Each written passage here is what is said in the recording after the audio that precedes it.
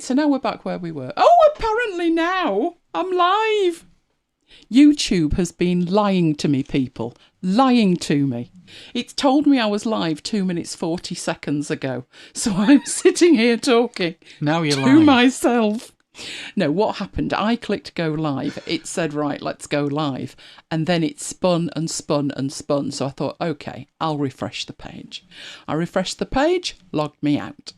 Then I had to log back in. But I'd just rebooted and I'd updated 1Password. So then I had to put my 1Password in, which is like a short novel. But I am here now. So, hello! I'm live. She's live, everyone's saying. By the time I've gone live, I've totally forgotten what it was I was doing. By the time you've gone live, you're ready for bed. Oh, that's not even funny at the moment, is it? Anyway, how is everybody? Good grief. Exhausted. Yes, exhausted waiting. Yes, I'm exhausted trying to get live. Oh, Jonathan was first tonight. Hello, Jonathan. Hello, Deborah. Hello, Debbie. Hello, Neil. Oh, we're on two here for a Deb's full house. Who else have we got? We've got Paul. Good evening, Paul. I hope I don't miss anybody. Paul, I'm not quite sure what that's all in aid of. I think it means I've given you control, which is most unlike me. Hello, Graham. I hope you're feeling much, much better. And have I missed anybody? If I've missed you, let me know. Tell me off. There you go. Nothing about to fall off. Well, you can't say fairer than that, can you, Graham? Oh, that's a great update. I'm loving that one. We do have a full complement of Debs in the house. Hello, Deb. That's fabulous. Right, I think we're all there ready to go. Hopefully. Let's see. I think it's not in the best of moods tonight, is what I would say. It is not in the best of moods. But you know YouTube, it's not in the best wherever I've left that lying around. There we go. Oh, I was about to go through that first slide, make sure it bore some resemblance to what was actually happening. We'll just go with it. You know, we'll be very random and we'll go with it. Right, so hopefully next you will see will be that. And I will indeed be live. I probably need to do one more check though, actually, don't I, Mike? Just to be sure. You know, the way the night's gone so far. No, it's okay. That's all done. We are good to go. See that? Now, I can't see the chat at the moment, Mike, so pass on any queries. Hello and welcome. This is what we've got planned tonight. Are you recording? I am. I've just checked that. Right. So, seriously? Yes, of course I've checked that. As if that would have happened. Unlike last time and the time before. We have the answer. You're wondering what the question is, aren't you? I posed a question last week and you all forgot to remind me to give you the answer. So the answer's this week. Then we've got the black hole, which is an entire system. Oh, that is indeed a black hole to hair down like a rabbit.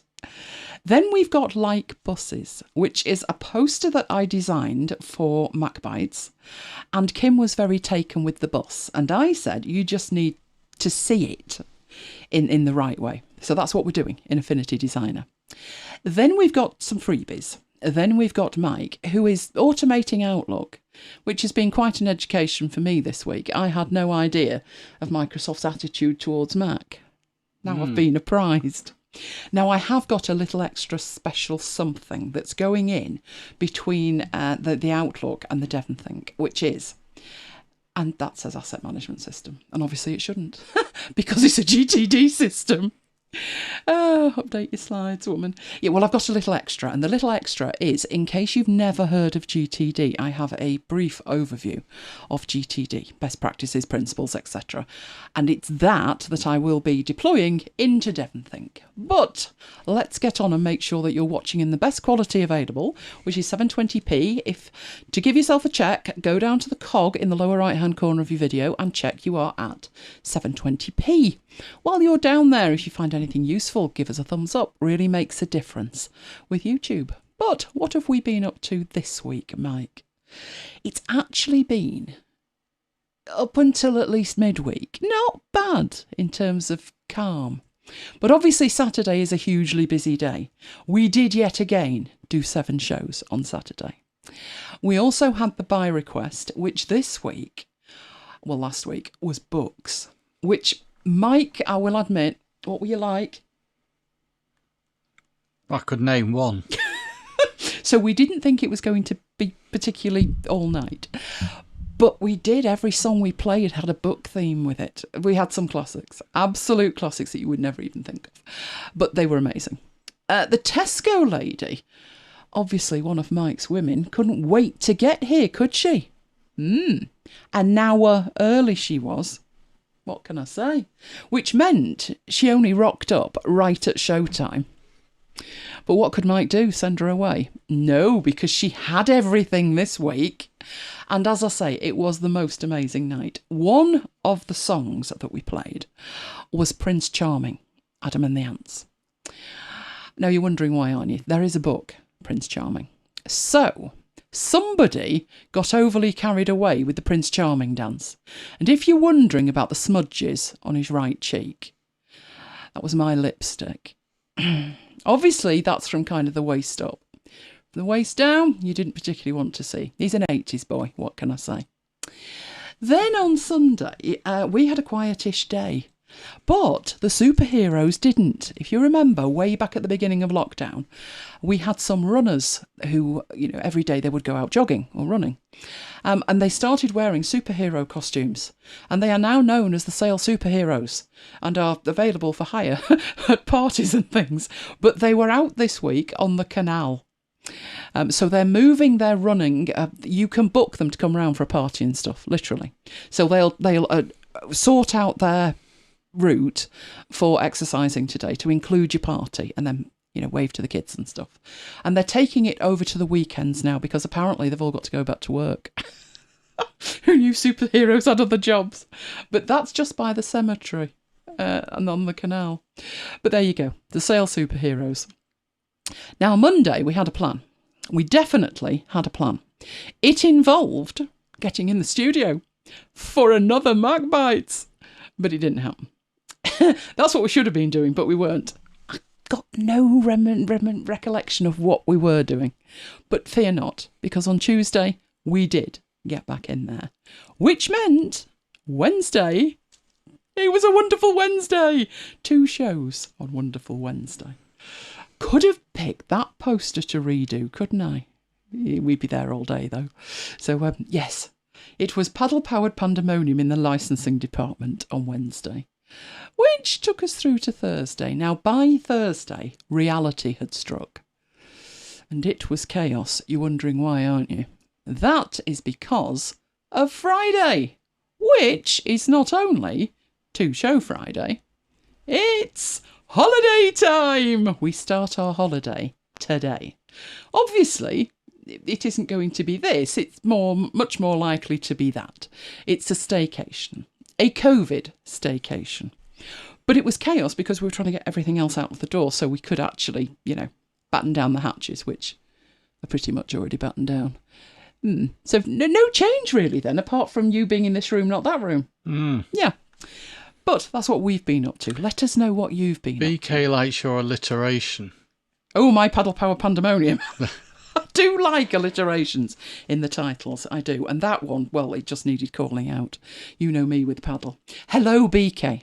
See, I missed BK because he wasn't in the chat. Told you, remind me. Okay, the answer. But what was the question? I'll recap the question. If you feel like volunteering any information about, your answer to the question, feel free.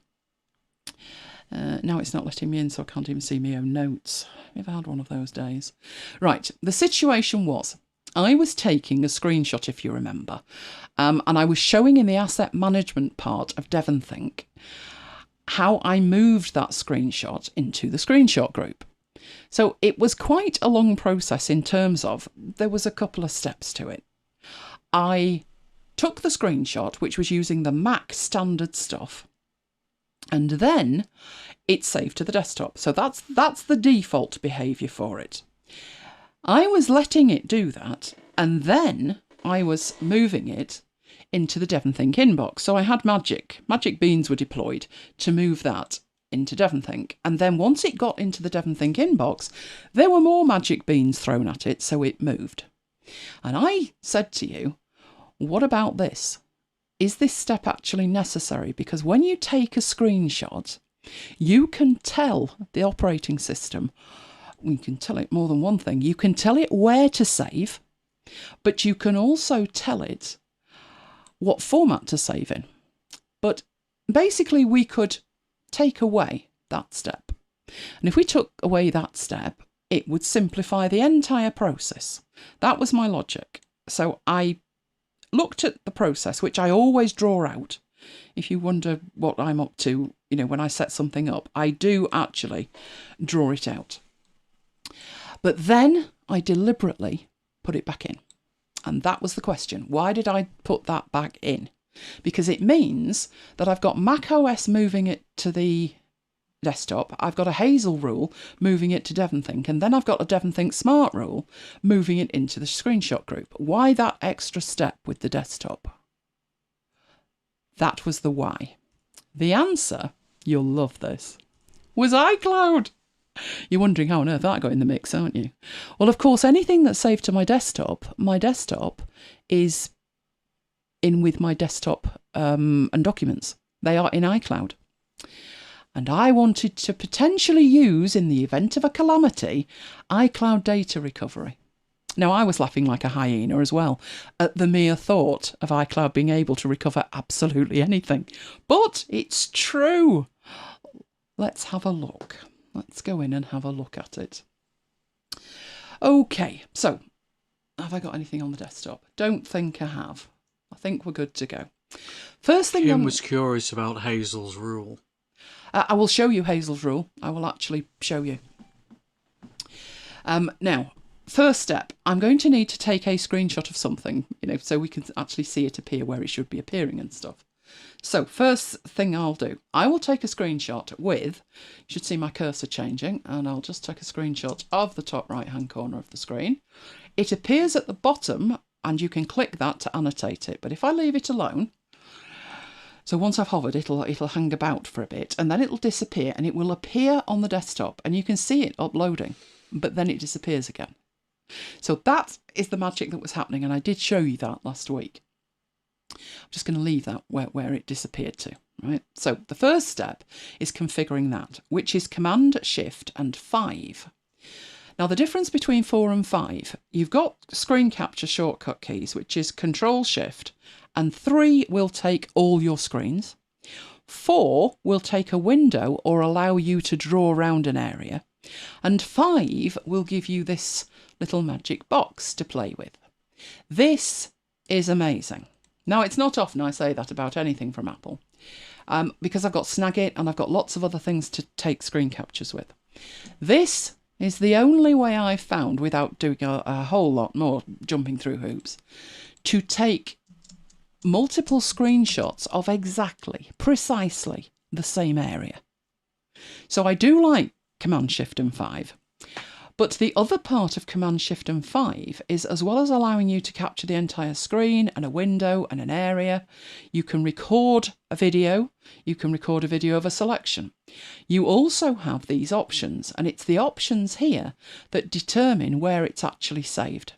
So it gives you the standard places it thinks you might want to put them: desktop, documents, inbox, clipboard, right? But you can choose another location, and that's where I could have put that by choosing the inbox, the DEVONthink inbox, which I did, and then I changed it back to desktop when I made a discovery. You can also, with this, set a timer so it won't take the screenshot straight away. It will wait 5 seconds. You might be wondering what on earth's the point in that. But if you need to get something keyed up and put in place before it takes that screenshot, then those options are incredibly useful. 5 seconds doesn't sound like long, but trust me, you've got it there in 2 seconds and then you're waiting. Then you've got extra options. You can remember the last selection, which to me is priceless. And you can also determine whether you show that floating thumbnail or not. I've contemplated turning that off because it would be 1 in 1,000 screenshots I'd actually click to annotate. But I decided to leave it there because once you've seen it, which you didn't used to see it, once you get used to seeing it, it's kind of in your mind if it doesn't appear. Maybe it didn't take the screenshot. The other reason is sometimes I have like screen drawing tools active and I take the screenshot and, you know, it looks fine. But when I see the preview at the bottom, I realise it's not taken the full screenshot. It's only screenshotted my cursor. So I've left that turned on for like monitoring purposes. You can also determine whether you show the mouse or not. And I have mine turned off. And the reason I have it turned off is I have a whole range of mouse pointers I can add in post.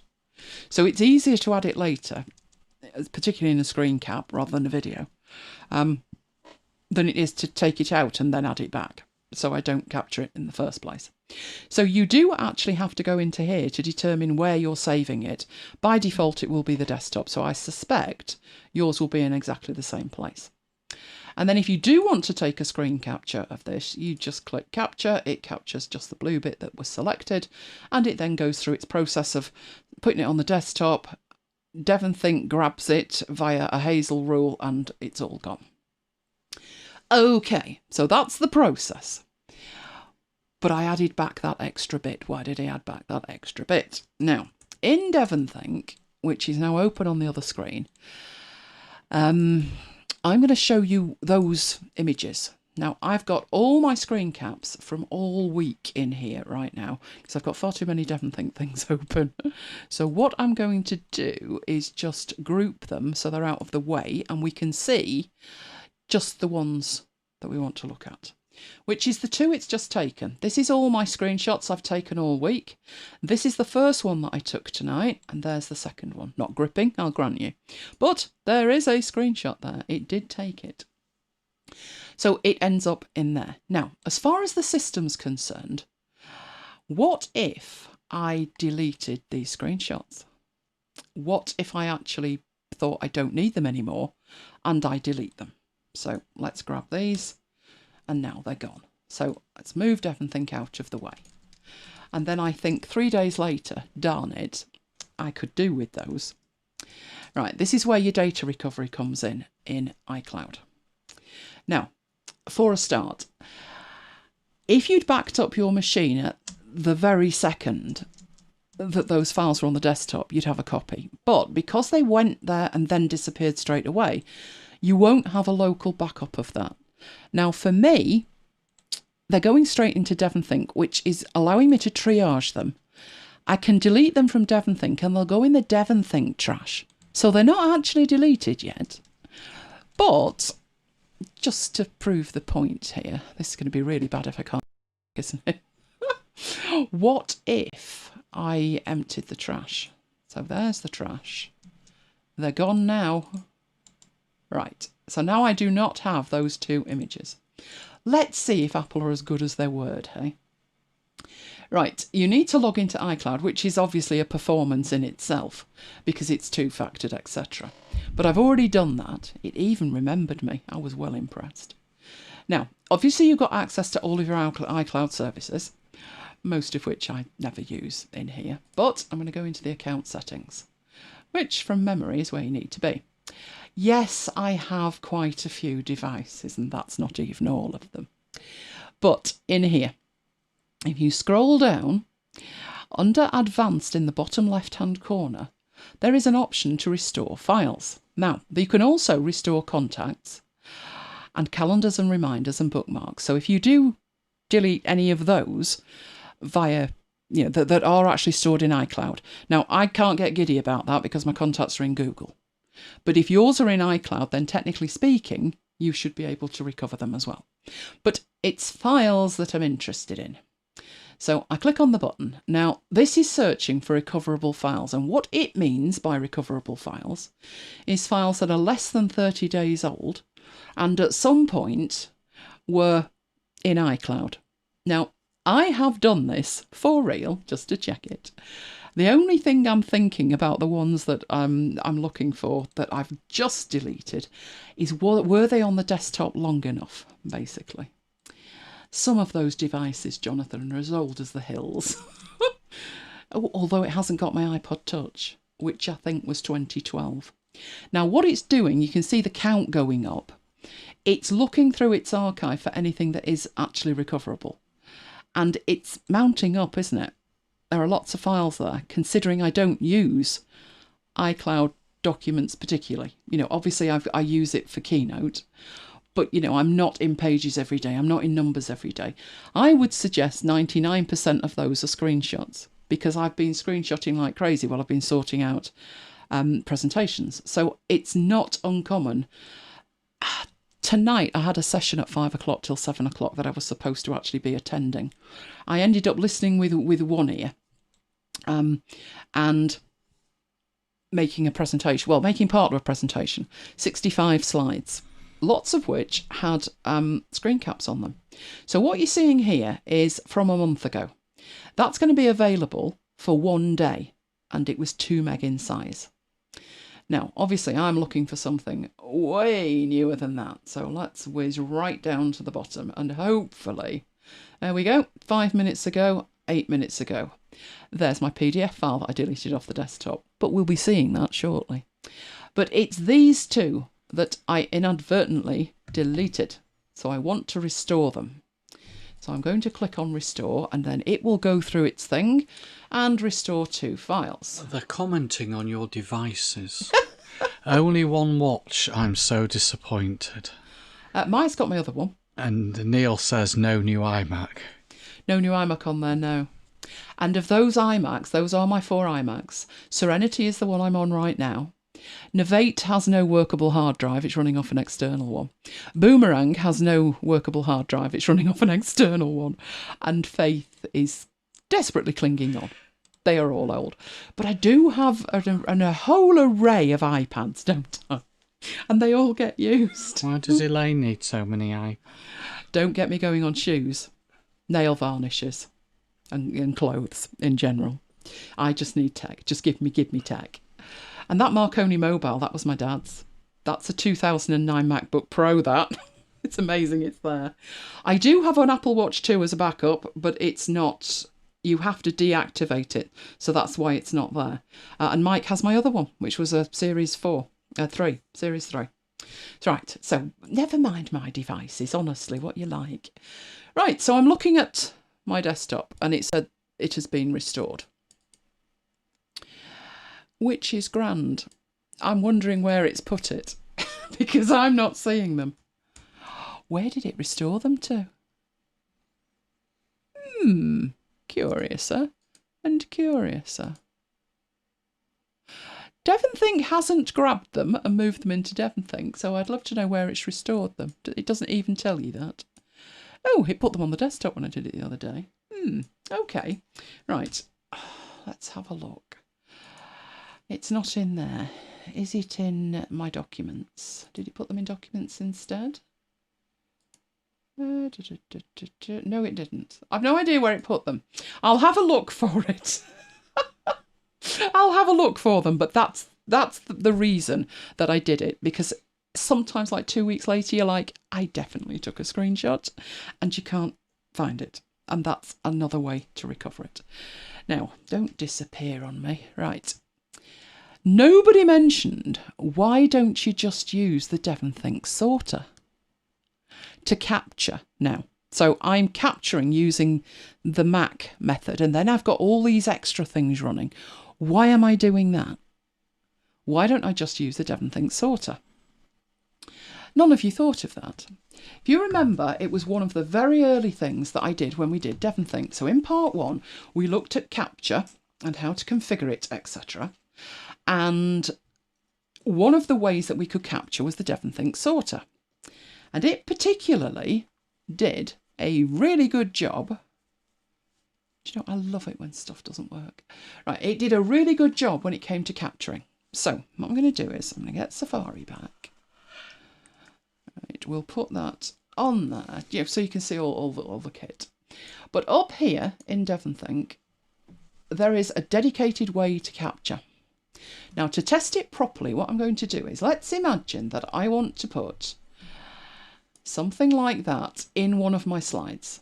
So I want to capture that window and put it in one of my slides. I'm talking about iCloud, for instance, and devices and stuff. And I want to put that, which is a list of all my devices, in the presentation. So I go up to DEVONthink, and it's going to be a window that I would want to select. So click on there. It takes the screenshot and it even lets me give it a name. So I'll call this iCloud data recovery. In fact, it's not, is it? This is actually my iCloud device list. And click add. So it's taken the screenshot, it's seamless, it didn't need any magic beans, it's just done the screenshot. Whereas I'm using Command, Shift and 4, then I'm pressing the space bar, and then I have to click it. It appears in the bottom right hand corner, then it appears on the desktop, and then via the magic of Hazel, it disappears into DEVONthink. It will be in DEVONthink, so there is the one in DEVONthink. So there it is. So it is actually there. Now, the other one that's in DEVONthink will be... So that's the one I've taken. That's the screenshot I've taken. The other one had a different name, but trust me, it's going to be in there. It'll be in my global inbox, which I can show you there. So that's my global inbox, and this is the screenshot iCloud device list. Okay. Right, so technically it's done the same thing. Has it? Has it done the same thing? Well, it's two screenshots. What could possibly go wrong? Put it in the chat. What could possibly go wrong? Because what I'm going to do now is actually go into... Let's get rid of that. And I have here... I'm actually going to show you the presentation because I want you to see what the screenshots look like. So this is the screenshot taken via Mac OS, which is this one. So I would drag and drop my screenshot. It's a little bit big, but I'll just scale it down, and that's what I do all day, every day. I do a lot with this. Right, Tracy says in photos. Do you mean put these in photos? It doesn't back up to iCloud. No, it doesn't. There's no way that that one's going to back up to iCloud. That's not the main reason, because what I decided to do, when I said to you I'll do some build with me sessions, I thought they need to be genuine, they need to be me actually using it. So I started taking screenshots with the DEVONthink sorter, and it was great because you could name them. It was fabulous. I was less concerned about the backup because DEVONthink backs up, just don't empty the trash.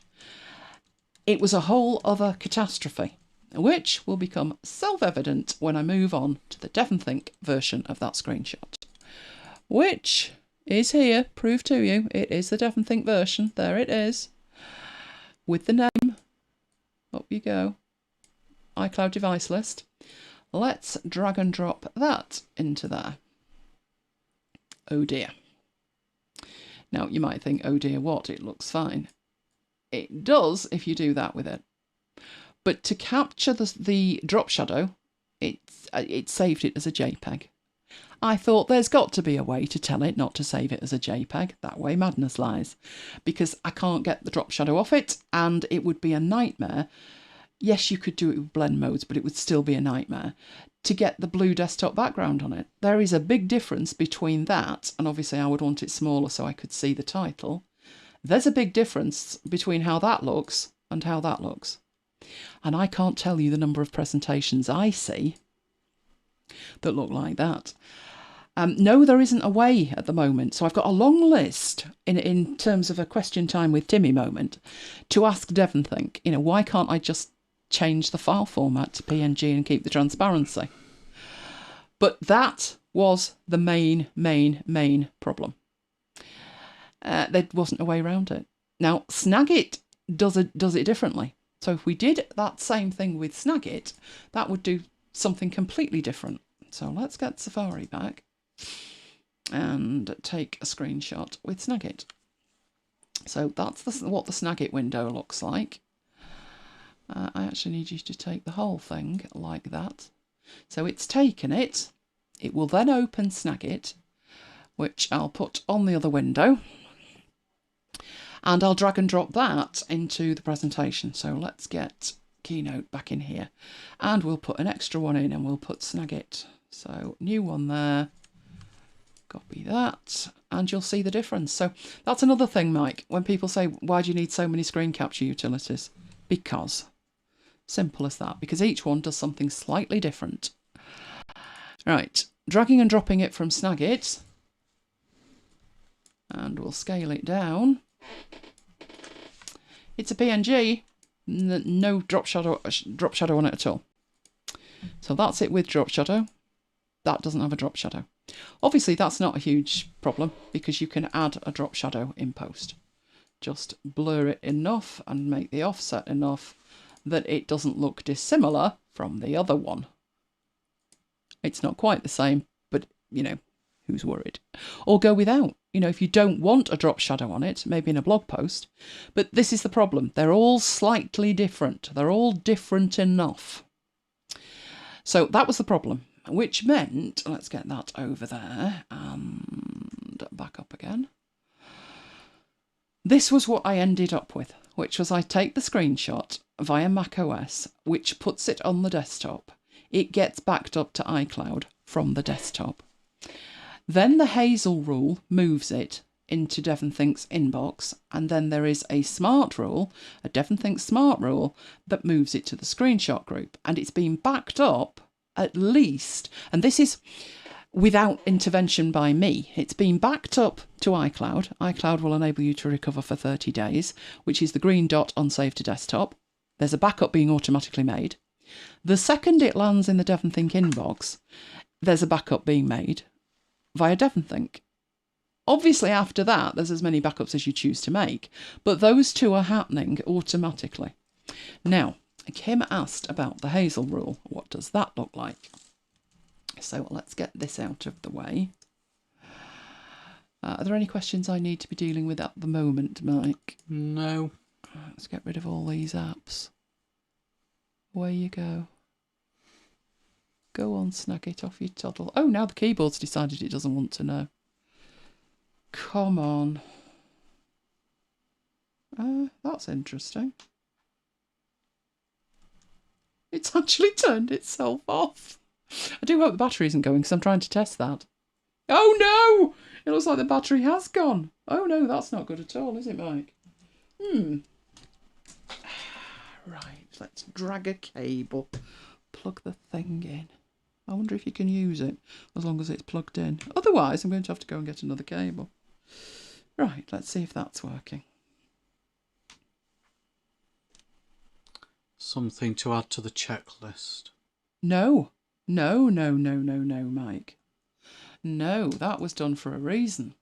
I needed to, because normally I would do this. And anyway, don't get clever with me. It's already on the checklist. I ignored it because I promised when I did the keyboard review, I would use the keyboard until it stopped working and then tell them how long it took. Well, obviously right in the middle of the show is the answer to that. So, hey, at least you know I didn't cheat. That must be several weeks. It's months. Months? Yeah. I think I got it back end of March, early April. It said it would last for a year and I said it wouldn't. Well, clearly I was quite right. But anyway, well, I've got it on It would last for a year with normal person using it. Yes, just it can't cope 20 hours a day, basically. Right, so what was I actually doing? I was showing you Hazel, wasn't I? The Hazel rule. Right, the way Hazel works is a separate application entirely. That's what Hazel looks like. You attach it. Well, first thing you do, you add a folder. So I have things happening in here, and these are all folders. It's the download folder, the desktop folder, a backups folder, the current month. The backups and the current month are all to do with backing up Scrivener so I don't lose a thing. I've got the scanning system, I've got incoming, I've got more scanning, and I've got drops for me. We're going to revisit drops for me later. But with this one, it's attached to the desktop. And the rule, and we did look at this in part 1 of DEVONthink, the way that I have it set up, screenshots used to be called screenshots, and then Apple changed it and concatenated it into screenshots. So that I need 2 rules. But basically, what these rules both do, they are identical. So we'll look at this one. This rule is attached to the desktop folder. And when I open it, you can actually see the rule. So that you give the rule a name, and then you say, if all of the following conditions are met, and you can add multiple conditions. But this one's really simple. If the name starts with the word screenshot, then move it. So this is what it's going to apply to, and this is what you want to happen to it. So I want to move it to a particular folder, and that folder is the DEVONthink 3 inbox. So it's a really simple rule. In fact, it doesn't even make a difference on the desktop. So I'm just going to copy that. This rule will run irrespective of it being a text file. So let's open BBEdit and get a new file, and we'll put test. We'll save it, but obviously it's not a screenshot, is it? But if we call it screenshot, even though it's a text file, and shove it on the desktop, and close that, it'll disappear. Because the criteria is it's a screenshot. That's what it will do. So the Hazel rule actually isn't that difficult. It's just doing one thing. It's just moving them. Do I run Hazel on all my Macs? I do. They all have certain things on them. They are fairly common. So I always have the desktop ones. The scanning system has different things running on different machines, but it all hangs together. I think there's probably more on the main Mac that I work on, which is the one I'm sat at. But yes, I do have it running on all of them. Just because, you know, you'll come across something. And the other thing is, I might need to go onto a particular machine. So let's say I need to talk about High Sierra. I go across to the machine that is on High Sierra and I take some screenshots. I want the same thing to happen. I want the screenshots from that machine to automatically end up in the same location, the DEVONthink inbox, so they can, well, in this case, I wouldn't send them to the DEVONthink inbox. That's all to do with licensing. What I would do with them is I would pass them through. So if it's a remote machine, that's a good thing for another one, isn't it? What should we do with the remote machine? But the short version is I would save them to a cloud location.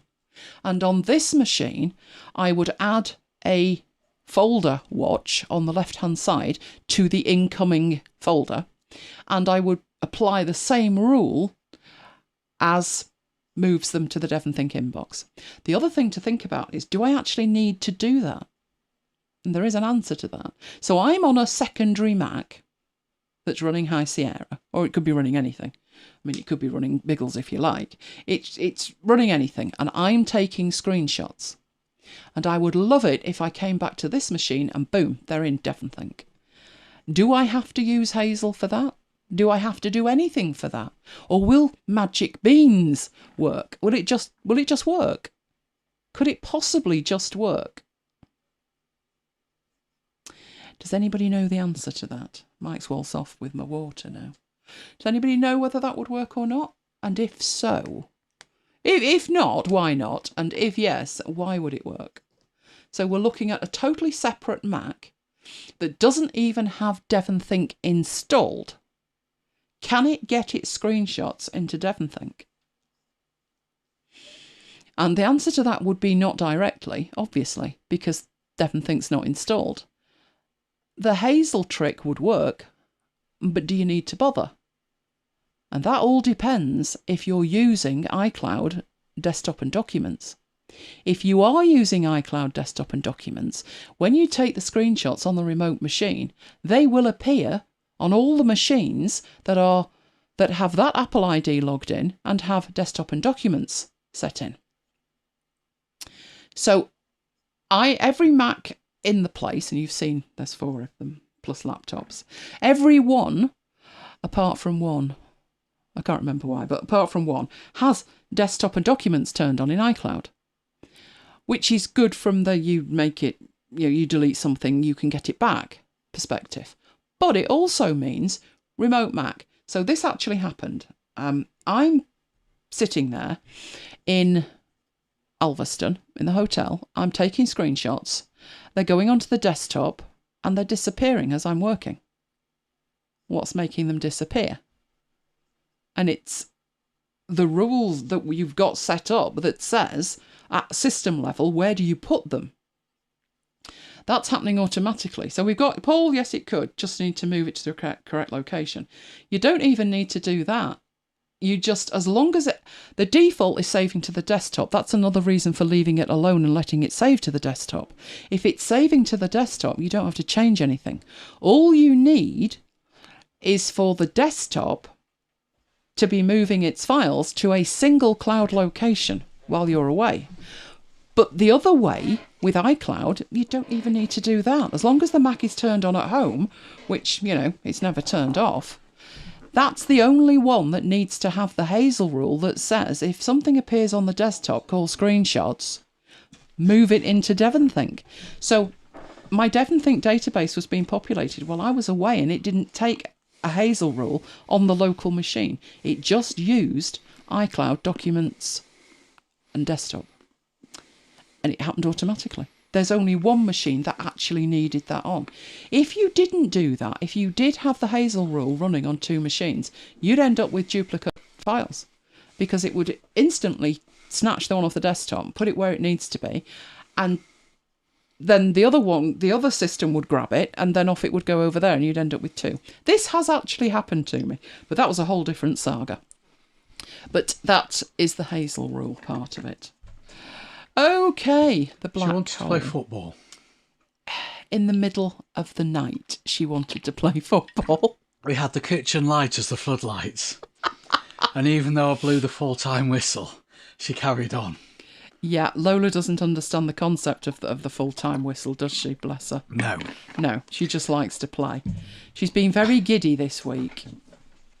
Very giddy. Right, why is that not moving for me?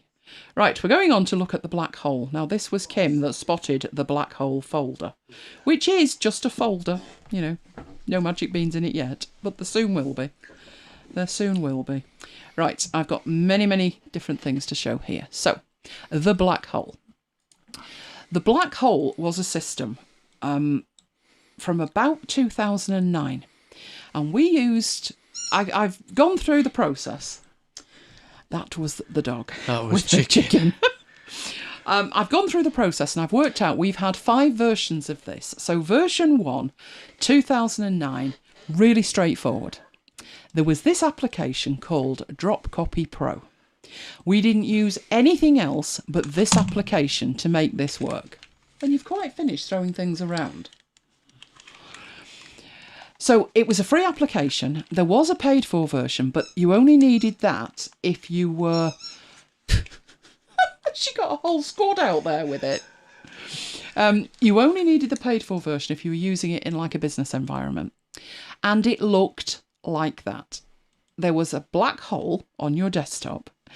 When you hovered over it with a file, so you would find a file that you wanted to transfer to somebody, you would drag it over that black hole and the black hole would start to glow and undulate. I mean, who doesn't want an app like that? You dropped it and the file disappeared down the black hole and reappeared somewhere else. Now, if you had 2 people using this system, or to be more accurate, 2 computers, then it was absolutely seamless. You dragged it over to that black hole, you dropped it, and it automatically appeared on Mike's desktop. When he did the same on his machine, drag it over to that icon, it would appear on my desktop. It was totally, totally seamless, and it was brilliant. If there were more than 2 people or 2 machines, you would get a popover. Now, I haven't had this installed since forever, but this was a screenshot that I found of it.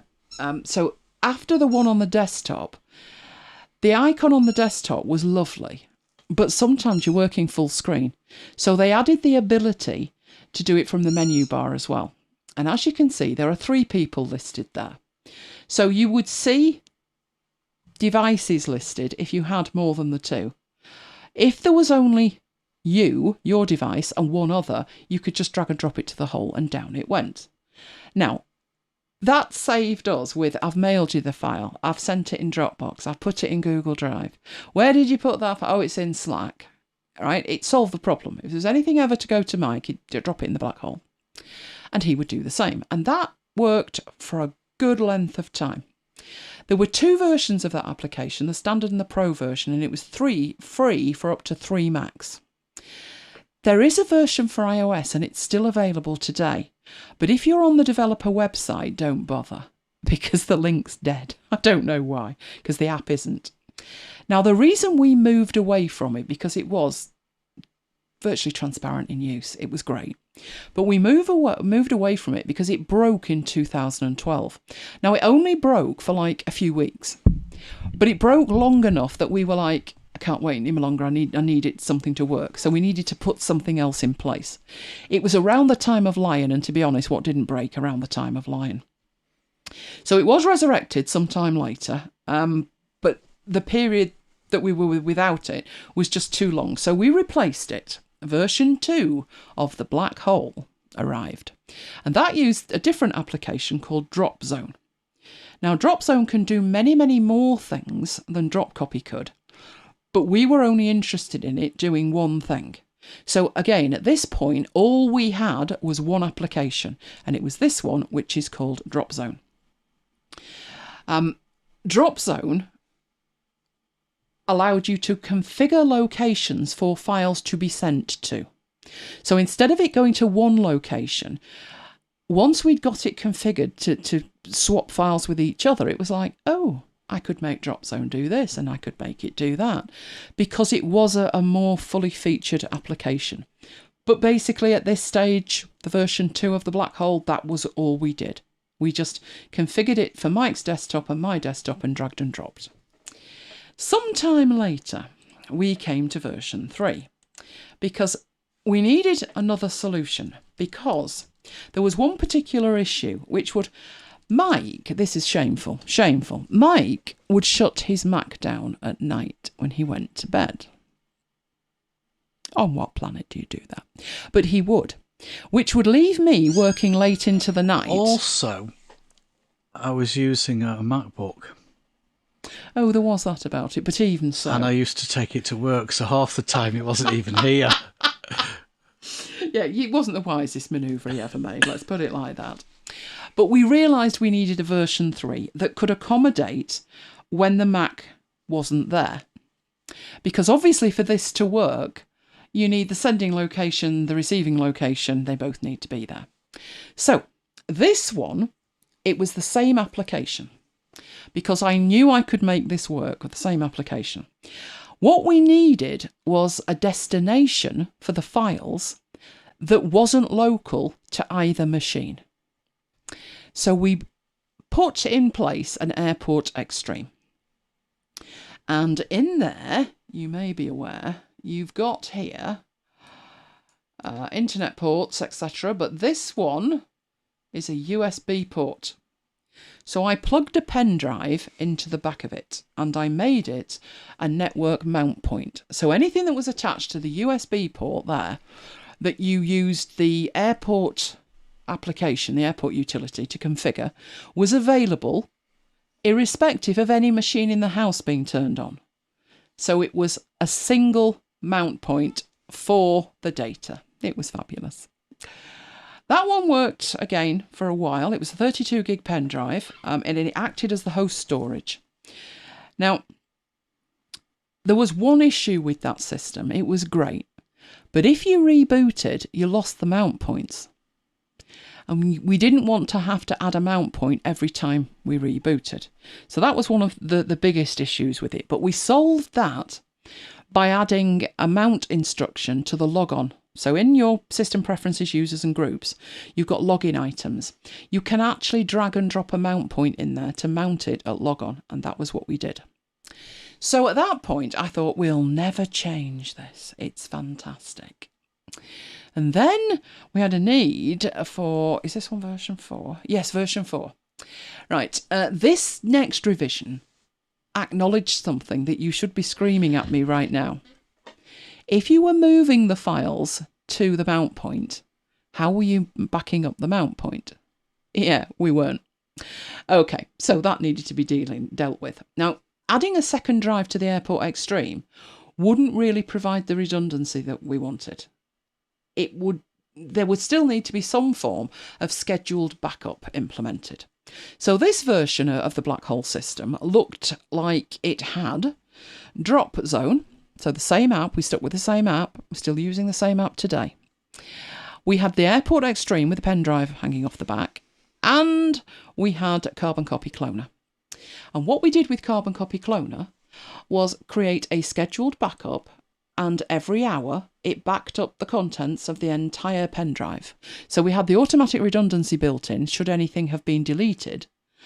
And we could choose to run that like every 15 minutes or 5 minutes, if we needed it. But an hour was fine. And that was what we used. And again, once it had the backup in place, it was like, well, we'll never be changing this, will we?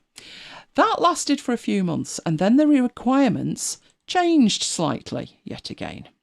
Mike was on site at least 3 days a week, and he needed access to the contents of the black hole remotely.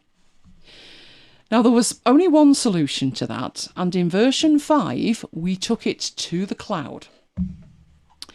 Now, the principle remained the same. The only thing we were changing was the location of the data. So it was the same application, and then we needed a cloud service to host it on instead of the pen drive. We ended up with Google Drive file stream. And the reason that we went for that was we had to rule Dropbox out. At the time, we were deploying this solution. We didn't have sufficient storage for the black hole to enable it to expand. We ruled out OneDrive and Box and pCloud for various reasons.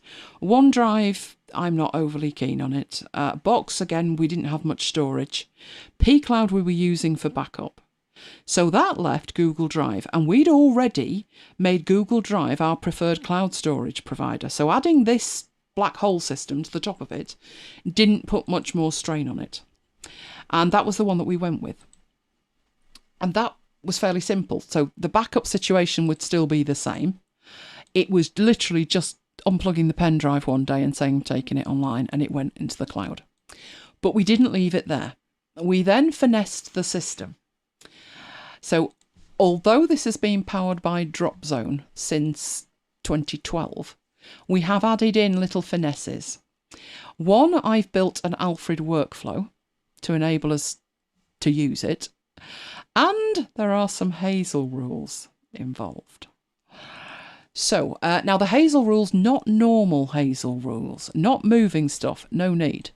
But the Hazel rules doing something else. So let's go have a look at that. Right. Have we got questions about that yet? No. Nope, not yet. Kim says she loves it. I assume that's what she was talking about. I love the fact it's developed from kind of really embryonic stuff that didn't need much doing with it at all. Neil says Google File Stream has transformed file sharing at the school. File Stream's fabulous. I must admit, I do love File Stream. So the first thing is the black hole. So if I type BH, I get to see black hole. The first thing is open the black hole. And what that means is the black hole folder on my drive. The second thing is open the black hole in a browser. Now, obviously, that wasn't needed when it wasn't in a cloud. But once it is in a cloud, I built it first. The open it in a browser wasn't an option, but I added that in later.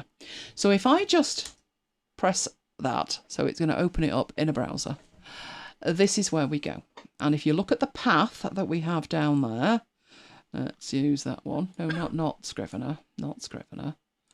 Swear this machine's possessed today. Right, if we look at the location of it, this is the file, the folder that Kim was looking at. I usually have that by date. It makes most sense to me by date.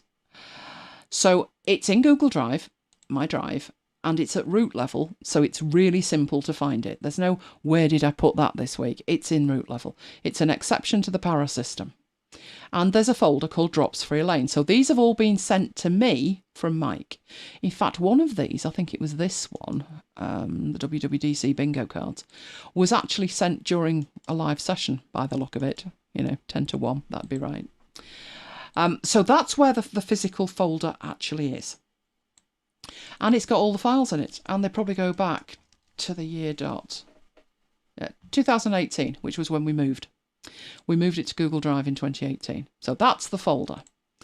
Now, if that was all it did, then fantastic. But it does a little bit more than that. So why it's opened this kind of thing, I have no idea. But I'm going to go and get, only need a little file, not a huge file. Oh, I've got an icon here. There you go, that'll do. Right, so I've got this file. This is the new icon for day one. And I need to get that to Mike. Now, obviously, I can email it, put it in Slack, strap it to a pigeon. There's lots of things I could do with that, but this is what I actually do with it. I pick it up, and this icon here, so let's just draw around that. That icon there, that is the drop zone icon. So what I do with this is I drag it up to that. It's not drop zone, is it? Yes, it is drop zone. And I have a drops for Mike here. And I drop it. And it's now in the black hole. It's disappeared from my desktop because I've sent it through to Mike. Now, I did have in here another icon, I do believe. Where did I find that icon? There we go. Right, so this is the old icon. Now, I've just realised as I'm transferring these icons to him, I've lost the new one. That wasn't the cleverest thing I've done. Now, because of the way the app works, drop zone, which is that, I can take this and hold the option key down, and when I drag and drop it to Mike, it's going to copy it rather than move it. So drop zone gives me that flexibility. But too late for the first one because I forgot. Genius. Right, so I need to retrieve it. Now, you might think, well, black hole will do that, open it up. But this is mine, not Mike's. This is all the stuff he's sent me. I could go up a level, and there's my folder, and there's his folder, and we have a separate folder for printing. So if Mike's taking something for print, it'll be in the printing folder so we can both get to it. But generally speaking, it goes to one of these folders. Obviously, I could open up that and do a search by date. Come on, and then there they are. So there's the two things there. But I'd have to, that requires effort. I don't like that. So if I go in and I put BH, but then press the space bar, I can now pass Alfred a variable. And the variable would be open Mike's black hole folder. And there it is. So which is the one that I need? It's that one, isn't it? The new one. So I would just take a copy of that back onto my desktop and I'm done. So let's have a look at how all that magic works. Oh, and the other thing, the caps lock key's jammed on for some reason on top of everything else, but never mind. Right, the other thing it can do obviously is black hole. It can open it in a browser. And what that would do is open it on the other screen, but we're getting there. On you come. And it's drops free lane in a browser. Okay, so exactly the same stuff, but you're looking at it in a browser. So how are we doing that? Well, in Alfred, I have a workflow, which it's also opened over there. Don't do that. Right, and I have lots of stuff in here, but this one would be the black hole. Black hole. Where is the black hole navigation? There it is. So this is the remote black hole, because obviously at the time we had a local black hole. But what this will do is, black hole there, I put the keyword in of black hole. So if I double click on that, you can see I've put this in, black hole. I've put a tick in space with argument, but the argument is optional. That's where I say if it's my black hole or Mike's black hole I want to open. And this is just describing what it actually does. And then in here, it runs a script. And the script literally says in English. On the start of an Alfred script, and the Q is what you type in. So if the Q, which is the variable, is R, then open Google Drive, black hole, which would be mine. If it's M, then open up Mike's folder. And if it's otherwise, open up mine. So if I know what the R was, it was the root. So if the query, if the variable is R, open up the remote black hole at root level. If it's M, open up Mike's folder. Otherwise, open Elaine's folder. And then you tell the Finder to open a Finder window and use the variable which is Q, to open it with. And then you set the view of that to be a list view and the sort column to be the modification date, and then you tell it to activate it, and that's it. So although there is a script involved, it's not that complicated. And the other one... Tracy wants to know how much we pay for Google Drive. We're on an enterprise level plan, so we actually pay, is it £80 a year? Yeah, it is. It's £80 for 1 terabyte, but if yours is not an enterprise plan, if it's a standard Google One account, for the same money, for the same £80, you get 2 terabytes. I just find there's some things that Google Drive is better at, and there's some things Dropbox is better at. We were 100% Google Drive until we stumbled across the fact that Dropbox could put timed comments on a video, at which point it was like, take my money, because the other ways of doing that cost thousands. And although I feel Dropbox it's not grossly overpriced, it's the fact that most people don't need 3 terabytes of storage, me included, and I'd much rather pay for like 200 gig. And pay less, but have the same features. But obviously that's not on their roadmap. So we paid for it. And it's worth it for us for what we do, but we still consider Google Drive to be our primary one. Although there are certain jobs, and what we do now is, instead of just saying, well, you know, everything we do has got to fit into one cloud service, we don't. It's like a knife and fork. They work together, a nice little orchestra. And that's how we think of cloud services. Would it be better to put it on Google Drive, or would it be better to put it on Dropbox, and why? And when you've worked that out, you just put that into your wiki, your standard operating procedure. And then if you ever think, why did we put that on there? Then you can go back to it and look as to why you made that decision. But I wouldn't try and shoehorn everything into the same one. This is on Google Drive because that was our primary at the time. We haven't even contemplated, does it need to be moved anywhere else? So the second keyword, which is black hole in browser, BHB. So same thing. This time there isn't an argument. You don't need to open a particular one, but you could if you wanted to. You could make a script and do it that way. But I just wanted it to open in the root with it. And all that does is open up this URL at the top. And that's it. So that's the trickiest part, which is a script, but it's not a difficult script. You would probably find something to copy and paste in there. So that was the Alfred side of it. That was part 1 of finessing it. But part 2 of finessing it was Hazel, but not moving anything. We did not need to move anything. We have this looking at the Drops for Elaine folder. So if I open that up, I've got this is the folder, this is the rule. And all I want to see is a message in my notification center every time there's a new file. That's it. I'm going to try and let you see this, but obviously I've got my notifications turned off at the moment. But what it does is it says if a file has been added, so if the date added to this folder is in the last 1 minute, then display a notification that says new file in, and then there's a folder and it's going to tell you which folder it's in. That's it. Simple as that. So if I go into the options there, I didn't want any sounds, but you can play a sound if you want. I just wanted a notification. That was it. Right, let's see if we can try it. So let's turn that on. Can you drag and drop me a file into the black hole, please, Mike? And we'll hopefully see a lovely little message fly past before anything else happens. It's 8 minutes past, so do I have any backups running? Because pretty much all that's in my notifications is the backups run. And the next one will run at either 10 past or quarter past. So hopefully Mike will manage to get a file in there.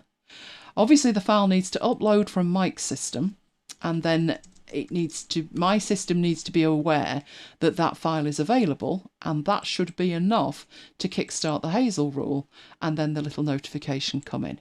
I've got it set to appear and then disappear. Most of the time when we're transferring stuff, I'll say just stick it in the black hole, and I'll keep an eye on the notification. I hope that wasn't a big file, Mike. No, it's a small text file. Well, hopefully it'll come through at some point in the not too distant future, before all the other notifications come through. It should be there now. Oh, Hang on. No, it needs to go up from yours down to mine, and then, it's looking for files that were added less than a minute ago, and it's running that on a schedule. Have you not managed to get it in the right place yet, Mike? Yeah. Soon drops through a lane. Well, leave it be, and hopefully that will appear. You know what they say about a watch pot never boiling? Hey! New file in, drops through a lane. Even better than that, if I actually click on it, it will open it up and show me the file. So there's the file. So those were just extra bits. You don't need the Alfred thing. You don't need the Hazel thing, but you might as well. It's finessing it. So that was the secret of the black hole. So now you know. You're probably thinking I didn't need to know all that. It makes our life easier. There's one place. I don't delete anything from the black hole. If I need to use something, I'll take a copy of it. So I can always go back to what Mike actually sent me. Mike probably triages his more than mine, but I just think maybe once a year I'll deal with it. But other than that, I don't. I just leave everything be. Right, Affinity Designer time. Like buses. This came out of this poster, which was the poster for 130, MacBites 130, which was like buses. And if you recall, it was when we determined when the shows were going to be, and I'd put them on my calendar. And then the usual happened, which was one didn't get out the door. So I said to Mike, it's got to get out the door because I'm not moving the others. So we did 129. That was on a Monday. And on Tuesday, we sat down and we recorded 130.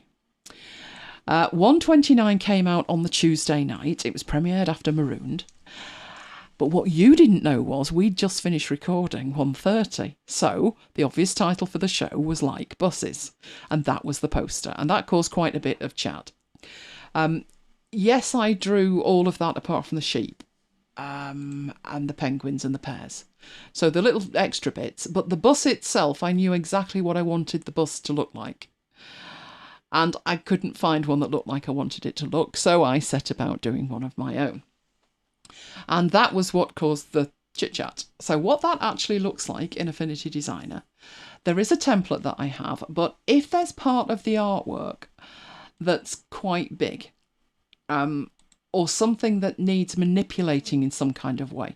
So there was no point having that bus being straight on, like it is in the artwork bit, where I've done the bus on the left. I also have so many different variations of the artwork that I thought, do you know what, I'm going to do the bus separate and worry about where the bus is going later. So that's why it's on a separate bit. That doesn't happen that often, but obviously it happened this time.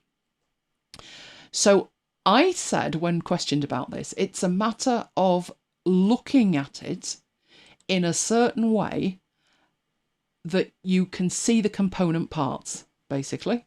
Simple as that. Kim assured me it wasn't as simple as that. So I thought we'd start with something easier. It's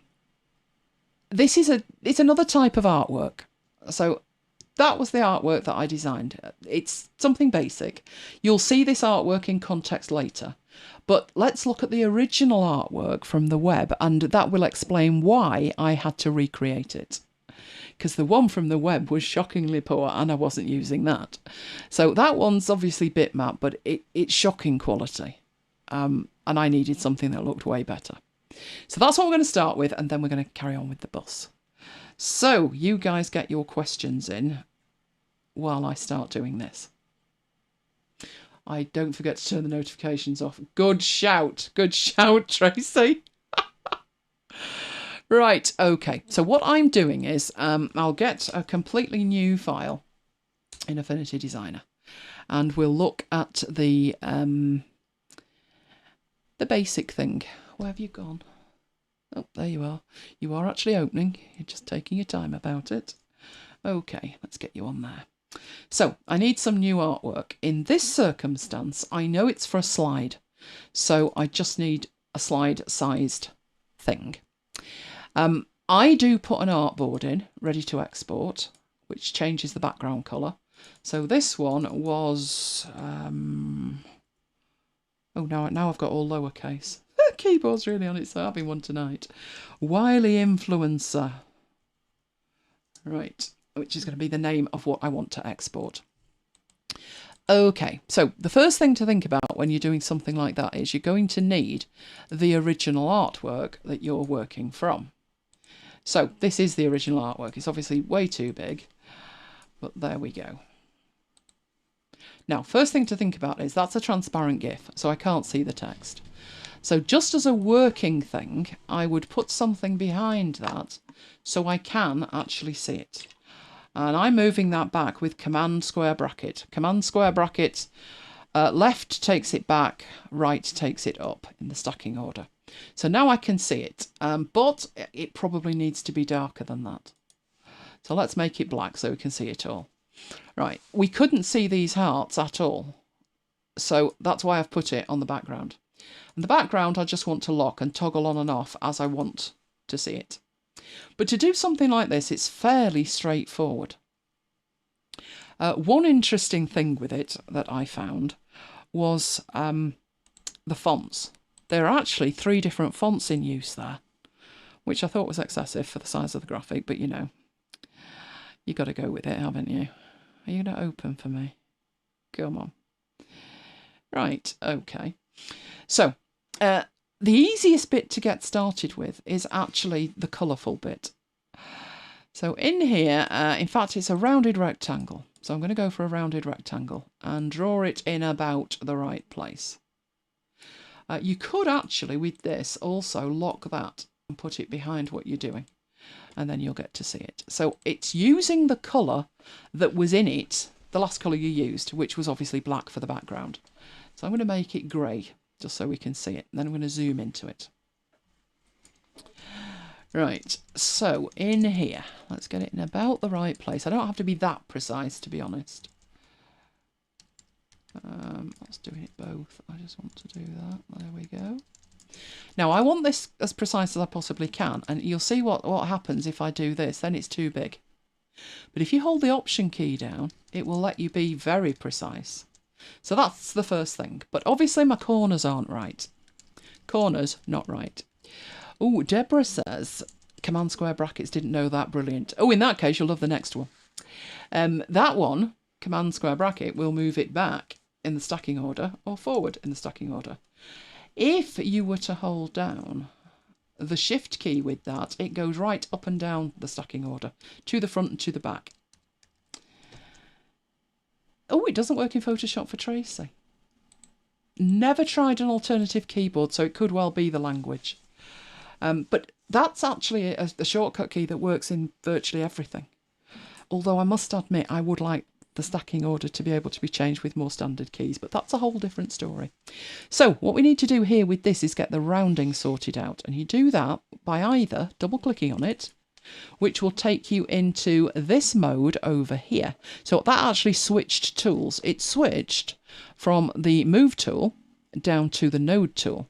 So double clicking enables the node tool, which in turn enables this bit here to be taken outwards or inwards. So I want to take that, so it's covering that. Next thing to do is to go and get a triangular shape of some description. So let's say the triangle tool and draw a triangle. Right, now it's upside down. That's okay. Hold the Shift key down and it will flip round in increments. Now notice this. This is really cool. Let's get it in the middle. Let's make it a colour that we can actually see, shall we? How about purple? Right, if I do this and I'm holding the key down, you can see it's moving in 15-degree increments. But if I get further away, oh, it's actually doing the same. That's strange. It normally goes different increments, but never mind. Okay, what I will do though is, oh, hang on. It is doing. Right. So the further you get away, you can see you're moving up in 0.1 of an increment. But when you're here, less so. Hold the Shift key down and you can move and it can twang, which is great. So I'll get that to the right angle there. And then we need to put that about here, don't we? And stretch it out in such a way that it covers up that one. But we still have a bit of an issue. And the bit of an issue we've got, that's not bad. That would actually do. But the end is not right. If you look behind it, you've got kind of a rounded end, and we don't have a rounded end there. Right, we could go into the node tool, but there's no magic. There's none of the red handles. So it's not magic enabled, that shape. But it doesn't need to be, because we have here a magic bean tool, the corner tool. What that will enable you to do is actually round that down. So you can change a point to a curve just by using that corner tool. And at that point, not bad at all. But the two pieces at the moment are separate. We need them to be joined. And I can't tell you the number of times we have discussed the Boolean operations, which are now hanging off here. They are the divide, the XOR, the intersect, the subtract and the add. And they are going to enable me to not just group those items so they look the same, but actually merge them together so they are the same shape. So as I do, did that have that selected? Come on. Right, they are now one shape. Jonathan's taken with the corner tool. Jonathan's still awake. Oh, of course he is. It's only 20 past 10. And he's had a rest today, so he'll be fine. Corner tool comes in really, really handy. You don't always need it if you're using smart shapes. So, you know, most of these do have some kind of magic if you double click, like you've got this one. So you wouldn't need it particularly for that one. However, there is something else that you might want to do. So I'll show you that. We'll take a quick detour while I show you that. So let's say you've got that. But you'd like it, maybe you're making, I do this a lot, maybe you're making shapes to use within Keynote. Maybe you want to put 1 and a 2 and a 3 for points, and you know, it doesn't look great on a square. You would love to have a rounding on it. Well, one option, of course, is to use that, and then you do get rounded corners. But you'll notice there's only one red handle, and when you move it, it affects all of the corners. So that might look fantastic, but you didn't want all of the corners rounded. You only wanted one corner or maybe 2 corners rounded. And that's where your rounding tool comes in. So we can take that in like that, and now we've got a nice little corner thing. You could put the page number in the top left corner with that. Or you could have it like a bookmark hanging down. Now, your problem at this point is if you start doing that, how do you know when they match? That one's not right. That's not enough. So if I just undo that, Magic Beans, select the first one, shift click the next one, and then do it. And then you get them even. That does look rather dicey, but there you go, you get it even. So if you can imagine that hanging off the top of a slide, now it looks like a little bookmark. In fact, you could do that with a different shape, couldn't you? So let's get this one. So we'll do that and we'll flip it round. And then we'll duplicate it. So we've got kind of like a bookmark, if you're with me. Like that. And we will union those, so add the two together with the Boolean operation, and then go into the corner tool, and then select both with the shift key, and just change that a bit. And if that's like I like that at the bottom, then you could also do it with that, and round that one down, like that. Oh, magicking. It's one of the most undervalued tools that. You can look at it and think, oh, it's something to do with nodes and leave it alone. But it's really, really useful. And in this circumstance, it was only needed for the triangle at the bottom, but you can see the other things that you can do with it. It's pretty stunning. Pretty stunning. Right, so magic beans of that tool. Right, next thing I do with this, and obviously I did this really quickly when I did it. And the reason that I did it really quickly was, you know, I've got to make a decision whether it's worth my while. You know, how long will that take? So I have to get fast with the tools. Otherwise it'd take forever. I think there's over 200 slides tonight. So I've got my shape. I still need to do some work with it. Right, I need to put a gradient on it. So press the G key and drag and drop from the top, hold the shift key down, which will mean instead of being slightly off, you'll be bang on correct, and drag it down so it's lined up with this bit over here. You may be wondering why I didn't put that in the middle. I did not put that in the middle because just habit really. In Keynote, you add a gradient. It automatically puts it on the top of the sizing handle. And then it's like playing whack-a-mole to try and resize without changing the gradient. So I just put it to one side. Next step, add the colour to the first gradient. So you click on the one that you want to apply the colour to. Click and hold out to get the colour off this. That's about right.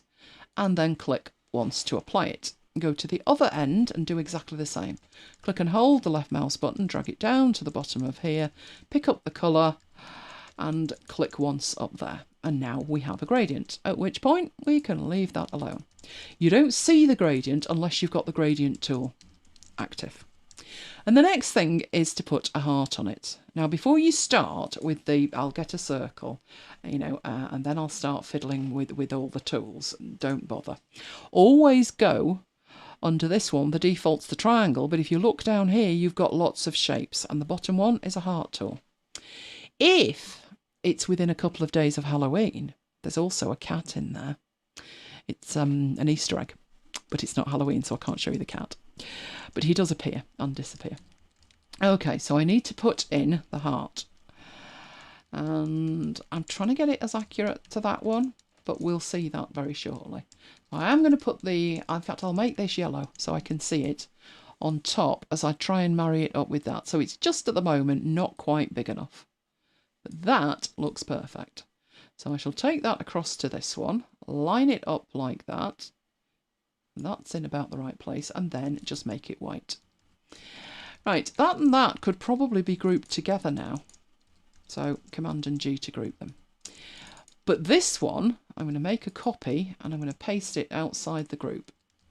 Because this one, I need to make some magic up here and try and get them lined up with that. So that's about right there. Then duplicate, I'm holding the Option key down.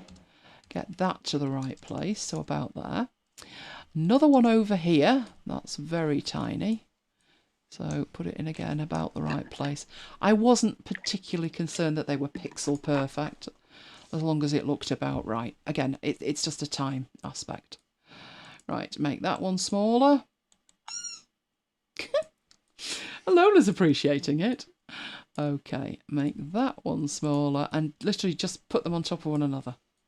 Just put them on top of one another there and stretch them out to the right size. And there is one tiny one up there. Now, obviously, we have a problem with these. They're the wrong colour. They are indeed. But I'm treating them as one chunk of art here. So I've selected them together and I've grouped them. Right, so if this was brought back over there like that, that's not bad. Only now they're in the wrong order. So this is when you start using that command and square bracket to move it behind. But it's still not right. And it's still not right because they're not actually white. They're a kind of grey colour. But surely the heart shouldn't actually be grey. They're probably transparent. Now, one option for your transparency, because I'm going to turn the background off so we can just see that. One option for your transparency is to change the transparency on the group. So take the opacity down. And that doesn't look unlike the original artwork. Well, let's grab the new artwork and turn it off. Pretty similar. Pretty similar. But there's something missing. If we look at that, which is the original artwork, you can see that it is more white in places where they overlap, which is indicating they are overlapping. But when we turned ours on, even with the transparency on, it's all grey. It's just become like a murky grey and everything's merged into one. There is a difference between applying an opacity at group level and to individual shapes. You'd think it'd be the same, but it's not. So if you go in and apply that in here, you then get exactly what you need where it is lighter where they overlap. And I think that one did overlap a bit like that. Although you've done exactly the same, you've done it en masse as a group, which treats it as one shape, which doesn't give you the right effect, but apply it individually and it does. Okay, so that's our artwork sorted out, apart from we need the text now. So let's turn that back on. And I was actually quite surprised that there were the 3 fonts in here.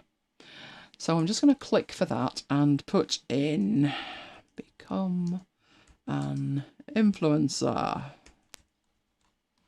Right, now it's really tiny and it's not much use in the wrong font, but let's stretch it out a bit. We'll make it red so we can see it. And the right font for that is actually Arial Black, which I eyeballed. I looked at it and I thought that's Arial Black. It's possibly slightly different in terms of spacing, etc. But you know what? It's close enough for me. That'll do. So my Arial Black is okay there. So I'm going to turn that one off. The next bit is this bit down here. And again, I could eyeball that. I looked at that, and does anybody want to hazard a guess? There is a reason that I knew exactly what font that actually was. So I'm going to put in by. This time, not capitals. So let's have it in lowercase. But there is a reason that I knew exactly what font that needed to be. It doesn't need to be that colour, but what I will do is go and get the exact purpley, very, very purplish grey, a very light grey, but purpley grey. That's about right. But I instantly knew what that was because it is the default font in many templates inside Keynote. And it's a font that should be on your system from Apple. All the windows should be there. Futura. So I instantly knew what that was. But what do you do if you don't know what font it is? And the best thing you can do if you don't know what font it is go to a website called What the Font and upload a picture of it. And it will give you a good guess and plenty of alternatives. Oh, Tracy does this a lot. Right, and then the last bit there is I need it to say Wiley. So I need another bit of text. So put that bit in. And again, I could eyeball that. I've got lots of experience. I know exactly what font that is. It's a font that is, you know, like we all laugh at Comic Sans because it's hideous. And we're like, it's like a school font. This is the complete other end of the spectrum. This is the font that people use when they're trying to be respectful. It's actually the font that's used at the 9/11 Memorial in New York, and it's called Trajan Pro, and it is a really nice font. So let's get Trajan Pro. Very classy font. And we want that in white, and then all I need to do is move it into place and scale it. Now this one I found very interesting. It's way too wide, even when the height is right, and I move like the W so it's as lined up as I can get it, it's still way too wide. But because I've done it in here, you have different types of tool. You have the artistic text tool and you have the frame text. I've done this as artistic text, and the difference is it means I can stretch this out and it will actually change the font. So I can get that so it's almost right. You know, it's the same from left to right. The fact it's slightly different in the middle, I'm not worried about. This was literally just to put on a slide. When I did this without the description, it took less than 3 minutes. Obviously with the description. Shouldn't there be a H? Is there a H in it? Oh, I've put a H in it. You're right. Now I'll need to stretch that out. There you go. No H in it. There we go. It still doesn't match. It could be slightly too big. Let's take it back. Because to get that Y right, really, you'd need to adjust the kerning on it and everything, but I haven't got the time. I never have the time to fiddle with that. It's close enough as far as I'm concerned. So if I turn off the reference image and I turn back on everything that needs to be turned on and make sure the text is white instead of red, that's good enough. That's great. As far as I'm concerned, that's ready to go. I need to turn the background off because I need it exporting like that. And then I need to export it. Now I've already created the artboard. So when I go to the export persona, I have my artboard ready to export. I want transparency, so I could have it as either PNG or PDF. So I'm going to go for both. We'll put both in. And then just export the two and stick them on the desktop. There we go. So back in the presentation, I'll put a slide in so you can actually see it. So here's the presentation. Right, we need a new slide. So we should have down here, new slide. There we go. And I'm just going to put the artwork on top of that slide. That's a template that it's coming from. So up here, it's my blank gradient, grey and black. And I'm going to take the PDF and put that in. And I'll even do you another one and show you that, no, not on there, in here. And show you that the PNG would work in exactly the same way. There you go. So that's the one that I've drawn, but that was the one that we started with. So let's get that up so we can see the one. That's the one they started with, and that's the one I've ended up with. Now it is in the middle, so I haven't actually put it in the right place, but apart from that, it's good to go. So let's move those over there out the way. Right, so that's a really basic one. Even that takes its time, doesn't it? But that's a really basic one. So we will save that to the desktop and we'll call it Wiley, and I'll remember not to put a H in it. Right, okay. So I'm going to close that and I'm actually going to get up the file, the real file. This is the real file. But should I start from scratch? If I were starting from scratch, I would go File New. And in the templates, I have my MacBites templates, and I have MacBites After Hours posters, and I have the show art posters. So I have shown you this before, but I create it, and all that's there for, that big MacBites thing over the top of it, is so it's prettified in the template chooser. The first thing I do is delete it. And I delete all of the objects as well, which leaves me with that. These on the right hand side are for print, so they are photographic size. In fact, I remember showing you this and I said, but you know, they're not quite lined up. I tidied my template this week, you'd be proud. So now when I turn on my notes layer, I can actually see which one's which, what size it should be, but I very seldom have that turned on. It's purely for reference. The title here, the masthead and the number, is always in the same place. So that's why that's there in the template. The only other piece of information is that. And that's there so I can copy it and then use it when I save the file. So as I do a save, why are you doing that? I'm trying to do certain things and it's determined to do other things. No, I've got to crying out loud. I've got something crawling on the desk. And now I don't have something crawling on the desk. Okay, let's stick it on the desktop. Right, and paste the title in. And then I just put in the bit at the end, and in this case, I would put demo. And then I can delete that. So it's just like a note to my future self, delete it.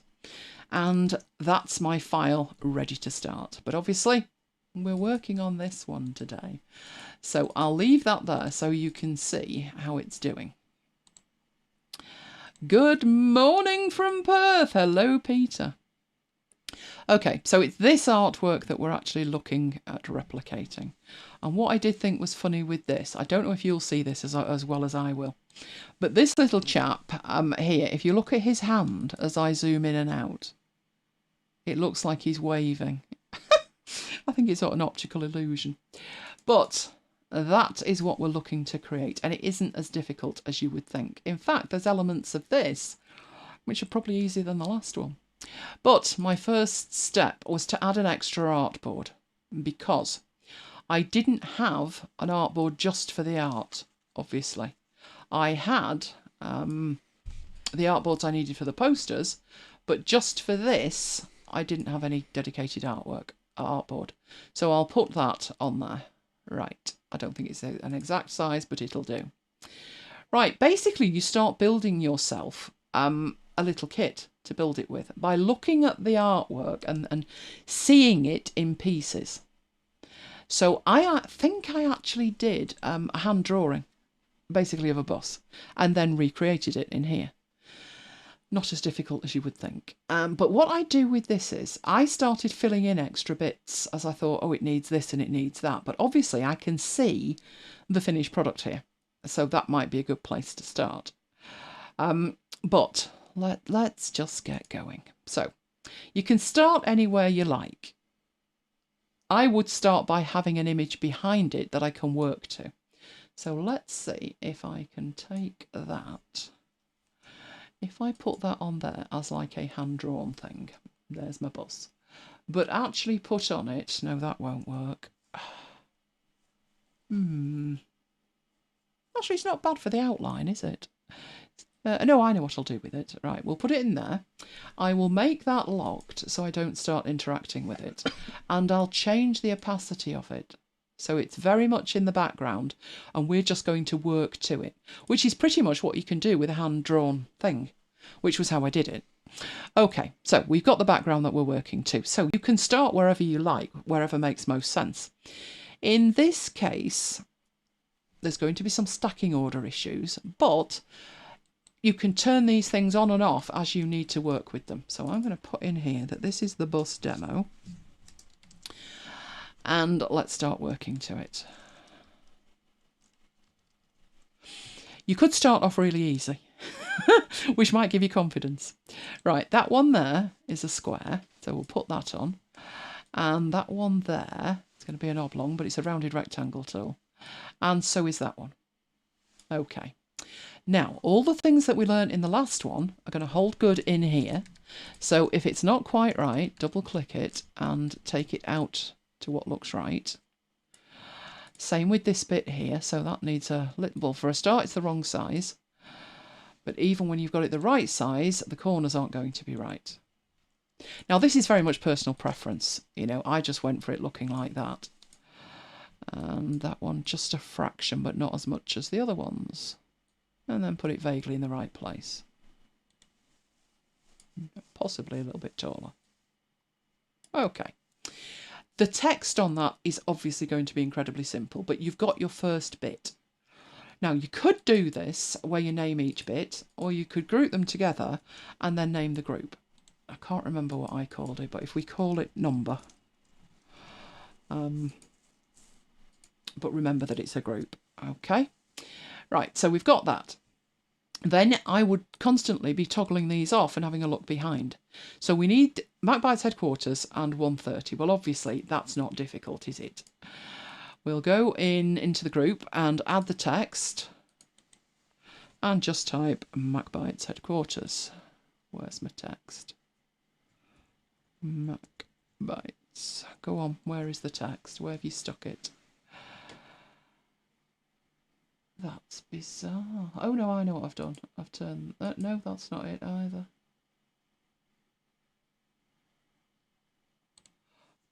Good grief. What's it done? It's there. That is insane. We should be seeing that. Right, obviously, wrong font. But I do know the right font. The right font is the MacBites font, and that is Myriad Pro. So I will go make it Myriad Pro, and we will make it white, and we don't want any silliness with it. So we'll take the border off it.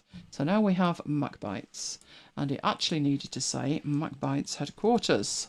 So we'll put that at the end, and then just put it in place, and make it any size that you feel works. So I do want it in the middle of that, though. And possibly a smidgen smaller. Right, that one's got the right colour on it. It's got the right alignment, etc. I'm going to just take it up there. And this one was the 130. So let's position that in there. Now, that other bit there, let me toggle this off. That said MacBites 130. Now you'll see the difference between the word MacBites and the number 130 by comparison to the MacBites HQ down here. This is the MacBites logo, this is just text. So in here, when I add that, I'm going to use the assets. We've looked at these before. We've seen the personal branding ones. We've got some Munich ones. It ships with iOS ones. So iOS 10, iOS 12, whole thing. I've created a MacBites one. And this is the MacBites logo. So once you've done that, using it becomes a doddle. So what did we have that saying? No, not the whole thing. Oh, we wanted that in there. That's what we wanted. MacBites 130. So I made that one bigger. In fact, for that one, that's what I would do if it was the logo. But if it's the show number, I actually already have that. So I can drag and drop it on there. And although it's not aligned properly, by double clicking into it, first thing I need to do is to change it to 130. But the second thing I can do is grab the two bits and realign them so it is actually in the middle. At which point I probably then made that bigger like that. And at that point we're done. We've got the number. So the number and its background are actually sorted. So then I would turn that off. It looks like that needs to be in that group there, in the number group. Perfect. So the number is there, it's turned off, and we've got the bus in the background. Brilliant. Some of this is incredibly obvious. Seriously, like the black band. The black band across the top of the bus is literally just a black band. Now, I actually think that's probably not 100% black, but now it is. And again, thank you. Your future self will thank you. Band, middle band on the bus. Turn that off. So we've got that. Wing mirrors, very, very straightforward. Again, using techniques we've already looked at. Draw around that. That actually doesn't look bad at all. Don't need to do much with that. And in terms of turning it into a mirror, you just need a way to get it attached to the bus. So, two pieces together. Use the Boolean operations to add them together, and now you've got that. Obviously, it needs to be behind the bus, but we're going to worry about that in a moment because we need one at either end. But when I duplicate it, obviously, it's the wrong way around. But you do have commands up here to flip them, so a horizontal flip and you're done. So put them vaguely in the right place. It would be a good idea if they did kind of marry up somehow, like that. These are going to be the mirrors, and they're probably going to go to the back. So I would group them together and put mirrors. So as I was saying, you view the thing, not as a whole, you view it as individual components and think what components go with what would make sense. So we've got the mirrors sorted. What shall we look at next? How about the tyres and the axle? And then we'll finally put a bus at the front. But again, very, very simple. You just need a rounded cornered rectangle. You do need to use the handle. Change that a little bit. Then, once that one's right, you duplicate it, take it over to the other side. At this point, I would make sure that they do match up at the bottom. That's why I design it straight. I don't want to try and have to draw a bus and draw it on an angle. Draw it straight, tilt it later. So these are the wheels. I think you could group those and put wheels on it. But the next thing I would do is look at the fact that there is actually here an axle in the background. And that axle would be behind the wheels, if you will. That one's going to need a little bit more careful work in terms of there's that bit there, there's that bit there, and then there's another bit down there. But that's a pretty decent axle because it's going to be behind the bus, so it doesn't actually matter. You want to be completely pedantic, you can make these the same size. But the next step is to group them together, so back up to the add, change the colour of that to something fairly dark, axle-ish, turn the wheels on, and then put the wheels above the axle. Now, I know they're both still in front of the bus, and that one isn't quite lined up, is it? Oh, and now it's part of it. That's all right, we can fix that. Just drag that down, and then it matches. Okay, so I would put the axle in with the wheels. which has moved it to the front, but that's fine. You can go in and you can move that back so it's behind the wheels. And then turn that off. So it's a case of drawing the components and then actually turning them off. So this one's a little bit different in that there is a background to it. Again, you're going to need to use the corner rounding to change that. But when you actually look at that, the top isn't lining up. The top has kind of a bend in it. But that's okay. We can do that. You double click on here. You can change this bit, obviously, but you're not particularly clicking on here and actually adding anything because it's a smart shape. But if I convert that to a curve, now as I hover, and I'm in the middle there, I can actually just pull that up. And I have a kind of kink in it, which is exactly what I need. Right, I'm going to turn that bit off.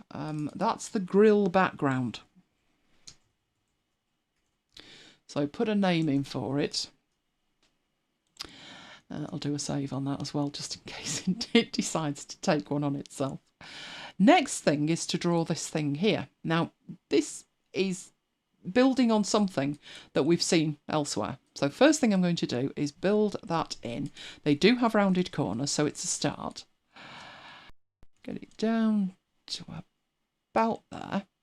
Now, size-wise, it needs to move a little bit. Then get it to the corner on the left is the corner I'm aiming for. And that's not bad, apart from the fact that, you know, clearly at this end, we've got a problem with that. Right, I will do this. Can we do it with that? No, not really. At the moment, it's a smart object, so I'm going to change that and make it a curves object. And now start actually working with it. So we get our rounding thing here. Going to help us? This one? I'm not sure if it is now. Hang on, let's undo that. Are you now a smart object? What are you doing? You are indeed. So, why are you now letting me do that? How bizarre. Never mind, we can cheat. All I'm going to do with that, I will convert it to curves. And once I've got these points on it, oh, it is actually now working, isn't it? Yeah, but not in the way that I want it to. So I'm going to go into here and I'm actually going to delete that.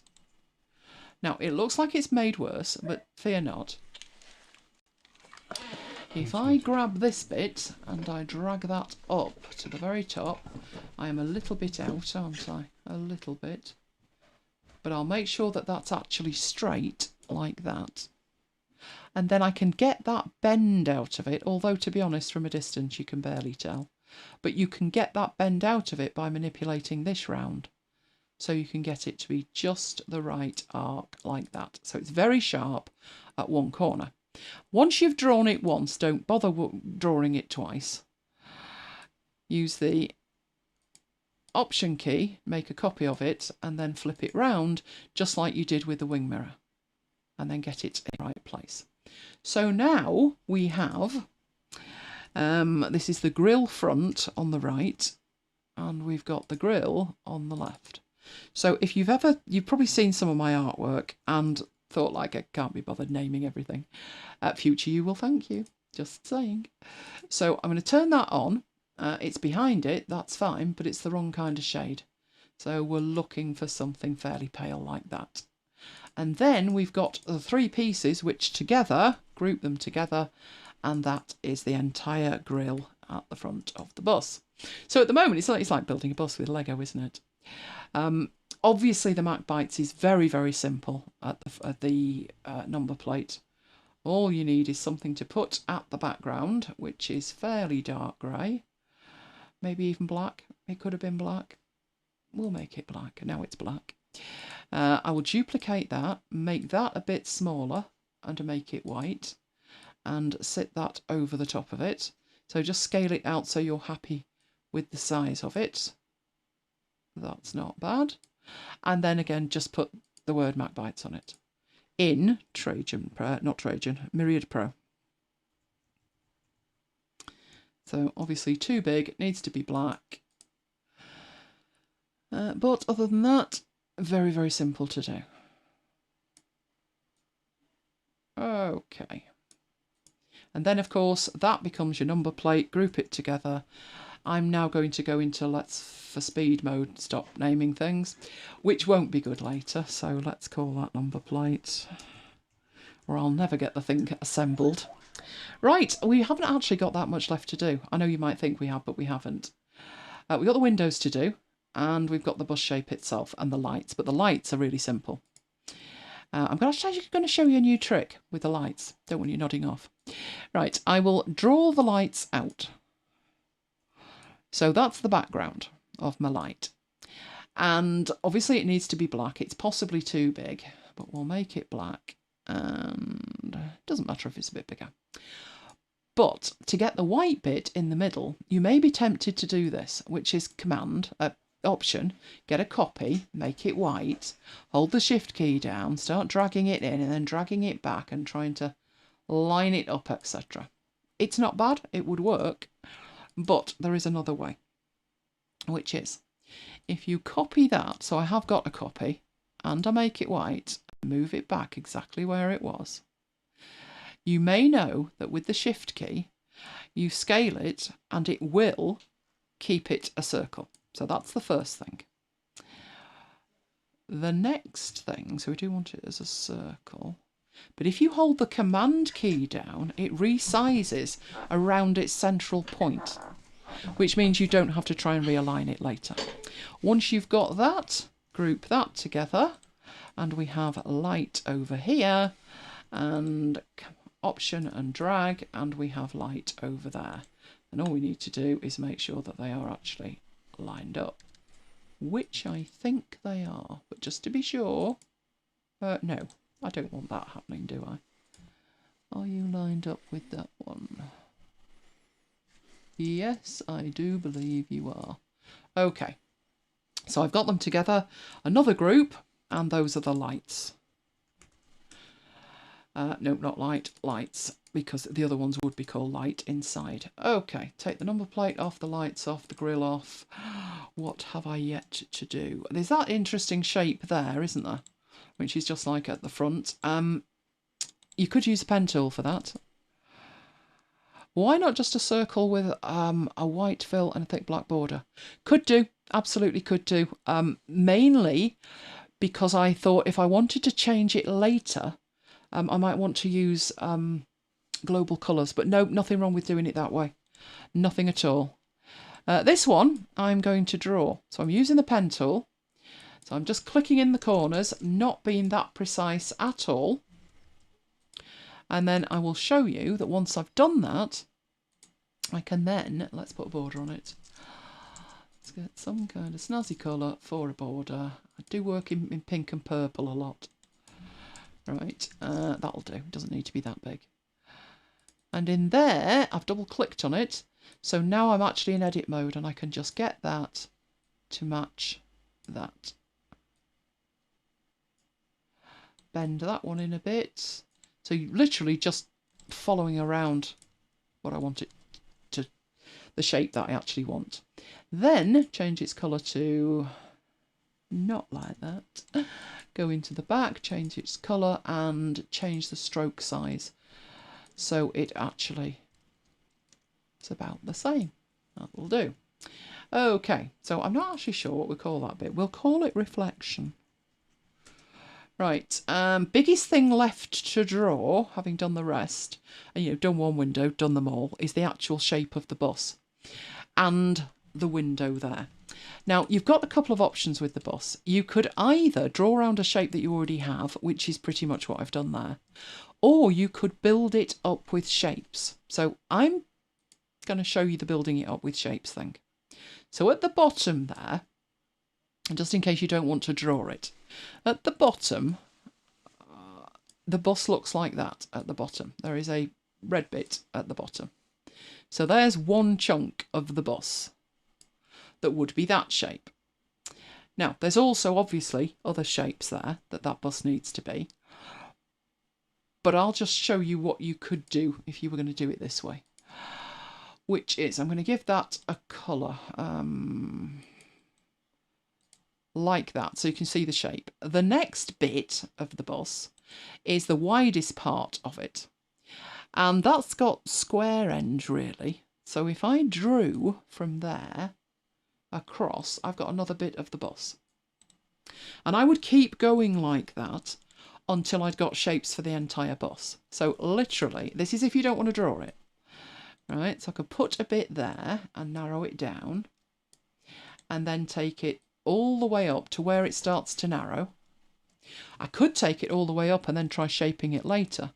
Another option I've got there, of course, is that I could do that. Try and get that at the right bit there. So I think that'd have to be a whole lot bigger like that. Get it in the right place there, drag it across. I know you've got these little issues at the side, but you can fix that with other bits. So that's one way to do it. Now, that's not the way I do it. I actually draw it. But if you don't want to do it that way, you could do something like this and then edit the points later to make it match. If you want to see what that looks like, I'll finish the job by drawing in. So I'm literally just covering in the bits. Obviously, I've still got those little curve bits that need to be dealt with, but basically I am filling in as much as I possibly can and then going to edit it later. So that's one option. So you get all the pieces of the bus, you merge them all together. So if you are no great drawer, just contemplate the shape and then try and make it work. Literally, this is what you would do at the top. The bus has a curve at the top. So you would double click and you would pull it up just like you did further down.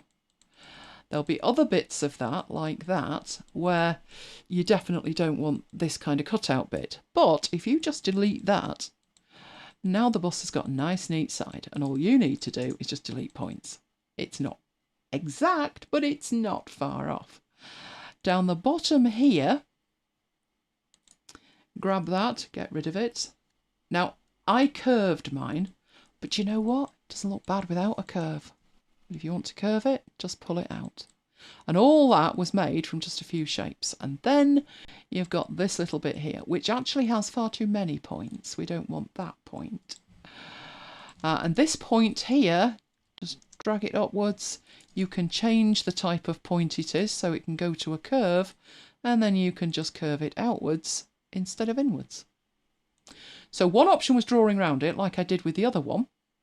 But another option is to cheat and do this and just change the points and drag them out the other way. And you've got a pretty rough bus shape. That wasn't painful, was it? That was not painful. And then all you need to do would be put a colour on it. So we've got an outline of a bus. That needs to go at the back, obviously. And then we can work out what's left that we're missing. At the moment, thing to do, go find the colour of the bus and make it bus coloured. Like that.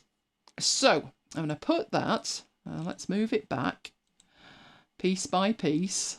Obviously not everything is on there yet. I don't think we need to go back any further. The rest of it's the bus. And we can start turning bits of this on. And the bus starts to build itself, doesn't it? So if you think of it as individual components, but you do need everything in the right order. And the mirrors are not in the right order. They actually need to be right at the back, as does the wheels. So just keep moving these to the back. Everything else not too bad. The rest of it is really simple. We do need to manipulate one kind of shape, but first of all, let's get a window on it. The window's the shape we've been using all night, and then I just put a grey fill in it. Like that. I did put a little bar at the front for the driver to sit behind. But that was literally just that, with the right colour in it. And that was that sorted. The ones at the top, pretty similar. I think I had that a little bit rounded. Have a fabulous weekend, Marcus. Good to see you. And then if I take these two and I group them together and I do a copy. Come on, let's do a copy up there. And another one. In fact, before I duplicate it, I would scale that. And obviously it's upside down, so we'll flip it round. And then we've got two windows. The most complicated bit then is this bit here, because it looks like it's 3D, and at the moment our bus does not have component parts. It's one solid bus, and we need to get this red bit over the top of it. So it's simple enough to get a window. There's a window. This one is a little bit darker, a bit narrow as well, I think. But basically, you know, it's just a bit darker. Not quite that dark. But then I have to go and fiddle with greys. That'll do. Right, and there's just one more piece, which is this piece here, the red piece, which starts life in exactly the same way. So we just draw the piece on, mindful of how far it has to go, which is kind of down to there. And then it's a matter of manipulating the shape into what you want it to be. So get the top bit right. I would suggest that corner's almost right. Maybe not quite so much. And then edit the shape. So I would turn that into curves, and then I would start fiddling around with it. This bit over here, actually, I can deal with that in a minute. Let's try and get it right. Just to the bottom of there. Needs to be behind there, basically. So I need that just enough to cover that little red bit there, but not too much. So that bit's fine. It doesn't need the curve on the corner, it needs to be straight. At this side, it just needs to touch the bus. Doesn't need the corner at that end, and it certainly doesn't need the corner at that end either. So at that stage, I would then go into it and start working with it. So I don't need that. That needs to come right down to there and be square. And then that just needs to work around because it's going to go behind there. This bit, we can take that one away, and we can drag that one out, and we can make that a right angle. And the only other bit that we needed to think about was that bit there, which needs to be square at the top. So again, if we drag that up, it will twang, hopefully, tell us it's in the right place, and flip that round. Now, it's almost there, but not quite, because it does dip down. It totally dips down behind that. The way that I've done it this time, that would be a little bit trickier. Let me have a think.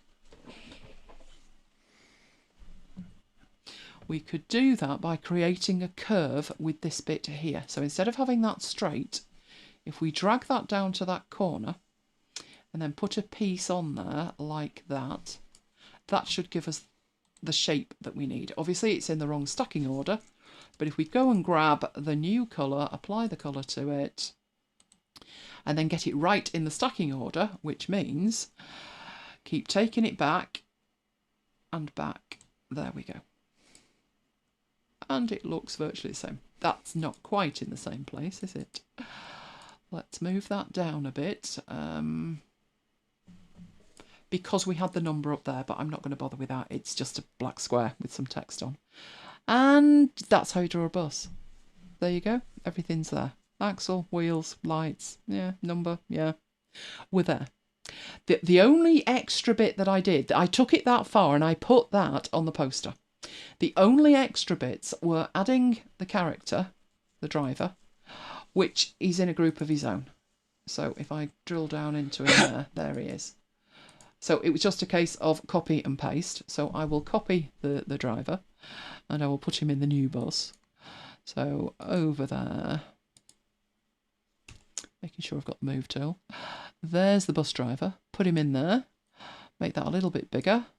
And you just need him in the right place, basically. Bus driver.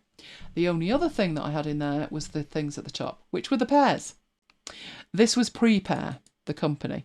I didn't draw those. I didn't draw those. You are horrible trying to manipulate the nodes. It's practice. It's practice.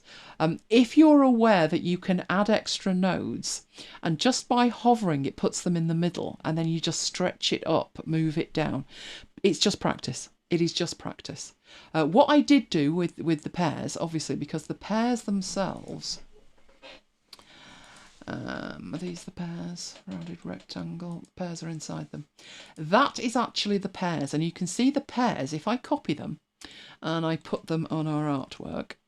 You can see you've put them up there. Right, there's the pears. You can see there's actually a bottom bit to the pears, and we haven't got the bottom bit on the pears. When we look at the artwork that we've got, the pears and the penguin are within the window, and I haven't cropped anything off. That's actually not as difficult as it looks. If I show you, everything's grouped here. So that's the window top left. Within the window on the top left, there is the rectangle, which is the red bar. There is the rounded rectangle, which is the window. And what I've done is put the pears inside the window, which has the effect of cropping them. So if I take the pears in here, there, and I put them inside the window, so that's the bottom window. Which window are we in? That's the top left window. This is why they need to be grouped.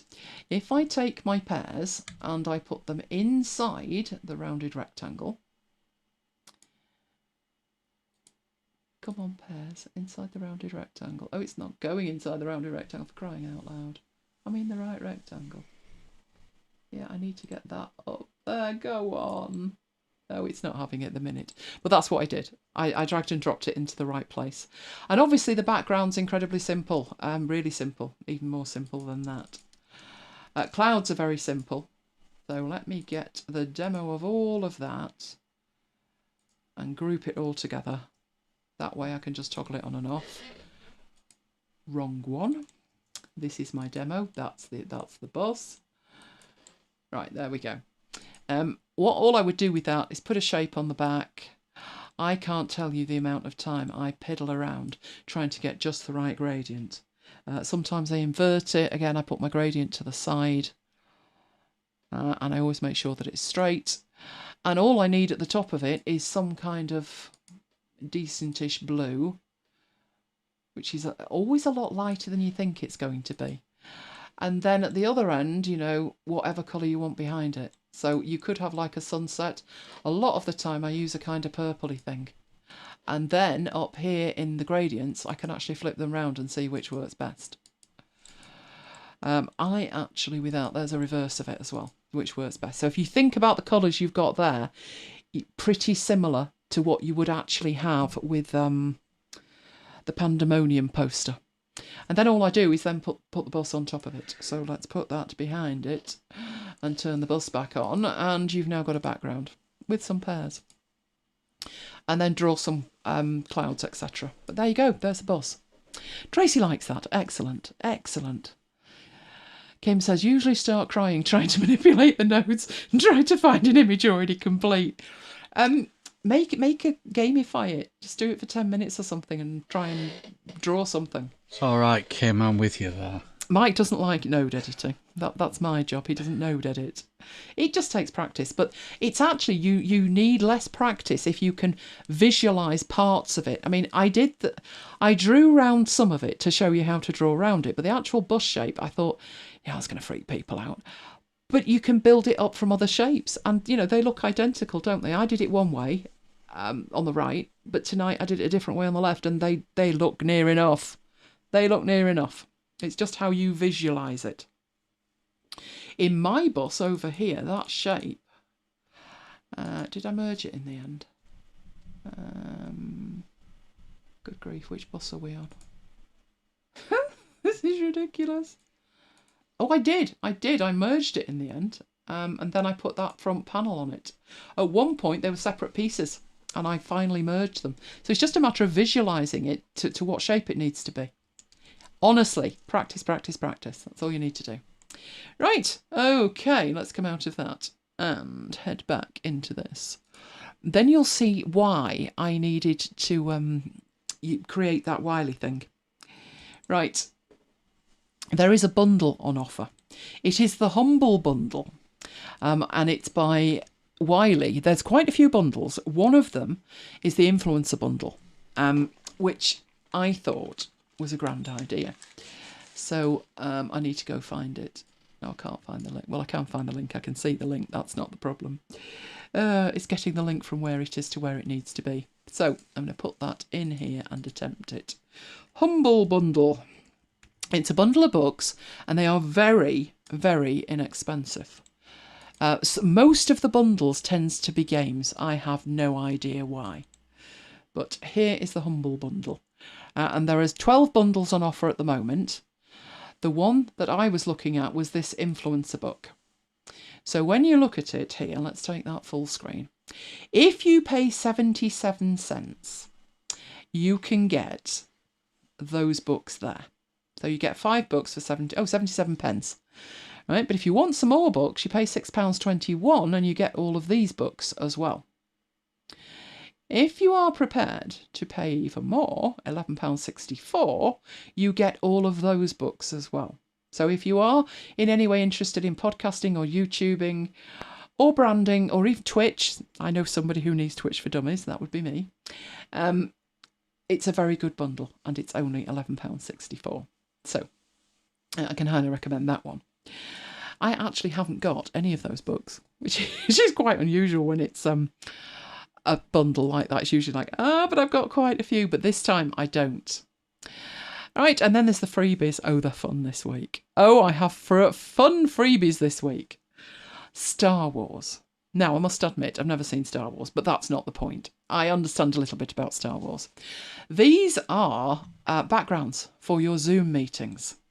Who doesn't want to be in a Star Wars set in a Zoom meeting? You know what? Stuart needs these. Just going to say Stuart needs I'm going to send him the link, Mike. Stuart definitely needs these.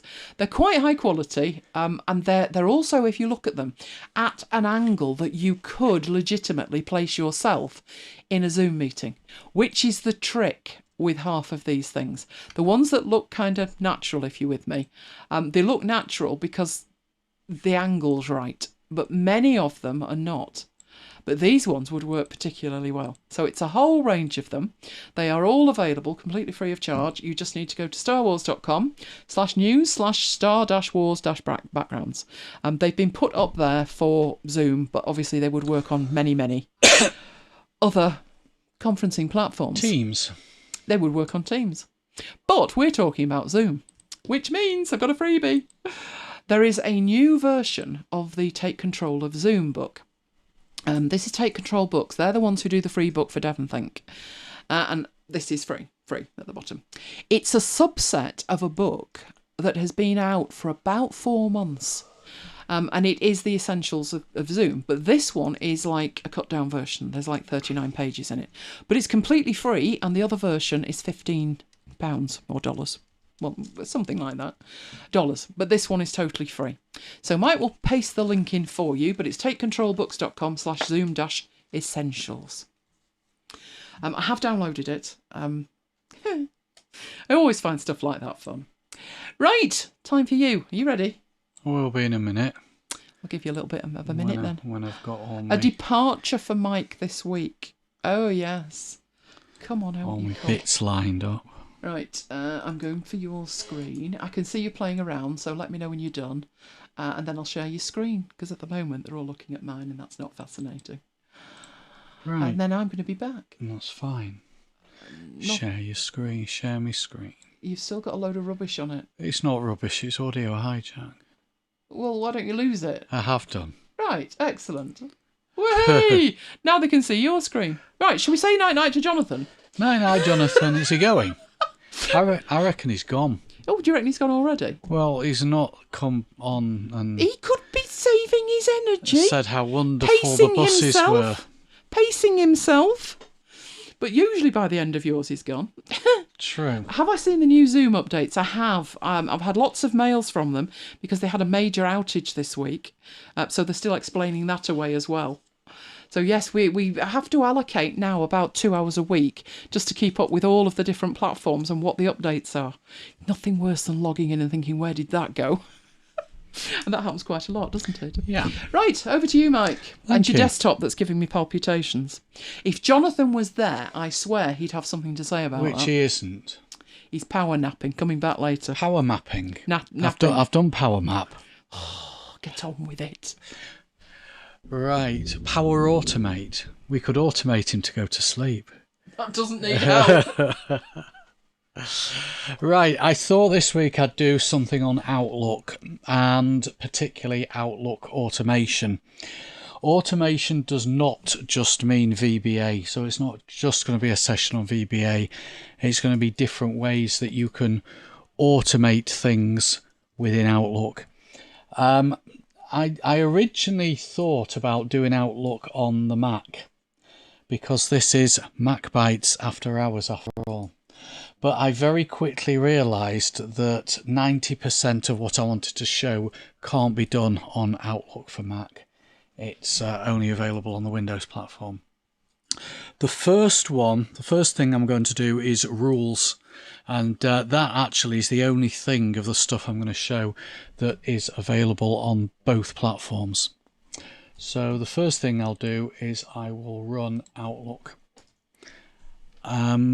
Rules allow you to specify some criteria, and if an email comes in that matches that criteria, you can actually do more than one criteria. But if an email comes in that matches the criteria, then you can get it to do something.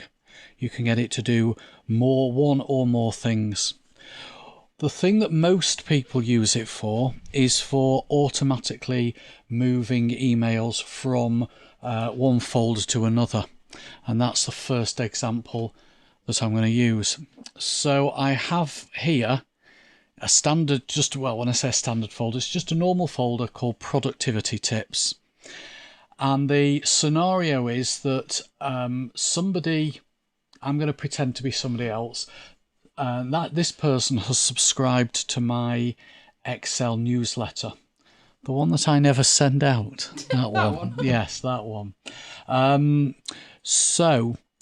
If every one of these newsletters has learned to use Excel like a pro as part of the subject, then that email will bounce into the inbox. Under normal circumstances, it will sit there, and then when I get a minute, I will read it. But more than likely, as that happens with many newsletters that people send out that are packed full of tips, tricks and useful goodness, you never find time to really read them properly. So you end up just moving them to a folder, and they'll sit there until you've got a bit of time. You mean like mine? Like your what? My emails. Don't be ridiculous. I read your emails. Good. Well, I proofread your emails. Oh. You wouldn't read them otherwise then? Oh, I would read them. Yes, of course I would. Nice recovery. Yes. Okay, so rather than me having to drag and drop those emails, exactly, Neil, what newsletter? Well, if you go to theexceltrainer.co.uk, you can sign up for a newsletter, and one day I might surprise you and actually send one out. He's off this week. He has no excuse. In the same way, Jonathan might surprise us and make it through a whole after hours. It has been known. Yes, it has. It's just not going to happen today. It has been known for Leave him me be. to send an email out. Good morning, Jonathan. Okay, so instead of me having to drag and drop these emails into the productivity folder, why not just automate it? So when an email bounces in, it goes straight to the productivity folder. I'm sure you can think of other scenarios where this might be useful, even if you don't subscribe to my newsletter. So if you go to File, you've got there Manage Rules and Alerts. You can have as many rules as you like. I haven't got any set up at the moment, so I will click New Rule. You do get some starter for 10 rules. So in this case, I actually want to move messages with specific words in the subject to a folder. So if I was doing this quickly, I would click on that one. And then in step 2, I can set up what those words are, and I can choose which folder to move it to. You've also got other ones here, like move messages from someone to a specific folder. So I think what Microsoft have done is they've looked and said, well, these are the most common things that people do. But rather than using that one, I'm going to start from scratch, because from a learning point of view, that'll let you see the most options. So I will start from a blank rule, which will run when the message comes in. But you can also run a rule on messages that you send, which is quite useful as well. So a message you send, you could get it to move to a certain folder, or you could get it to delete the message or whatever based on certain criteria. So I'll click on next, and these are all the different conditions that you can specify, and you're not just limited to ticking one. You can tick as many as you like.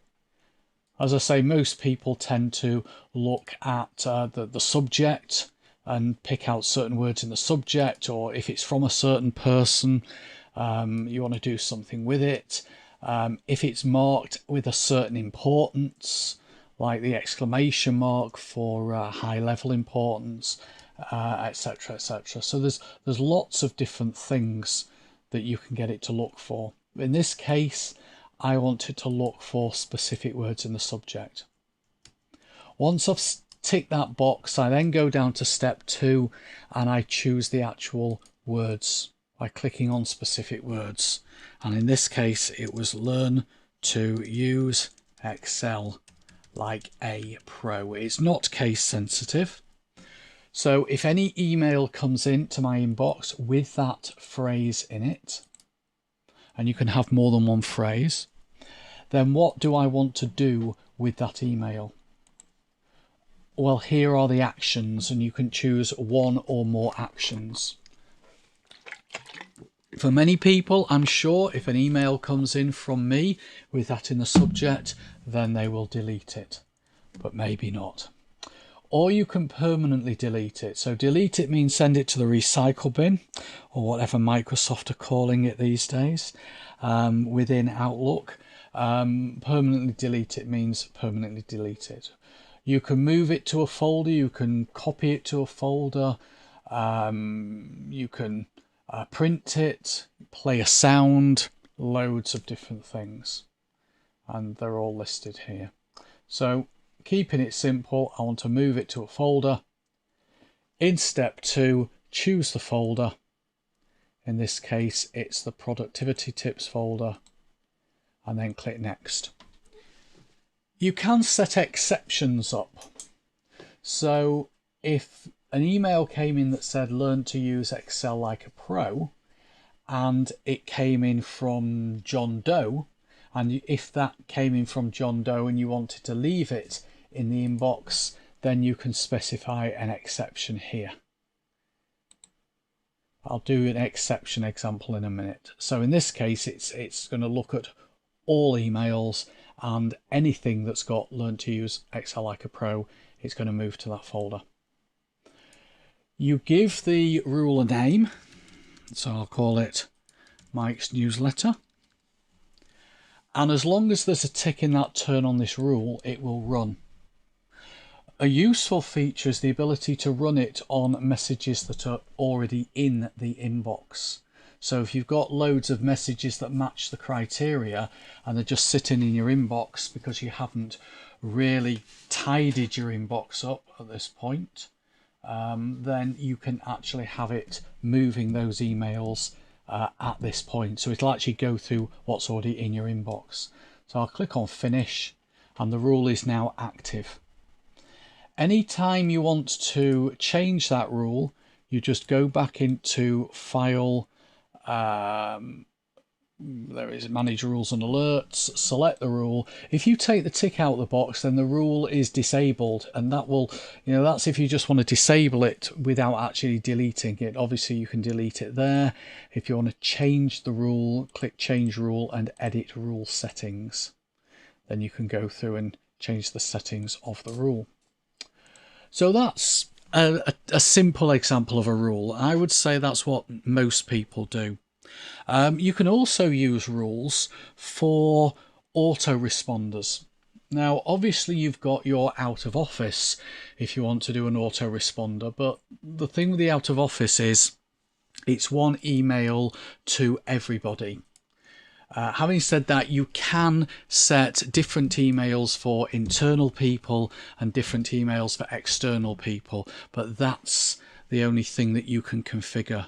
So one email to anybody at xyz.com, because that's who you work for, and a different email for anybody who is outside the organisation. Okay, we got oh, you're talking about something else. I thought it was a question. Okay, so what I'm going to do is I'm going to set up an auto reply, and this is one that quite a lot of people do at work, where if an email is sent to them in the CC box, if their name's in the CC box, an automatically generated email is sent back that has in it to the effect of, thank you for your email, I may not respond, or I may not respond immediately, because there's a lot of people think that if they've been CC'd, then the email isn't really directed at them. And very often that's true, but they kind of take it as a slight that they've only been put on the CC and not on the to list. So they send a bit of a snotogram back accordingly. But it's a good demo, whether it's true or not. And in various cases, I've found it is true. All right, so I'm going to set up a new rule. And the rule is going to run on emails that come in. And the condition is where my name is in the CC box. So when an email comes in and I'm CC'd, then what do I want to happen? What I want to happen is that it basically fires off this autoresponder.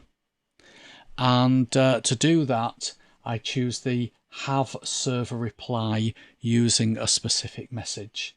So that's how you can set up what is in effect an auto reply, an autoresponder. Choose specific message from step 2. And then you create the message. So I'm going to put thank you as the message subject. I'm going to put I may not respond immediately. That is my my snotogram. But I'm not going to fill in who it's to, because obviously it could be to anybody. It's basically going to send it back to the sender. So I can't send it. What I'll have to do here is save it and close it down. So there is my my action. If I click on the thank you, then that will show you the current email and let you change it as well. And then click on next. Now, I might get emails from a colleague where I'm put in the CC field, but I don't want to send my colleague, maybe it's my boss, this snotogram back. So I'll set up an exception where it's from a particular person. So except if it's from this person, click into people, choose this person who is Andy Pandy, one of my colleagues in our fictitious organisation. You're not kidding. I think you're thinking of the Muppets. Oh yes, they're the ones you work with, that's right. Oh, I thought we'd open with that tomorrow night. The Muppets. The Muppets. Yeah. Where were we? I've lost my thoughts now. Yes, so that's an exception. And that's it. That is my second rule setup.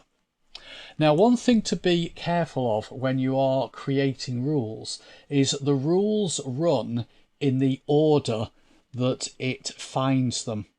So if you've got more than one rule, the first rule will run and then the second rule will run. Okay, so that is the order. So if you need to rearrange the order, you can do. You've got two little arrow buttons here which move them up and down. Another thing to think about is if I just go in and edit this rule, it doesn't actually matter which rule I choose to edit, but I'll edit this rule. One of the actions is stop processing more rules. So if you tick that, what that has now done is it's now added another action. Stop processing more rules does what it sounds like. It will not process any more rules. And that's quite useful. Let's say, for example, you had an email, comes into the inbox, and a rule moves it to folder 1. And you have a second rule that moves any emails that match a certain criteria to folder 2. Or copies them, let's say it copies them to folder 2. What you'll end up with is you'll end up with a copy of this email in folder 1 and a copy of this email in folder 2, because it's actually running both rules on that email. And if you only want it to run the first rule, then you need to stick this extra action in to stop processing more rules, because the default is that when it runs the rule, it runs them all on the same email. So it's just something to be careful of. Okay, just having a look at the questions and comments. Dia, please learn to use Microsoft Teams and start a thread there. Yeah, I 100% agree with you, Neil. It's quite funny actually that I was an early proponent of things like Yammer, and it was very difficult to get some of my colleagues to move away from email. In fact, they'd miss their quill pen. I gave up in the end, but it's not been that difficult to get everyone onto to Teams. What? I'm thinking it must have been COVID. Think of it as an inducement. You can either go into the office and risk your life, or you can sit at home and do what you should have been doing in the first place. No, most of us have picked up Teams and run with it. Kim, you usually BCC when sending to a group. Yeah, and I agree with you on that. Very often, and we did it for most of the Catenian emails last year, if you stick a load of names in the BCC box, you don't need, in most email systems, to stick anything in the to or the CC. Because I know what a lot of people do is they put all the names into the BCC and they put their own name into the to. You don't have to do that, certainly in Outlook. And I don't think you have to do it in Gmail either. And, you're just saving yourself a little bit of time there. So it's just worth knowing about that one. Okay, so that is rules. I will leave rules there. The next demo is something called Quick Steps. And this is one that only exists in the Windows version of Outlook. Let's say I'm working on a project and I've set up a folder to hold all my project related emails, of which I don't have any in there. Well, I do actually, but they're older than 12 months old, which is why they don't get displayed automatically. So what I'll do for this is I'll just drag these back to the inbox. So there we go. Just so I've got a couple of demo emails to play with. So I'm working on a project. I've set up a folder called Project 123. And sometimes when I get a message about the project, I want to forward the message onto my team, mark the message as read, and move it to the project folder. Now, right now, these messages have been read. So if I just right click on them and mark them as unread, that gives us a more realistic scenario. So what I would do if this was if this was the real world, I would open up the email which marks it as read, or I can just right click on it and mark as read. I want it to be unread. Then I would forward it on to a few colleagues, and I would need to specify those colleagues, and I'm going to assume for this demo it's the same colleagues all the time. It's other members of the team. And then I would move it to this project 123 folder. So rather than having to do that manually, I can create a quick step, which is basically like a macro. So what you do is over here, make sure you're in the email section. This is your quick step list. There are 3 quick steps already set up: to manager, done, and reply and delete. Obviously it doesn't know who your manager is, so what you do is you right click and you edit the quick step and you just put the name of your manager in. But you could put anything in there. So if I wanted to create a new quick step, I will click on create new. I'll give the quick step a name. I'm going to call it project email. And then I'm going to set up the actions. So the first action will be to mark the email as read. The second action will be to forward the email on, and I'll specify who it's going to go to. And I can choose as many names as I want. I'll just stick to 1. And the third action will be to move it to a folder, and I will choose the folder. You can run the quick step with a keyboard shortcut. You've got one of those 9 to choose from, but I'm not going to. I'm going to leave that as it is and click finish. So if I just make that unread. So now to run that quick step, I will click the drop down arrow on the quick step list, choose project email, and what it does is it doesn't actually forward the email on, but it sets it up to be forwarded. It's also moved it to that folder and it's marked it as read. So there's lots of different actions that you can do there. As I said, it's really like a macro, it virtually is a macro. Okay, second example of quick step. Let's say, oh, and the other thing is people often say to me, couldn't you do that with a rule? In that particular case, we couldn't do that with a rule because we had nothing to hook into. The thing with a rule is it needs something to hook into. It needs words in the subject. It needs to be from a certain person.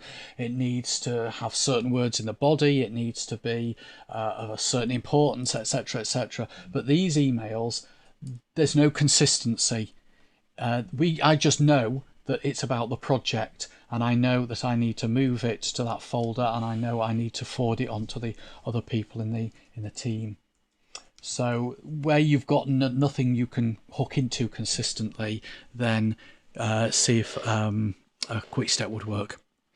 Another example for a quick step is automatically generating a meeting request. So let's say every week or every fortnight I have a catch-up meeting with Andy, who's the project manager.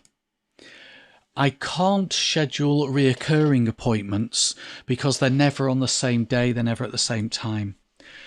That would mean that I'd have to go into my calendar and I'd have to create an appointment, and I'd have to fill in who it's to and fill in the subject and fill in the location, etc., etc.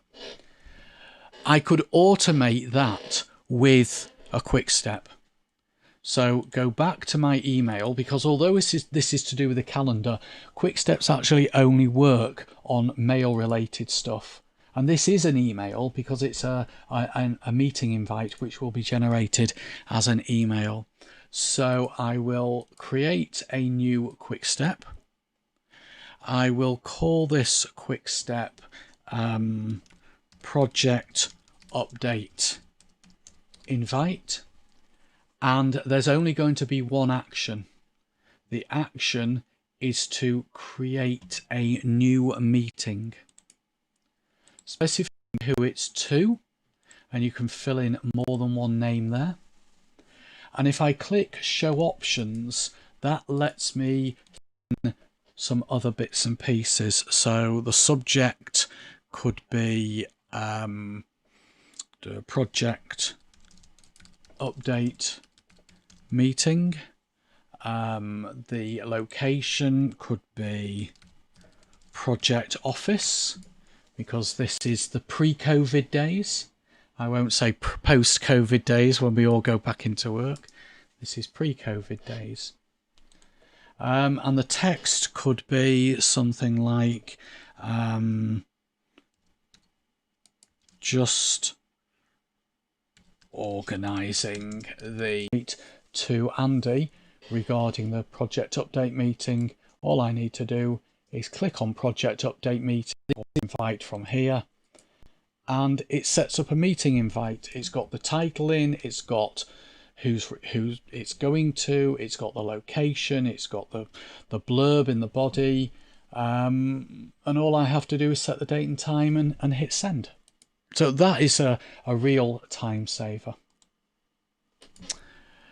Okay, third demo.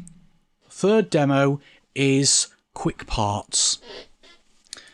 Now, if I create a new email and then I click on the auto signatures, I've got two signatures set up. If I choose MacBites, it puts my signature in based on the text that's in that signature. And then if I click above that and go back to the list of signatures and choose the Excel trainer, it replaces it. Until 2003, Outlook 2003, you could insert multiple signatures into an email. And people often used the multiple signatures to store blocks of content. I remember showing people that on training courses back in the day before Outlook 2003, but that no longer works as you've seen here, because it will only let you have one signature in an email. So the way to do that instead is to use what are called quick parts. So I've got a new email. I'll use this email here.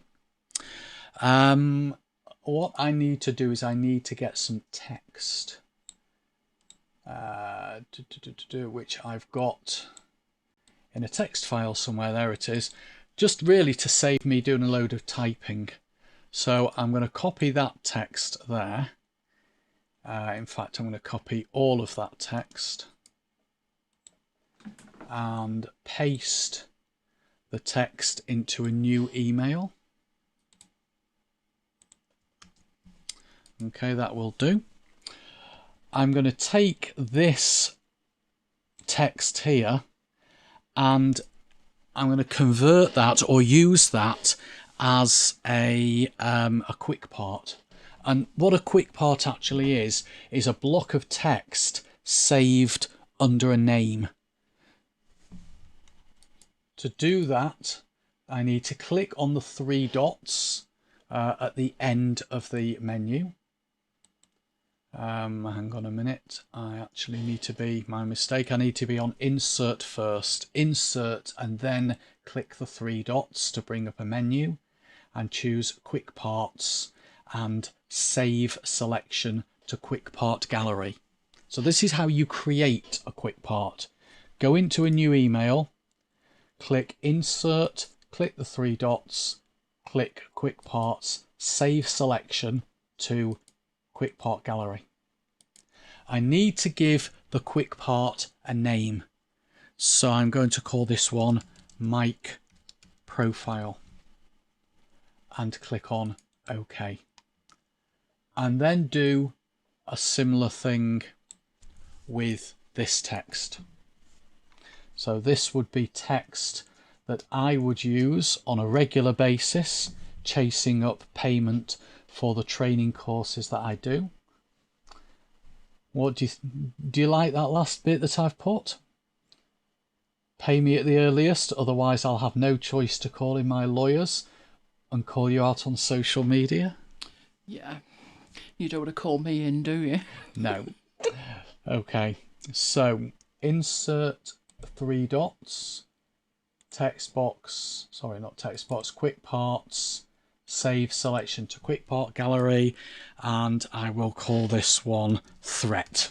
There we go. I'm a very gentle person, really.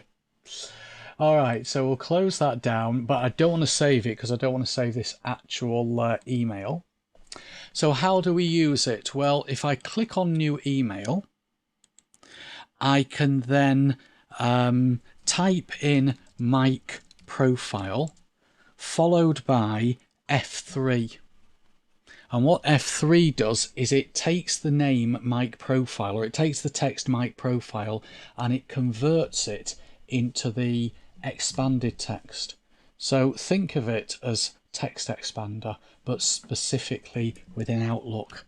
The other one was called threat, so type threat and then press F3.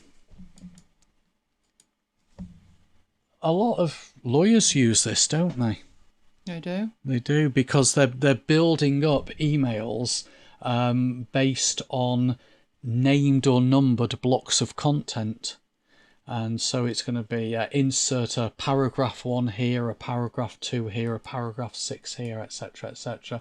So if you create your shortcuts, your blocks of content with the appropriate names, it's going to be a lot easier. Okay, last example of automation to show you, and this is a VBA example. Rather than me spending time typing in the VBA code or copying and paste it, I've already put the VBA in for you. So click on Developer, click on Visual Basic, enable macros. Visual Basic Editor looks just like the Visual Basic Editor in the other applications in Excel and Word and PowerPoint. So I have a module called Module 1, and in that module I have a VBA macro. This is actually a real macro that I have used. So what I did is I just took the code and copied and pasted it in here. And what this is going to do is it's going to export my tasks to Excel. So as I said, I'm not going to go through the VBA code. It's more to say, here's an example of what you can do in Outlook with VBA. So I don't know if anybody uses Outlook tasks. People tend to use other things these days, whether it be, OmniFocus or Notion or a piece of paper or whatever. But some people do use Outlook tasks. So here's my Outlook tasks. You'll notice one of them has been marked as complete. And what I want to do is only export the ones that are not complete to Excel. There is a way to do this manually. You can go to File, Export, Export, choose a file, choose CSV, which of course Excel recognizes, and choose tasks. But the thing with this is it does allow you to export the tasks, although it doesn't seem to be working here. There isn't the next isn't available, but when I tested it, there was no option that allows you to say only export the ones that aren't complete. So that's why I turned to a VBA solution. So I'll go to Developer, Macros, and choose this macro here called Export Tasks. The last command on that macro is a message box. So I will go to my temp folder, open up this Excel file, and there it is. It does need a bit of work doing on it because it's telling me that these tasks are not due to be done until the year 4501. But that's because the tasks do not have a due date. So I don't know what the 1st of January 4501 represents. It could be the last date that Excel recognizes. that Outlook recognises. But yeah, I need to do a bit of work on the VBA so that it just comes in blank. But the point is that you can just take your tasks and export them to Excel automatically just with a single click. All right, I am going to stop there before my voice runs out. Got a dry throat. You're not infected, are you? No, I'm not infected. I've just got a dry throat. Right, have we got any questions for Mike? Before he drops off his twig by the sound of it. I'll have to confess, won't I? Will you? Yes. What have you been up to? What have you eaten? Well, when I went down to deal with Lola... Was it chocolate? I raided the fridge. Oh, for crying out for a big loud. piece of chocolate. Never ends well, Mike. No.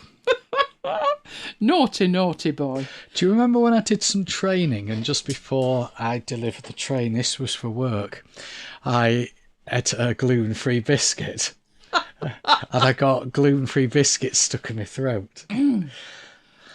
And I had a coughing fit in the training. I had to say to the delegates, that's what happens when you eat a biscuit just before you train. Never eat anything or do anything before you train. Be told. Well, now I've trained so I can go and get me chocolate. Right, I'm back. Can you see that? Well, it looks hopeful. Right, okay. We're on to DEVONthink, but just before DEVONthink, I thought I'd give a brief overview of GTD for anybody who was on the clueless side.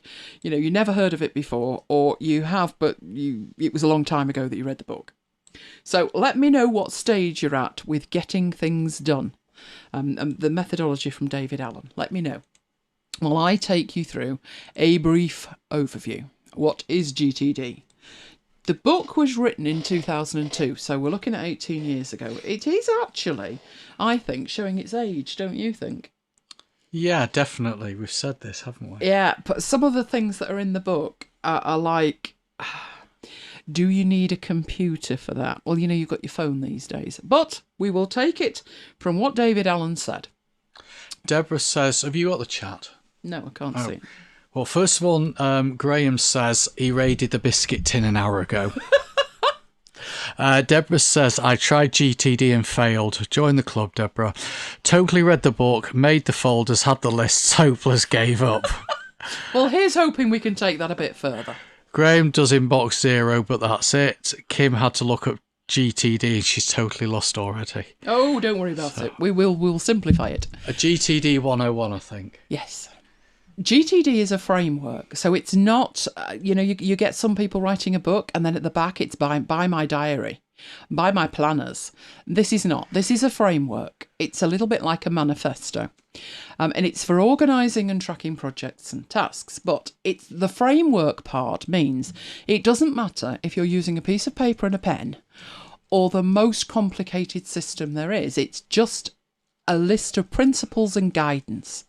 Now, I think some people take it very, very literally, and it's like they try and implement absolutely everything. The trick to it is understanding that it is a framework and it's there for guidance. And if part of it doesn't work for you, change that part of it rather than just throwing the whole lot out because, one little bit doesn't work.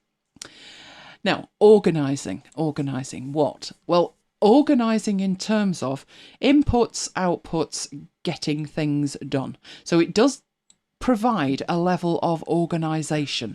The idea is it brings organisation to the chaos that you are living right now. But it also provides tracking, so you can check your progress as you go. It includes task management or principles for how to get tasks done and projects. So the essence of it is that it is 100% of what you need to get done, and the most important principle before you even go any further, and I know Mike and I have discussed this endlessly, you need to have 100% trust in your system. If you don't, even if you think, it's 99% there, I can trust it, your mind, your unconscious brain will think, no, not trusting it, it's not 100%. And it really does have to be 100%. So you make sure that everything needs to go in it, from feeding the cat, if you need to be reminded to feed the cat, to like a degree in nuclear physics. It all needs to be in your system. You need to have 100% trust in your system. If you don't, this is the kind of thing that happens, and I do this. I'm sitting here and I'm thinking, I need to do X. And I think about going into Notion and adding it, and I think, no, it'd be quicker to write it on a Post-it note. And it's instant. It gets it out of my head and it gets on the desk. That's fine as long as I post the Post-it note content to a trusted system in a timely manner. If I don't, I will put the Post-it note in my notebook that's on my desk. I'll then check my system and think, I didn't make a note of X. And when I go through my notebook, I find I've got 3 Post-it notes, the same thing written on, which means I don't have 100% trust in the system. So 100% trust in the system is absolutely critical to this. Also, the system needs to be able to handle everything that you need to deal with. All of it, like I say, from feeding the cat to the degree in nuclear physics, needs to handle it all. Because your subconscious is for ideas. It's for having ideas, not retaining those ideas and managing them. Because if you try to do that, if you try to keep it in your head, and my number one reason for doing that would be, it'll take me too long to add it to the system. But if you try and do that, it manifests itself as an incessant feeling of, I need to remember something, and I can't remember what it was. Now, that happens to us all the time, doesn't it? We can be in the middle of talking about something, and you'll suddenly say, what was I talking about? Because your brain has gone elsewhere. Your brain will trip you up. So your aim is to create a foolproof system for keeping track of what you need to do, what you should do, or what you should consider doing. So we're asking a lot of this system. David Allen makes some suggestions as to what that system needs to look like. And in GTD, it works by maintaining lists. It sounds so simple, but it's so complicated at a core level. We all mainly try it and trip up, and that's the end of that. But it at its core, it's maintaining lists. There's the in list, the next actions list, the waiting for list, the projects list, and the someday maybe list. The trick to that is, I'm sure we've all done it. I know Mike has for a start. He could probably, given enough time, lay his hands on his list from 2012, couldn't you? Yeah. That's languished there ever since. And that's the problem with it. GTD lists need to be reviewed regularly. At least once a week, but maybe even more than that, maybe once a day, maybe several times a day, depends what you're actually doing. You need to be 100% aware of what needs to be done. Those lists are the backbone of the GTD system. Now you'll notice they were lists. Your calendar is not addressed in this system because it's not maintained via a list. So he calls them the in list. I call them inboxes, and I do mean plural. It would be lovely to have one inbox, but let's be honest, we don't. I think it is legitimate to have multiple inboxes. The idea is, in pure GTD terms, the in list is used to capture ideas and to capture tasks, and the barrier for adding something to your system needs to be as low as absolutely possible, hence me with a pen and a Post-it note. That's the lowest barrier to anything entering my system. And as you sit down and you start this process, it's very, very likely you will get completely overwhelmed because you will have what is called open loops to process. And there'll be lots of them. Open loops are things in your mind that you haven't exactly nailed down to precisely what's involved. So we may at one point, and in fact we probably did, had a task, get a carpet in the extension. Okay, that's not a task, it's a project before we go any further. But it's in my head, it's in Mike's head, it's not actually being written down, it's an open loop. When we actually sat down with, so we need a carpet in the extension. That's a project. And the first step of it is go out and look at the carpets. Without that task that you think is in your head of get a carpet, you've not defined what it looks like. And there, at the beginning of your GTD journey, you will have hundreds of those issues in your head, hundreds of open loops. So it is legitimate to have multiple inboxes because things will come into you in emails, phone calls, voice messages, in Slack, in Teams. They'll be all over the place. So try to have as few as possible, but as many as you need. There's no point saying, well, I'm not going to have one at the front door. We do. We have a dual tray system at the front door. We have another one upstairs on the landing. The top one is things that need to go out, and the bottom one is things that are coming in. And both of them work that way. So you use that. Now, you might think we can do away with that because you don't get much through the post. But why bother doing away with it? Because if I do away with it, where do I put the stuff that comes in through the post? I may process out of there 5 to 8 items a month, but it's still better to have that inbox and during the weekly review actually go to it and think, yep, it's empty, that's fine, than not have it at all and stuff falling through the cracks. Right, so you need to process your in list, or as I would say, your inboxes. And the in list or inboxes will need to be processed continuously, which is probably where Mike fell down, isn't it? Yeah, Neil wants to know which list my newsletter creation is on. Probably the 2012 one. I said the someday maybe list.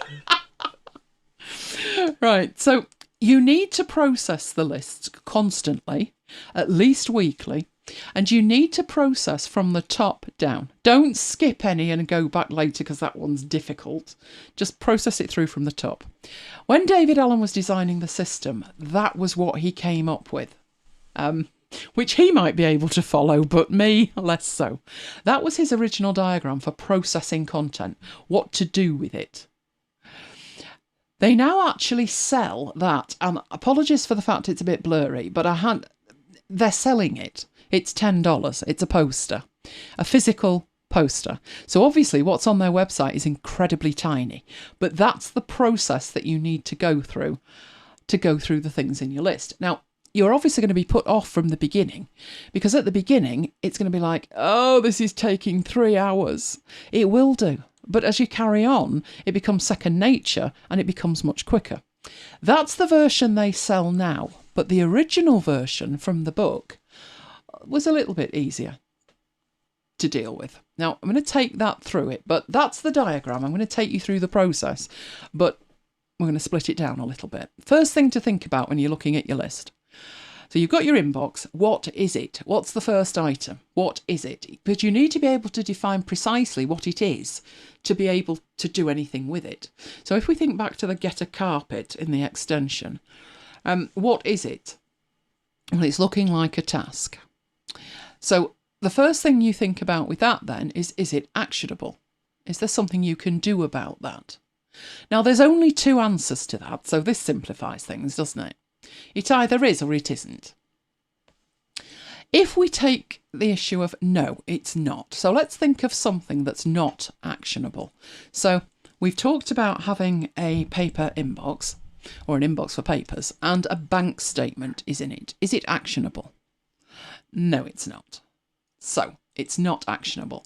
Then there's only 3 things you can do with it. Bin it, incubate it, or add it to a reference somewhere. And for a bank statement, for me, it would be a reference. So I would instantly know exactly what to do with that. Now, it might seem a bit obvious, or it might be a blinding revelation. It's going to be somewhere between the two, probably, to actually process every single item in that way, to say, what is this? What do I need to do with it? Because a lot of us don't. We pick up a lot of papers and think, oh, it's a lot of papers, there's a bank statement in it, a credit card bill, I'll put those over there and deal with them later. This actually forces you to look at each individual item and make a decision. If it's not actionable, there's only one of the 3 things that you can do with it. Incubate means leave it somewhere on a list for the future. And reference is what I would do with that. Actually, with a bank statement, scan it straight into DEVONthink, done. The other option is, yes, it is actionable. So in this case, let's think back to the carpet, probably need to measure the extension. Now, they are probably going to send out, should I ever get to the shop to look at the carpets, they're probably going to send out somebody to measure it. because you measure 10 times and cut once. But I think I still need to do it to give myself an idea as I'm looking around the store what kind of price this is going to be. So I've decided it's actionable. And the next action needs to be to measure the thing. When you ask yourself what the next action is, there's only 3 things you can do about the next action. Either you do it, which is where the 2-minute rule comes in. Let me know in the chat if you've heard of the 2-minute rule. I take exception to the 2-minute rule. Do you ever do the 2-minute rule, Mike? I talk about the 2-minute rule. You talk about sending a newsletter. Yeah, but I don't practice what I preach, no. No. Is there a reason why? Is it in your head you think, no, it's going to take more than 2 minutes? No, I just think if it's something dead quick, then do it. But I don't actually make a science of it being 2 minutes. The 2-minute rule is if a job is going to take you less than 2 minutes, do it. It's as simple as that. Now, Kim's made an interesting point here. For her, a bank statement is an actionable item because she needs to balance it before she files it, which is an excellent point. So for me, it might be one thing, for you, it might be another. The reason I don't need to go through it and balance it that much is most of my transactions would go through as a single huge transaction. The detail would be in another account. So as the bank statement comes in, I can glance at the bottom of it and think, yep, that's right. But you're right, if you needed to go through and do something with that, then it becomes actionable. And it can go from actionable to reference later. But this 2-minute rule, Neil says he's got lots of 2 minutes. The thing with the 2-minute rule that drives me mad, you can actually get quite a lot done in 2 minutes. I know this for a fact because on a Saturday night when we're doing by request, you put a song on for 3 minutes and you think, oh, it's no point doing anything. But, I'm there for 5 hours putting 3-minute songs on. So you can actually get quite a lot done in 2 minutes. My argument with it is if I were to do a 2-minute job, so let's assume this 2-minute job was taking a physical piece of paper and filing it where it needs to live. That's less than 2 minutes. But to do it, I've got to stand up. I've got to go into another room. I've got to open a cupboard, take 4 other things out, put them on the desk. Then I've got to find the file box it goes in. I put it in there. I put that back. I put the other boxes back. Then I close the door and then I come out. There must be 20 opportunities there to be sidetracked. So the 2-minute rule for me, I would say, I'll do a job if it's 2 units of distraction or less. I don't want to be thinking I need to file that over there and then get distracted by 50 things before I get back to my desk. So the time is less significant to me than the units of distraction.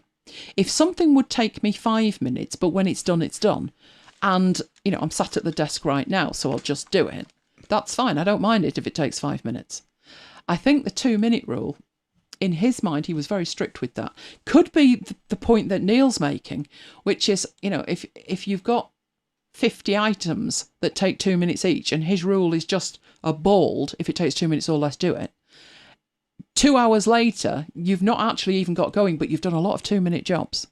So for me, it's 2 units of distraction. Because of that, things that would literally take 2 minutes, I might put all of the items with those. So it might be a piece of paper to file. It might be some pen refills to put where they live. Whatever it is, I might just put it in a box next to me.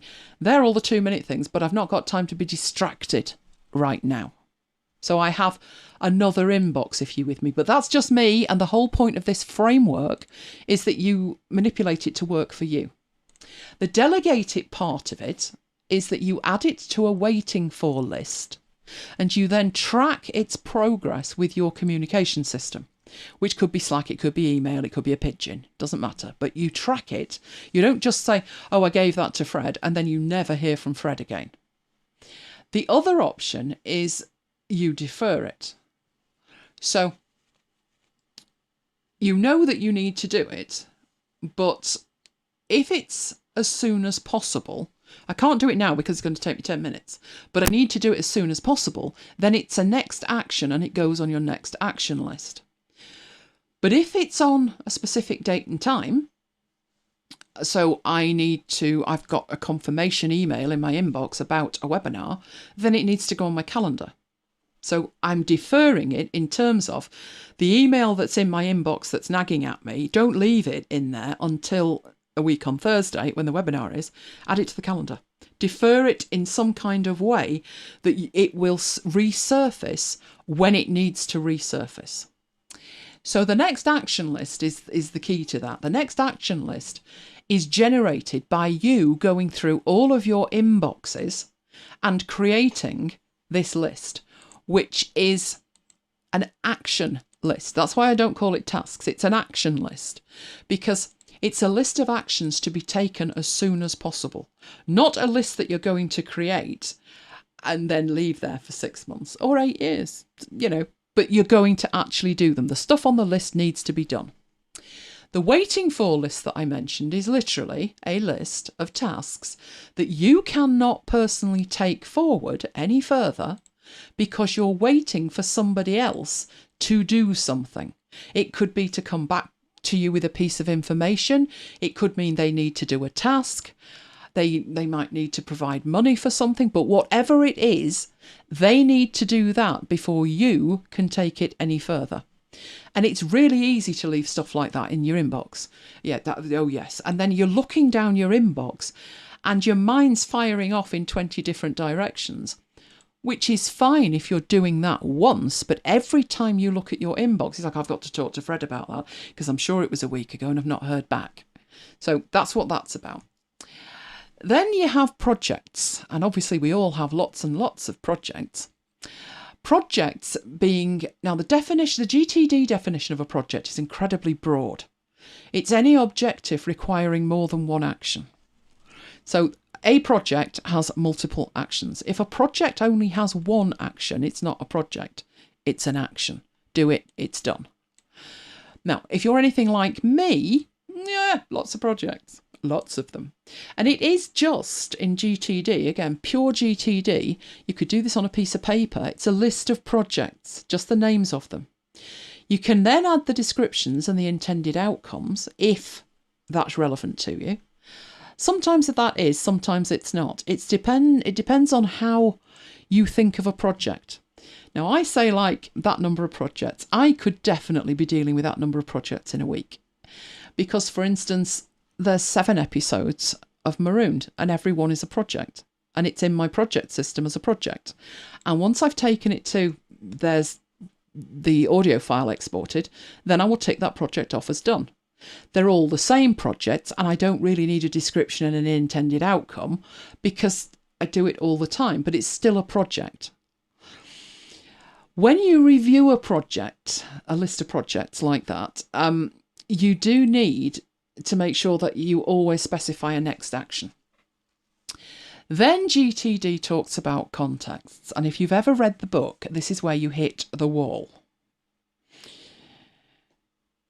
Which is, contexts are, think of them as tags, and they're going to describe where the action can be done or what equipment's needed to make it happen. Contexts can be used in any way that makes sense to you, but they are often the biggest stumbling block in implementing GTD. David Allen's original examples have dated badly, really badly. To be effective, a GTD system needs a good strategy for contexts or it won't work. But what to do with them? So you're obviously going to have more than one context here. I'll give you one example of a context that still holds good, which is you may have a context for different people. So with this, I need to do that with Mike, or with this, I need to do that with Siri. Like the Siri sketch, that needs to be done with Siri. So that's a good, solid example of a context, but some of them have not dated well. I need a telephone. I need to be online. Yeah, right. You're all online all the time, but when the book was written, you weren't. And that's where the book's not dated well. I think considering he said it's a framework, he didn't make the context clear enough other than physical tools that you need. And then people take that literally and then they fall down with it because it doesn't fit like that. You could have contexts of energy. You could have contexts of time. I've only got 10 minutes. What can I do? But it hasn't dated well. That's the number one place people fall down. But the next thing in your system is the someday maybe list, which is for the things that you may want to do someday. So if on your list, when you went through your inbox, there was an email, let's say a letter, and this letter was from Cervantes. I hope that's pronounced right, because if it isn't, Tracy will tell me. Which is a language school where people go to learn Spanish in Manchester. So you've got a brochure of theirs and you're thinking, yeah, because I'm thinking of learning Spanish. Is it an active project? Are you going to do this next week? And if the answer is, well, no, but I'm thinking of doing it, then it goes on the someday maybe list. You might think that's like, oh, but I might want to do it next week, but I might not. Well, put it where you think you're comfortable with it, but bear in mind, the someday maybe list will stop you totally forgetting it because you will be reviewing that list. It's not like throwing it in a skip and you'll never see it again. But it can be for the things that aren't specifically needed right now. They are might want to do. Apparently, it's Cervantes.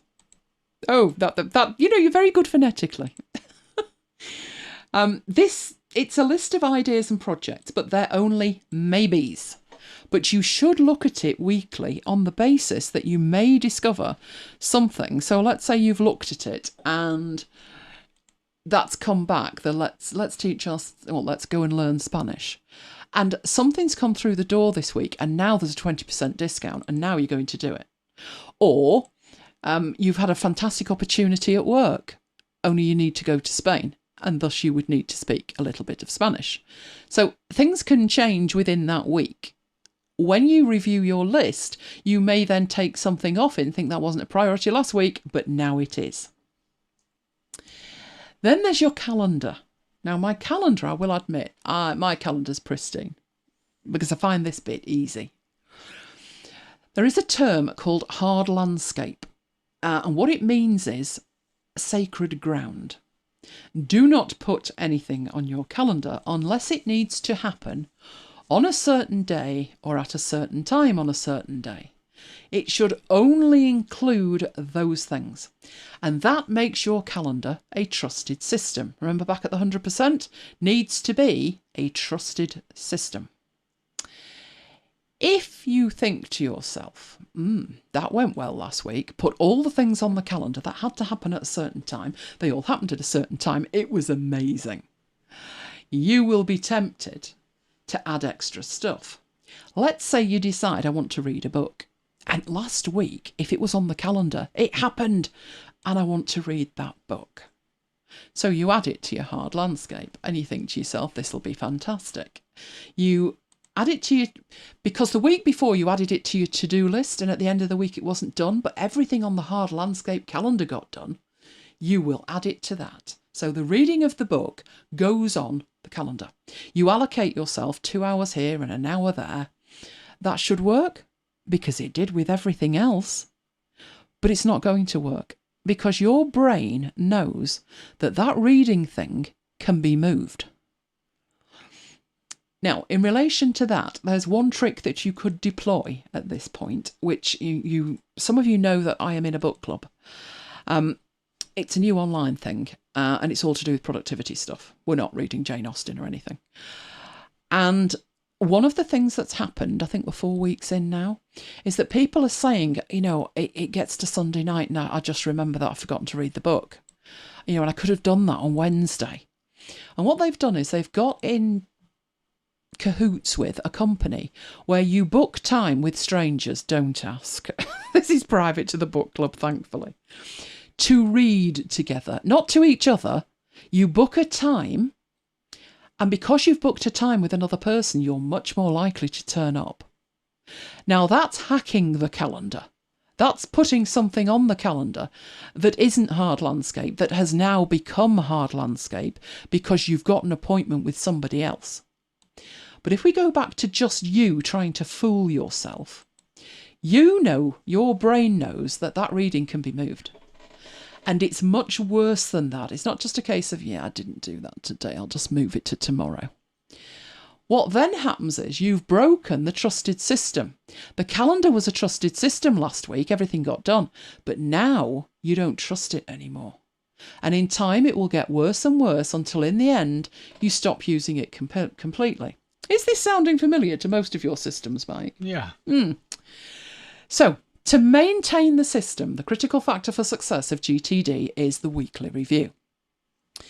You can do it once a week at a minimum, but you can include a daily review, which I do.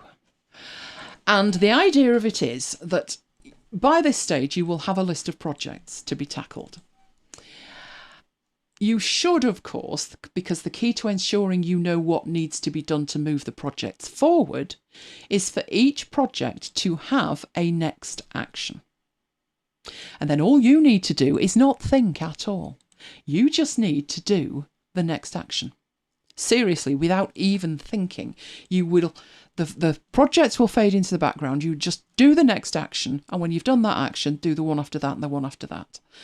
And you ensure that the next action, when you determine what the next action is for a project, it has to be able to be done within the week. So by declaring that, what you're saying is, that's my week's work. That's what I have to do this week.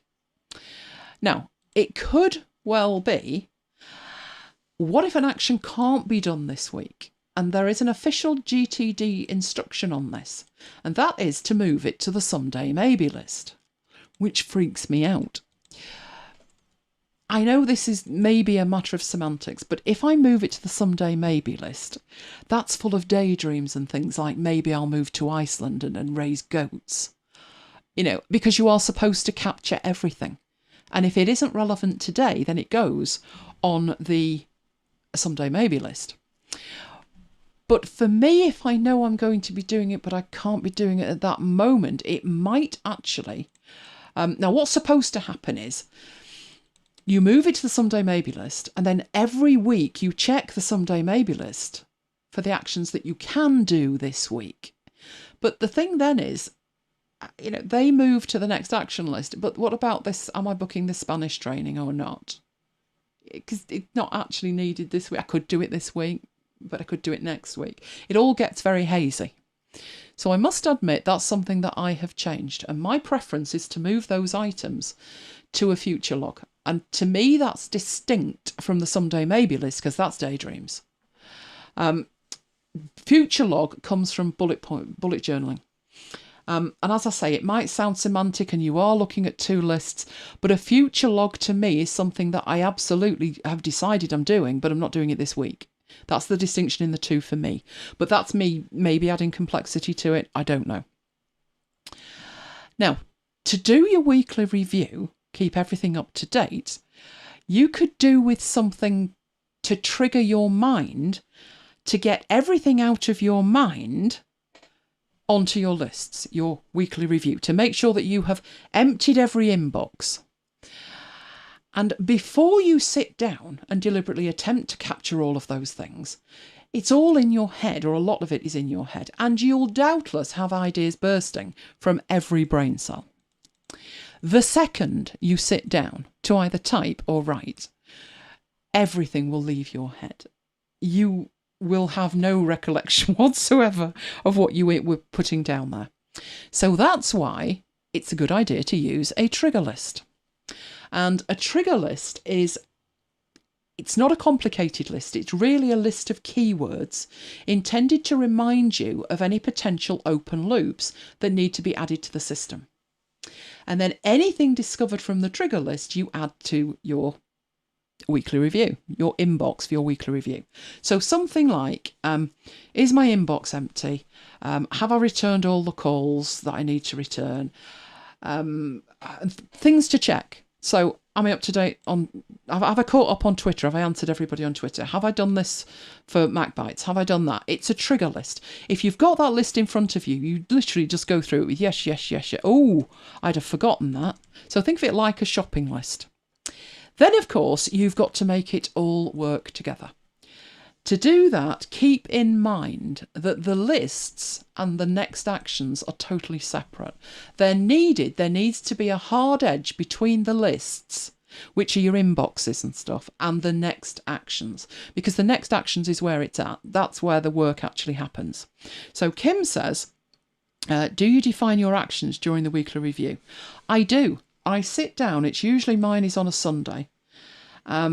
I use Notion as like a weekly guide. So I have my weekly action guide in Notion. And I think of it a little bit as bullet journaling because there's a kind of bit to it that's manual, which is everything, all the days are colour coded, but the dates aren't there. So I manually put the dates in, and then I manually put in all the shows that I'm doing. So on a Friday, I would put under Friday what this week's After Hours is. I'd put in 7 episodes of Marooned. I would put in the MacBites episode. I put things in like, and these are like the kind of things that I would think of in the week, but every week I check the church newsletter. Every week I've got to do the church mass and get that uploaded. Then I've got emails to write, so that goes on there. So I define all of those during that weekly review by going through the lists, and the lists could be a physical inbox, it could be a piece of paper in my notebook. My notebook is an art notebook, and because of that, I can take the pages in and out. So it should really be empty on a Sunday night. There's times it's not, let's just say that. But I find that quite cathartic, actually going through and putting the dates next to it and hooking the system together. I wouldn't enjoy it if I had to make the weekly review every week, the actual weekly page. And you guys know that when we did Notion 2020, I did do the entire year. So I always have the page there. But what I do is actually like finesse the page during the weekly review, and it kind of connects you with it. You've put that date in and you've put that bit in. And it's great during the week to then go through and tick it all off.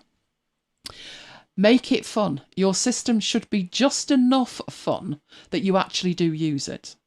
And in my head, I must remove any subconscious resistance.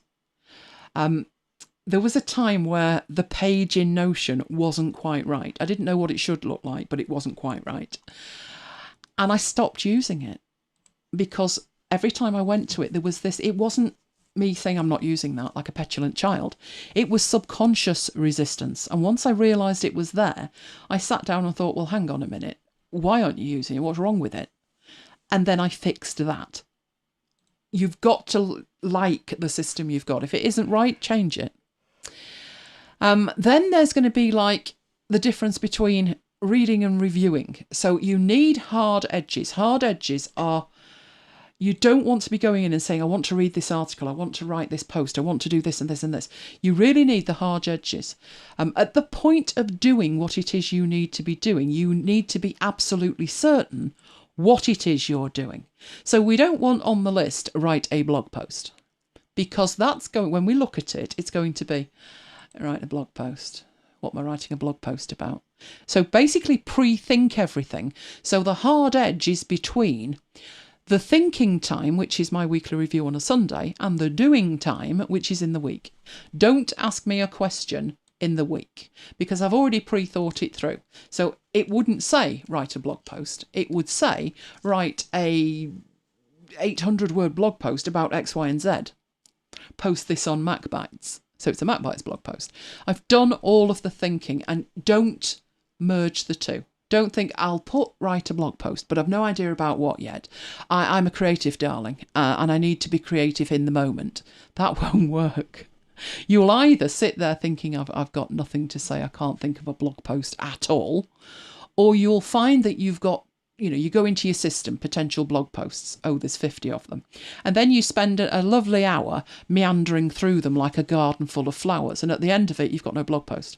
Because you were asking yourself, or at the point of the weekly review, you were expecting your future self to be in a better position to make a decision about which blog post you were going to write than you are right now. Be kind to your future self. Don't ask it to make a decision at the point it needs to sit down and start writing. So because of that, move everything out of it that's a maybe. There should be no maybe items included. At the stage of doing, you should not be making decisions about what you need to be doing. So only add items to your reading and reviewing that you've actually committed to doing. So part of the weekly review is committing to do what you've agreed to do. Once you've been doing it a few weeks, you will be your future self, and your future self will be looking back at your previous self thinking, what were you thinking? But within a couple of weeks, you'll be like, how will I feel on Thursday if I've not scheduled this for Monday? And then I'll think, I'll be really cranky. Yeah, I don't want to be cranky, so I'll fix it now. And it just makes it easier. To make this whole thing work, they do allow you, so that we're back to GTD and its strictness. You are allowed to have physical things, and there is a thing called a tickler file, which is 43 folders. You may have heard the term 43 folders. It's 31 days and 12 months, and it equals 43 folders. So you have folders, and in GTD terms, these were physical things. They were actually physical things that you popped things into. It's a physical location for items that you might want to do on a certain day. So I think the classic example that he gave was, where do you physically put the tickets for the concert that you're going to on the 28th? Now, it's the 28th, 3 months away. So it's the 28th of November. Well, today you put them in the November folder. But when you come to the 31st of October, the 1st of November, you go through the November folder and you take the items out and you put them in the physical folder for the actual day. So the folder that's numbered 28, you pop the tickets in there. That's his idea. That's what he said. Obviously, that needs triaging on a daily basis, and it's very physical. And I'm not at all sure I have very many items like that. The only thing I can think of, there's two types of items. One is my DBS certificate. In the UK, we have what's called a criminal... Now, it used to be called a criminal records review, CRB something, isn't it? What do it used to be called? Because it's a DBS now. A DBS is a disbarring certificate. So do you have a clean criminal record, basically? And I have had to have that done. CRB check. A CRB check it used to be, but now it's a DBS. It's a disbarring and something certificate, I think. But you need to have that to be a school governor. And Ofsted can come round with 24 hours notice. And once they arrive, they can insist that 2 governors turn up. And they need to turn up with their DBS certificate. I cannot lose this thing. It needs to be the physical one. So it's one of the very few physical items. It's pinned on my pin board in the office. And the only other thing that is on this pin board, which is pretty useless at the moment, they're like ornaments, is tickets for concerts. We don't have a 43 folders system that's physical. We'll have a virtual one, but not a physical one. If something needs to happen on a certain day, obviously that would go in your calendar. You wouldn't write a little note and pop it into your physical system. So Neil's saying that's the point his eyes start to roll, 43 folders. To me, it's very time consuming to maintain that if it's physical. But there is an option for that. The idea of a tickler file is that you send future you a note. So if you think I need to know that on a certain date, you literally write yourself a note and pop it in the physical folder. That's no good, because the physical folder, while we're not going out a lot at the moment, the physical folder, it's only in one place and I might need it virtually. So I will show you how to do a 43 folders that will travel with you. Right, 2 final things before we actually look at it. There's 2 paradigms that I use. The first one is called code, which is capture, organise, distill, express. And the idea of this is that you're capturing information, you need to organise that information in a way that makes sense to you, so you can distill it and then express it. And what that kind of means is you collect the information, so you're going to capture from multiple sources into DEVONthink. Then you're going to organise all of the information in DEVONthink. That's where the para system comes in, which we're looking at in a second. It's a file system or an extension to file system. Distilling the information means you've got lots of different sources, but you convert all of that information into what is called an intermediate packet. So if you've ever read anything from Tiago Forte, you'll know these terms. An intermediate packet, I can give you a perfect example of code in action. When we're doing MacBites, we capture information, stories, links, whatever, from multiple sources. So we capture everything. We organise it all. So it's like, well, that's for this and that's for that, and that's for a piece I'm thinking of doing on something else. Then we need to distill that information into a MacBites episode. That MacBites episode being the intermediate packet. It's not everything I know about everything.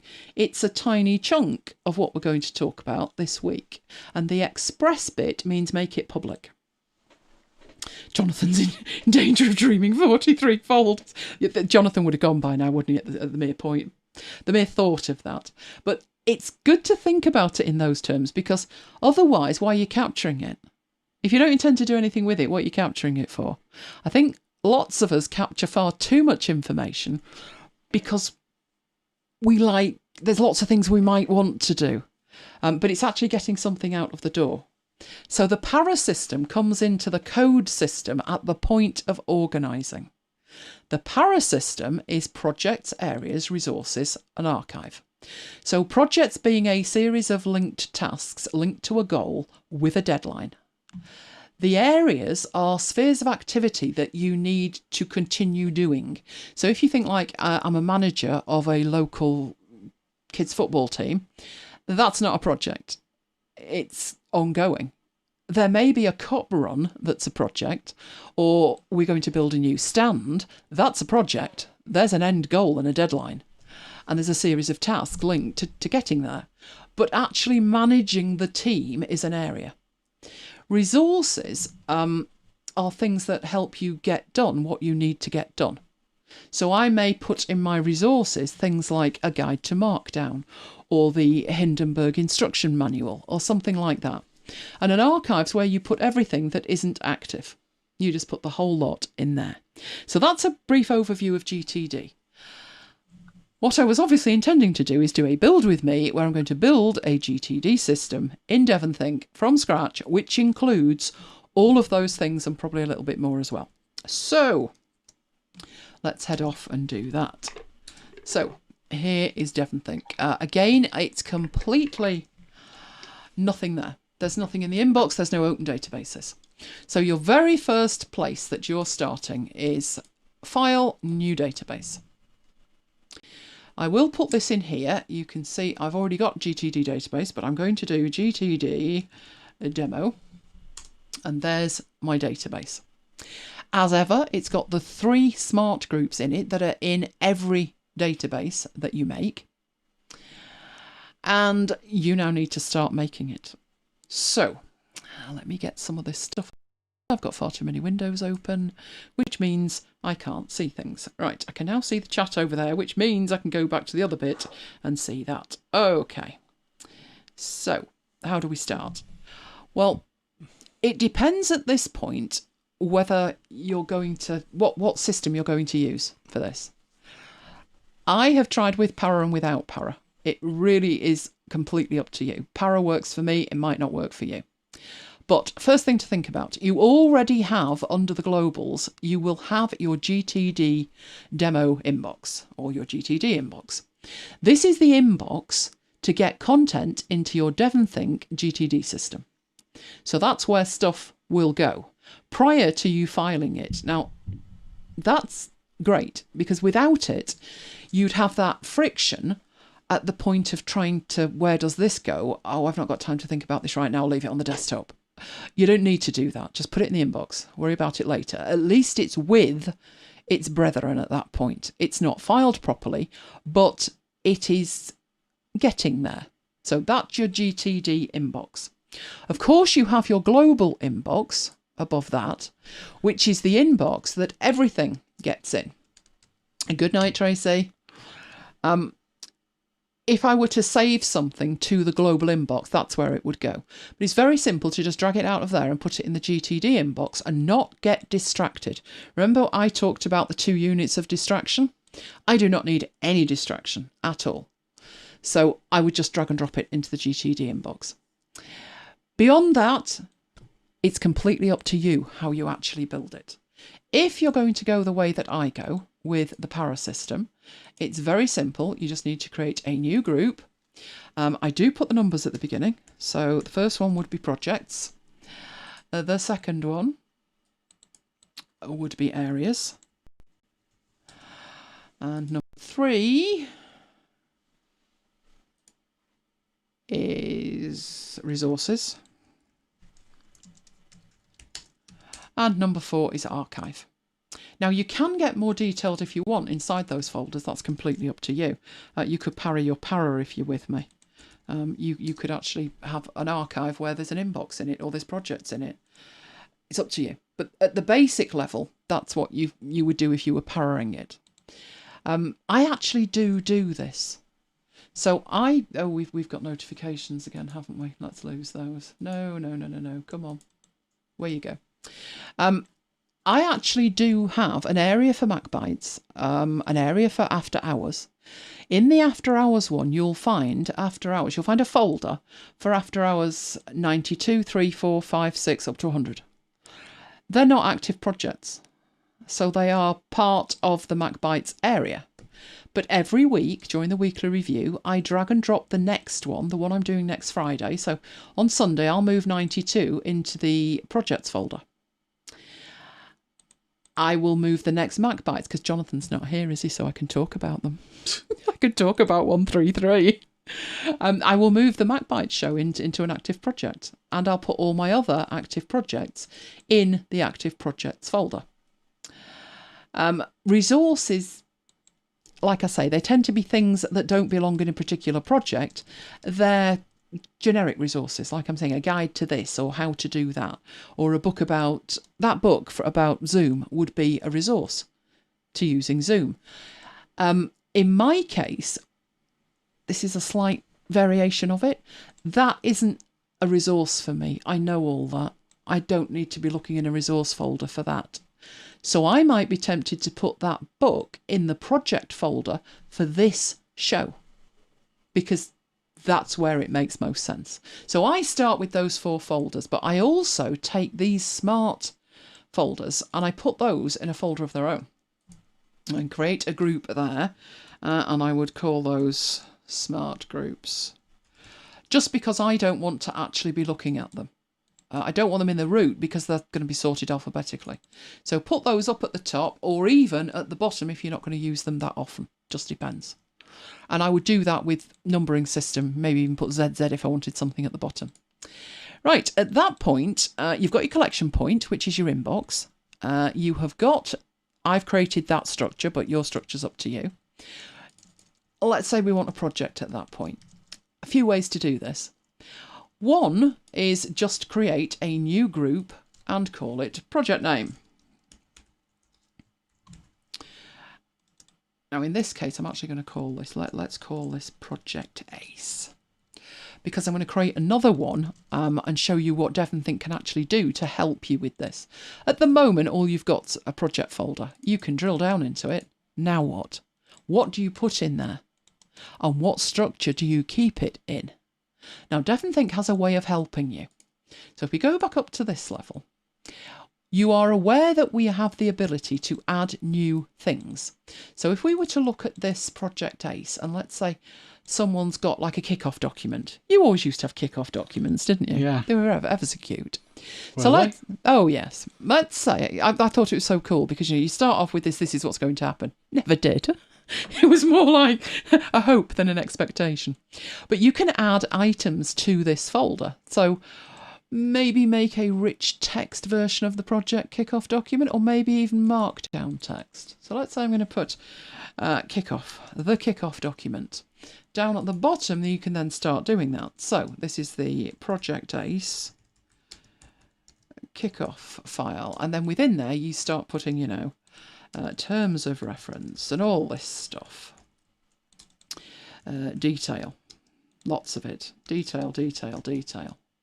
Right? And we'll have one. We'll have another 2, which is team members. And that kind of information, all of which is searchable. When I click away from it, you'll see because I did it as Markdown, it's now showing as Markdown with the headings. But I can actually get in there. I think I can get in there and do that. How do I edit it? Can I edit it here? Oh, keyboard's misbehaving again. Right, but I can put stuff in here. What you put in, how you structure it, that's up to you. That is completely how you decide to do it. But DEVONthink can help out a bit in terms of these are the items we've been creating for the last 7 weeks. You can paste from your clipboard, you can do plain text, rich text, formatted notes, you've got all of these. Wouldn't it be a big help if you could do more than that? If you, instead of getting a blank text file, a blank rich text file, a blank HTML page, what if it could help you a little bit more than that? And the good news is it can. So when you go to data and you go to new, you have exactly the same options that you've just seen. But if you go to new from template, you get a whole lot of help. So you've got, it's going to basically build for you a little database within inside your database, but it's going to be predefined. So you could have a list of email accounts or online accounts, serial numbers. There's classifications, so the Dewey Decimal System and all of the rest of those. There's special ones for education. So you can have Cornell notes, lab notes, references. It will hook into bookends and endnote. So rather than you starting from nothing, you can start from a good solid position of having a database built for you. You also have productivity. And these look kind of cool, don't they? There's a daily journal. There's a weekly review. Good grief, there's a weekly review. It can't do it for you, but it's a start. But one of the things they've got is project. You also have task list. But we'll start with project. So I click on project and it runs a script. Now it's run it off screen and I have no idea why it does this. But it opens your contacts, or it will ask you, can it open your contacts? And then it randomly picks a number. It doesn't give you a name. It just says, can you use this number? And I'm like, why do you need a phone number? I have no idea, but that's what it does. So we'll leave it set to that and just click OK. Now it needs a name for the project. So we've already got Project Ace. All right, let's have Project Double Ace. Oh yes, this one's going to be much better. And you click OK. So it's a script basically that's running around and creating an entire project folder structure for you. Now obviously it's not in our projects, but these are just like folders in Finder. So to put this project in my projects is as simple as dragging and dropping it. And then I can open it up and I've got my project that I created and I've got Project Double Ace. If I open mine, we'll just see the kickoff document. But if I open up theirs, the one that's created with the script, you see I get a whole lot more. So first of all, there is an about this project. Let's take this about halfway. And you can see the information. So that's why it asked for a phone number. Why it didn't pick mine, I have no idea. But you can change that if you need to change it. All of this is editable. So I could go in and change all of this. I can put my department in. Oh, I know what I'll put. Because I am only of myself, but never mind. Right, so that's where you put the details in. So that's the kind of project information that's relevant multiple occasions. So when you're looking for maybe there's a project reference. This is actually incredibly useful. It's something you may completely overlook. The kind of information, I've seen this kind of thing in action, and this was really manual. It was 1994, and I was a lawyer at the time, and this boss that I had, absolute maniac, insisted that a file was made up in a certain way. And what he did was, you know, the paper wallets that you get, not the file folders, a paper wallet, cardboard wallet, where you can actually tuck the top bit in so stuff doesn't fall out. He had the junior glue two of those together by the flap. So he, in essence, created a double wallet. And you had one type of information on one side, and it was medical information on one side and legal information on the other. It was all the communications for it. But what he then did was took it a step further. He added metadata to those files. Just an A4 piece of paper printed and cut in half. One was glued on the left-hand side and one was glued on the right. And he constantly went back and reviewed this system. And the system had on it, because a lot were car accidents. What was the make of the car? What was the model of the car? What was the year of the car? What was the age of the driver? What was the date of the accident? It was the core meta information about the case. One particular day, I had a very bad day. A very bad day. I was on the plaintiff's side, so I was dealing with insurance companies. Need a Rottweiler when you're doing that. And they literally rang me and wasted £60, because my time was billed out, £60 for this job.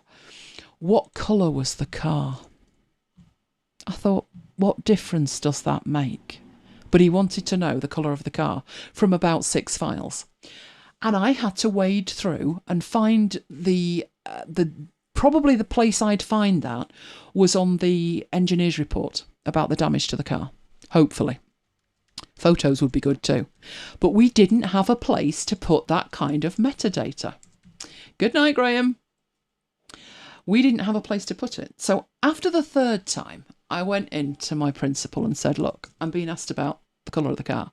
So can we just put the colour of the car? Can we agree where that's going on this file? So we all only ever looked in one place for the colour of the car. That's what you've got here. If every one of your projects had this kind of project information about it, your life would be a whole lot easier. I don't do that in here necessarily because my project management in here is not down to this level. I can show you one of the things that I've done. Mainly my project management in DEVONthink is I'm not managing it in DEVONthink, I'm managing it in Notion. So my metadata is above the fold. That's my project information. But if you are totally managing it in here, but any information that you think would be relevant, then you put it in here. You've also got a group for contacts. You have a correspondence group. You've then got documents, but in the documents, that's split up into drafts, final documents and sketches. No idea what kind of project they think you're doing. Meeting minutes. Now the news is showcasing, your newspapers, your fact. In DEVONthink, you can hook up RSS feeds and information from the web. You've got a research folder and a web pages folder. Now that might not be the structure that you choose to have, but that is something that it can actually create for you directly from a script. So it might be a good idea. Right, within our project Double Ace, if we go back up to data and down to new from template and back to productivity, you can then add extra information to this project. So let's say we added a task list to the project. Now, obviously, this is more when you look at it, at home, in the office, in town, and it tells you what to do with it. But you can actually tick these things off when you've done them. And you could put, rather than just task list, you could start putting a date on it. So we could put a date on there. Instead of at home, this might be like, Jonathan's favourite, the HR department, HR jobs. And these might be marketing jobs. It just depends how you want to actually organise them. But it will create it for you because it's a template. So back up to data and new from template again and down to productivity. And we've got the ability to add notes, phone notes, and the weekly review. So let's randomly add a note. That just creates a note for you. But it does have in it, that was actually on my clipboard. I was looking up a book. So it takes what's on your clipboard and adds it as a note, and then you can add in, good job, that wasn't more embarrassing, isn't it? You can add in links to items at the bottom. If you're going to add notes, I'd probably put that somewhere. Maybe not documents, maybe create a notes folder.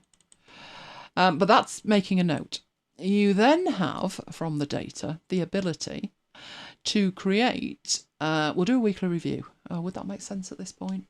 We could do. It could be a project weekly review, but all it's basically going to do is take today's date, add the word weekly review, and then down here, when you click in it, it gives you a starting point. These, check your notebook, check your post-its, check the papers, the desk, the wallet, the digital inboxes. What that is a trigger list. That's a trigger list that you can then, add your own triggers to. Where else do you have? So I might have physical inbox at the front door. Stuff like that. Might have things I've left in the studio. So basically it's a trigger list that you've got. You can, Kim, you can, and I'm going to show you how you can get some more as well. But back up to data, because there's one more I want to add, and then I'll show you getting some more.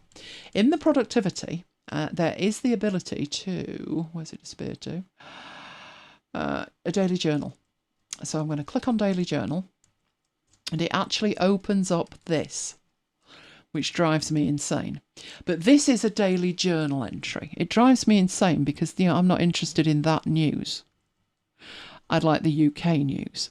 But it does put a very nice date at the top, and it randomly puts a quote in.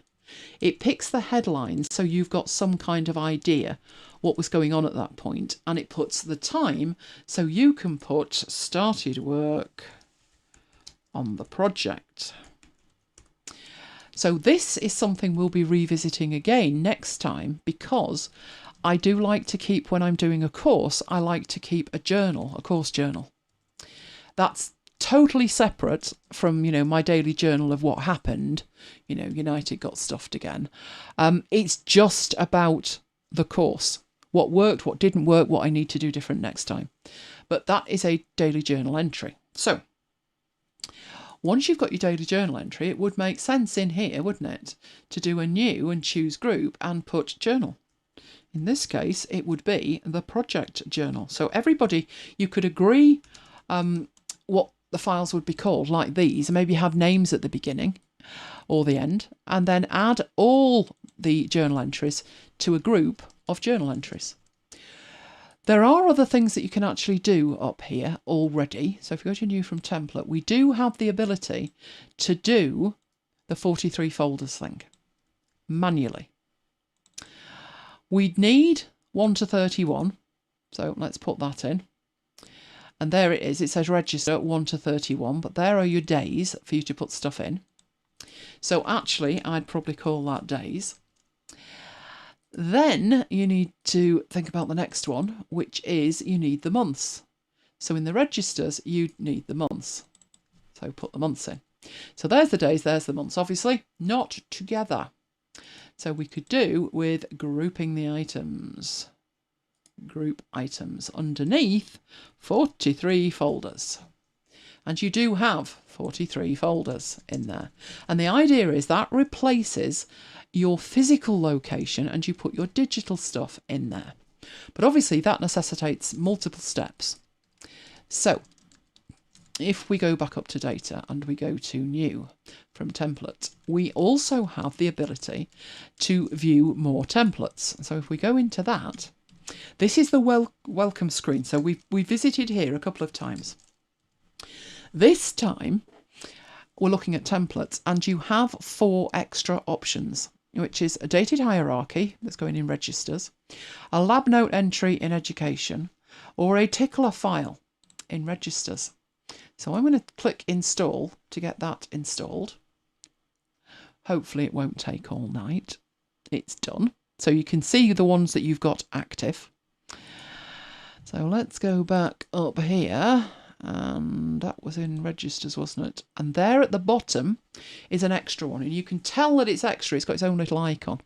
So this time, instead of doing it manually, you can click on, create me a project reference 43 folders register thing, And with a bit of luck, there we go, tickler file. I'll put 43 folders after it in the vain hope it does actually have 43 folders in it. Let's have a look. Right, so it's got the months, and within the months it actually has the entire thing. So instead of you doing it manually and rotating, moving the days into the following month, this has the whole lot already there. It's put the number at the beginning, so it's actually in the right order rather than just putting the names in. And everything you need to do in there, it's pre-built for you.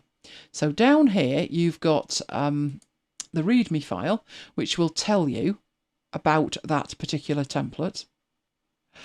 And in this case, there is a reminder script, which will enable you to send something from here to iCal or Apple Calendar now to get a reminder on it. And there is your 43 folders.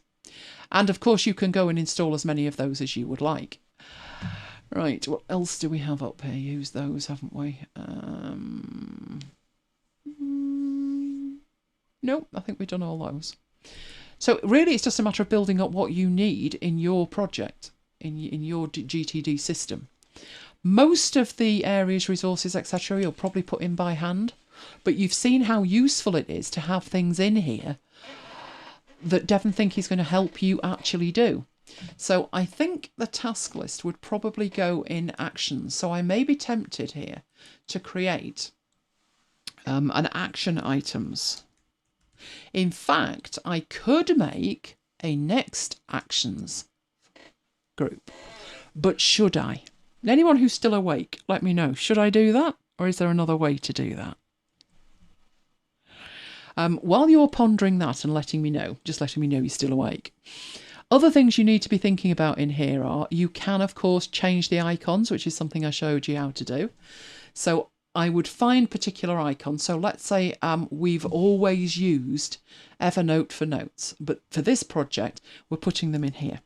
I could, and this is how I would apply it to our notes folder group.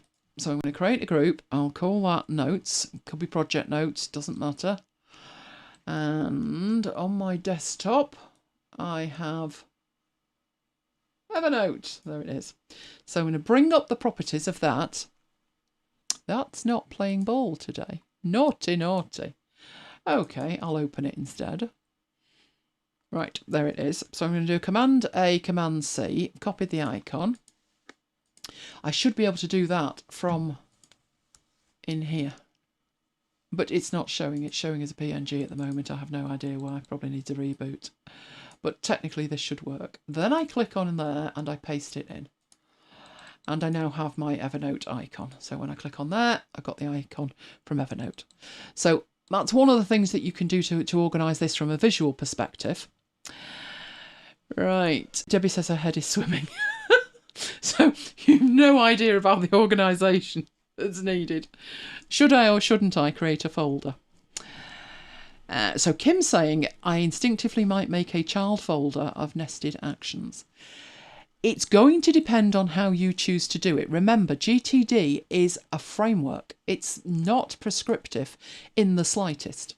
It gives you principles. How you choose to deploy those principles is up to you. But let me build this out properly and then maybe you'll get an idea. So let's say in the action items in here, I am going to add a new, it's just going to be a plain text thing. It's an action item. We need the initial project meeting. So I need to, and try and start it with a verb. So I need to organise that. Right, so I've got that in there, and then any sort of random text, so we just put meeting. Okay, so there's an action item. I'm then going to go back to the very top level, and in Project ACE, where we've got our kickoff, we haven't got much in here, but I'm going to put some action items in here as well. Action items. Only that's not how you spell action. Crying out loud, woman. Action items. Right, so let's drill down into there. Not doing that. Just go into it. Right.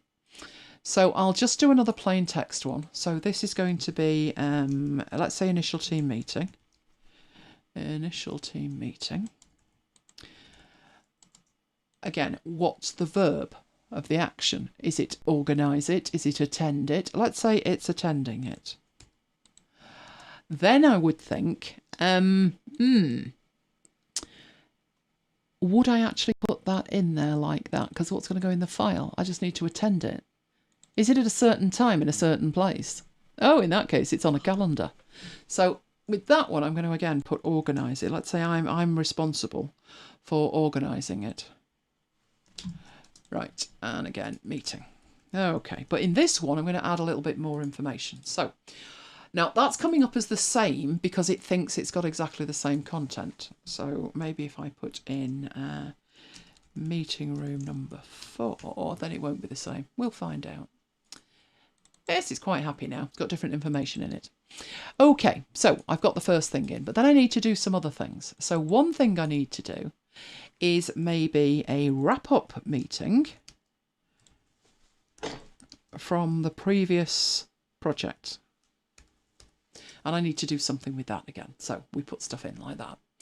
Now, the issue is going to be, not both of these can be the next action. One of them can be, but if you put in two next actions from one project, you're asking yourself to make a decision at the point of thinking about it again. So think about it carefully. Sometimes in a project, things can be done at the same time because they're not going to be done by the same person. Sometimes they can't because they need to be done by the same person in a sequence. Some things rely on something else happening first. So we'll take inspiration from young Jonathan. Let's say one of our tasks was to install the new carpet. But that's a task, fair enough. And I'm going to put some information about the carpet down below. But I also need to paint the ceiling. Don't paint the ceiling after you've put the carpet in. So there's an instinctive, you know, the next action there is to install the carpet, is to paint the ceiling rather. So that's your next action. How do you indicate that? Now, one way to do it would be to move it somewhere and say this is the next action. But that way madness lies when you've got 20 projects. So how could you leave them where they are physically, but corral them together in another way? It's something that we've looked at, and you could do this.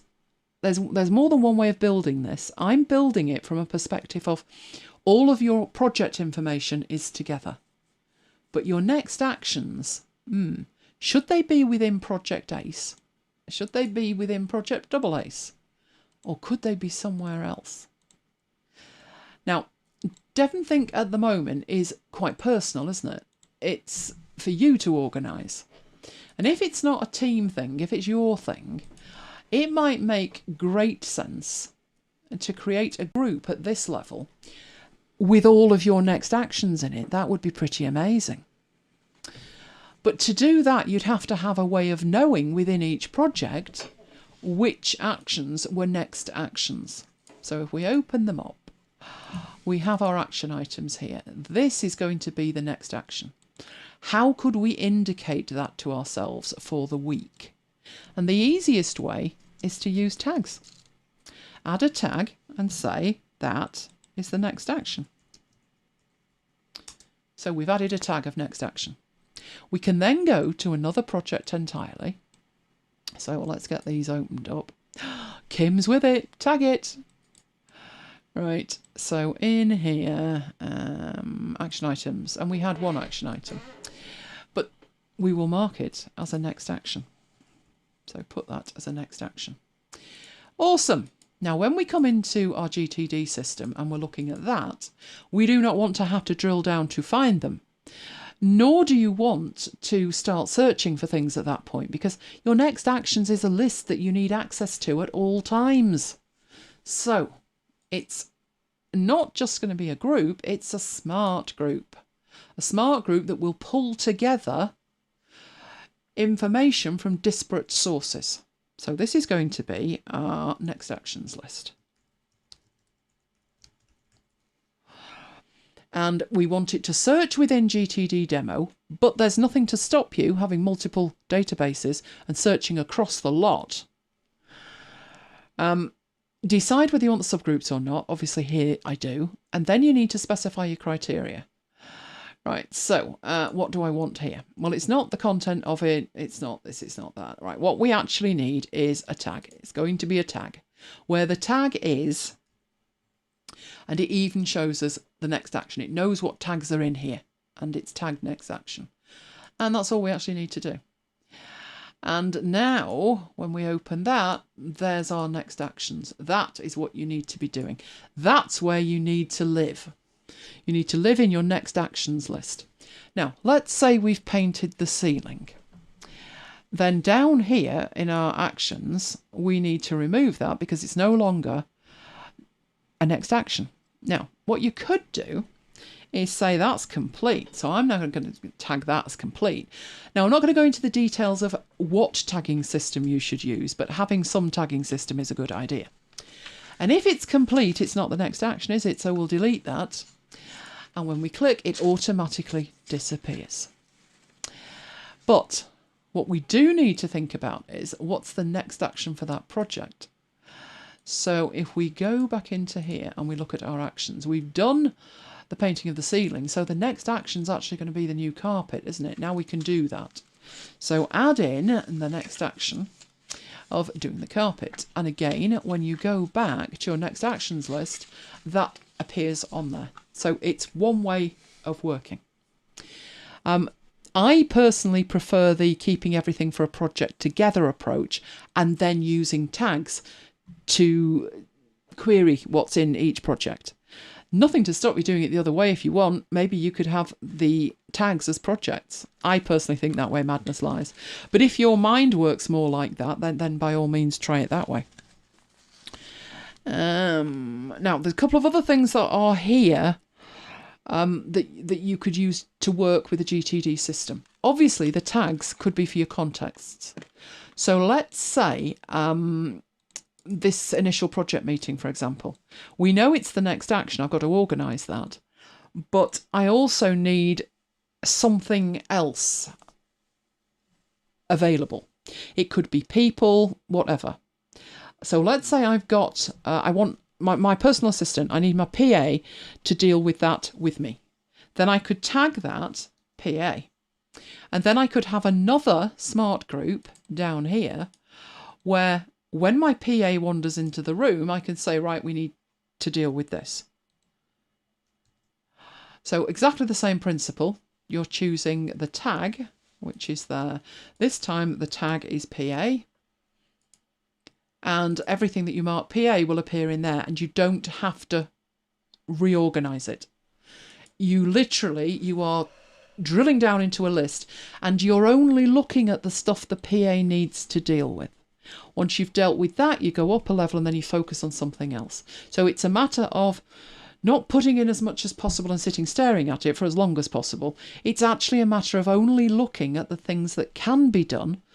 Either physically they can be done because you're not waiting for anything, that you've chosen to do. And it's all about getting stuff off your area, your horizon, basically, and just focus in on what can actually be done and what you've decided to do, which happened in your weekly review. Now, if you've added some stuff, maybe for reading. So let's say within our projects, we've decided in Project ACE that we're going to have some resources. So project documentation. And within there, we're going to put something that we need to read. So we'll put it in as plain text and we'll put to be read. And that's going to be part 1. Let's put that in as the text, although I don't think it will make much difference. And we'll go and put a second one in. So again, plain text. This one's going to be read, and that's going to be part 2. Right, those are things to be read. But there could be 500 of them, and while you'd love to read them all, you need to prioritise. Well, don't forget that you actually have up in the view on the sidebar the reading list thing. So if we've decided on there, never can find that off here. We don't want to move it. We want to add it to the reading list. Come on, where's the reading list gone? Maybe I can find it in the menu. Not if I don't spell it right. Add to reading list. There we go. It's not letting me add it to the reading list. Why are you not letting me add it to the reading list? How bizarre. Now it's alive. Right. So when I go through to this, I've pre-selected what I am going to read, and it's already available in my reading list.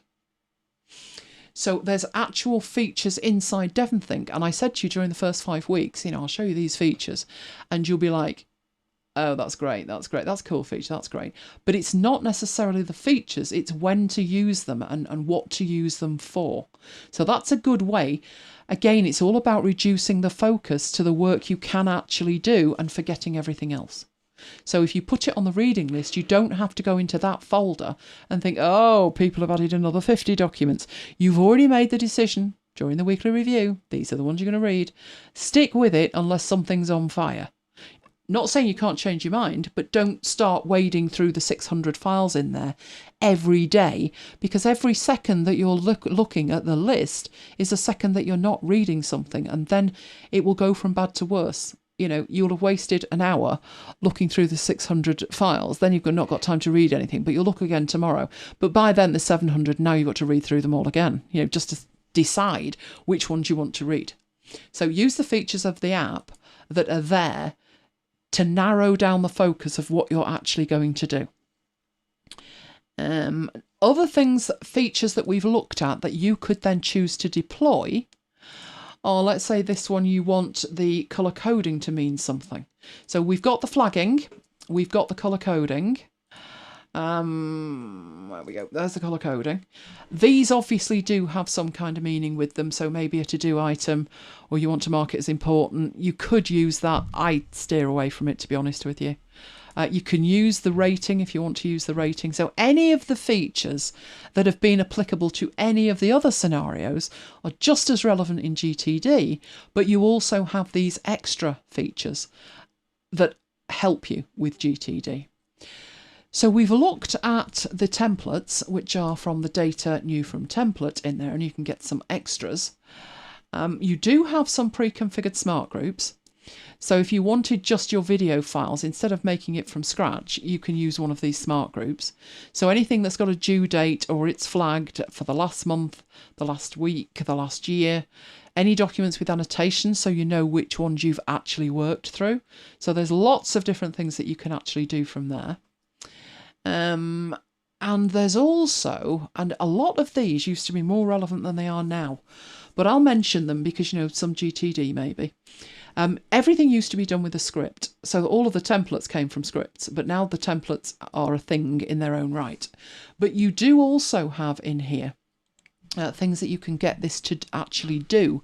So if you wanted to move any duplicates to the trash, you could do that. You could find and remove things with similar contents. Now bear in mind, these are action things. They are scripts that do something. They are going to do something with whatever you have selected. So as it says, it can execute a script.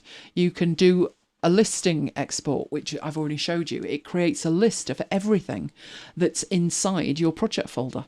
So you could export it as a text file, just to, for whatever purpose, once you're not actually sat with DEVONthink. Formatting stuff's pretty generic. Now, one thing that is totally relevant when it comes to GTD is the fact that you can add a reminder to one of 5 applications. So you could take an item from your DEVONthink database. So how this would work is you would go find an action item like paint the ceiling, for Jonathan, paint the ceiling. Go over to the scripts. And in here, you can add that item as an event to Apple Calendar, as a to-do item in OmniFocus, a to-do item in Reminders, a to-do item in the hit list, or a to-do item in Things. And it would take the information contained within that and add it to your to-do system. So if you find that, yes, it's all very well using DEVONthink for all of the project stuff, but I do have somewhere else I actually get the work done, then you can add it to your system. And there will be a link back to it as well, I do believe. So you can do that with the script. It's not actually in the interface. It's kind of an extension to DEVONthink, but it would enable you to use DEVONthink for the project management, but then your usual to-do application to actually get things done. Which is what it's all about. Right, okay, those were the features that I thought were the most relevant when it came to building a GTD system inside DEVONthink. There's a lot that it can do to help, like the projects. So the projects that we had for Project Double Ace, it will create all of these folders. When I look at that, I must admit, I freak out because there's stuff that's not in folders. And I think everything in DEVONthink needs to be in a group for it to be neat and tidy. So I must admit. Also, the kind of things that are in there seem to be a little bit dated. If you think about meeting minutes and stuff like that, they're probably in a different system. But I guess it's a personal system, this. It's not something that you share with somebody. So whatever your project is, what's in that project folder would change depending on the project. How I organise an after hours, how I organise a MacBites, it's the same for each episode of the show, but each one would actually have different information in it. So it, an after hours would look one way, a MacBites would look a different way. But other than that, the top level folder would be the top level folder, and the tags to know what is the next action item would be the tags, and I would be able to use those global systems irrespective of where the project is. Once I'd finished a project, so if we imagine in the projects here that the Project Double Ace is finished, I would literally drag that and I would put it in the archive, and then I don't even have to think about it. And that is actually what I do. So I have active MacBites projects like tonight in projects. That will then go to the archive. But I also have MacBites in areas, and that has the upcoming shows. So projects for me with that would be an active MacBites is in projects, an upcoming is in MacBites inside areas, and a previous is in MacBites inside archive. It might make less sense to you to do that. You might decide you would like all the MacBites stuff together. That might make more sense to you. But I'm sticking with the para thing because it's working. It's not often you can say that, is it? You found a system and it works. But there you go. So that was building DEVONthink, building GTD inside DEVONthink. So let's get back over here. Right, we're back again. Same time, same place next week. How is it September the 4th next week, Mike? I don't know. How did that happen? I swear. I think we missed August. I've missed the last 6 months, really. Yeah, it's amazing. Time's just racing ahead. But what we have coming up next week, apart from another, whatever you write in with, there you go. But the build with me is going to be a course creation system. Much against my better judgment, I'm going to actually put a course in there. A real course. That is a real course of mine, and I'm going to put it into DEVONthink. So this will stress test it, won't it? We've got scripts, videos, images, artwork, text files, you name it, we've got it. So it all needs to go in there, and it all needs to actually work. And that'll be next week. Good job I'm off for a week, isn't it? Kim wants to know, can you create new inboxes for each para? For each of the para? Yes, they wouldn't appear at the top, but you can... Bye, Deborah. Bye, Deborah. They wouldn't appear at the top. They wouldn't be a global inbox, but you can certainly create them internally inside. So I would make it __ inbox, and that's what I do. If I ever create a top level folder, every single one has an __ inbox, and I distinguish between them by calling them __ inbox, which pushes them to the top of the list. But then after that, I put space dash space, and then I put the name of the folder. And that way I can tell them apart. You don't want to be trying to navigate multiple inboxes in that way without a clue which is which. But yes, you can. Now, on demand. Oh, we've got lots on demand. Have you got the links for these? They're in there somewhere, Mike. Possibly in last week's. No, they're in there somewhere. I swear they are. Week 1, we did configuration and capture, which we've also touched on tonight. Yes, they are. Then there was organising and creating structure. which was, again, we've done some building tonight. So we were building tonight on what we did in part 2. Then there was retrieving the information. Well, we did that tonight because we did some smart groups, which pulled back only certain items within the database. We did maintenance and system management. That was great fun, making sure we had backups. But what was even greater fun than that was all the cloud services we did. Oh, that was amazing fun. And then last time, of course, we built the asset management system. The one that I'm using to put the show together, we built that. Now, we're also available on demand at MacBites FM, where we have all our marooned episodes. Yes, so that's the link you need for that. I know it's long, it's hideous. But you can also subscribe. If you just go to the page, you'll find them. Of course, we love you guys, and if you love us, could you give us a thumbs up? It really makes a difference with YouTube. In the meanwhile, I do occasionally send a newsletter out. It actually gets out the door. And if you are not party to this already, you need to be. elainegiles.com/VIP. If you would like information about all of the MacBitesy things we do, then it's macbites.co.uk/macbites-mail. Beyond that, we even have more than that. We do. We have a Slack channel. And we have fabulous, fabulous fun in the Slack channel. To get there, you need to go to macbites.co.uk/Slack. And it's where we carry on the conversation. But there's one thing we need to do, isn't there, Mike?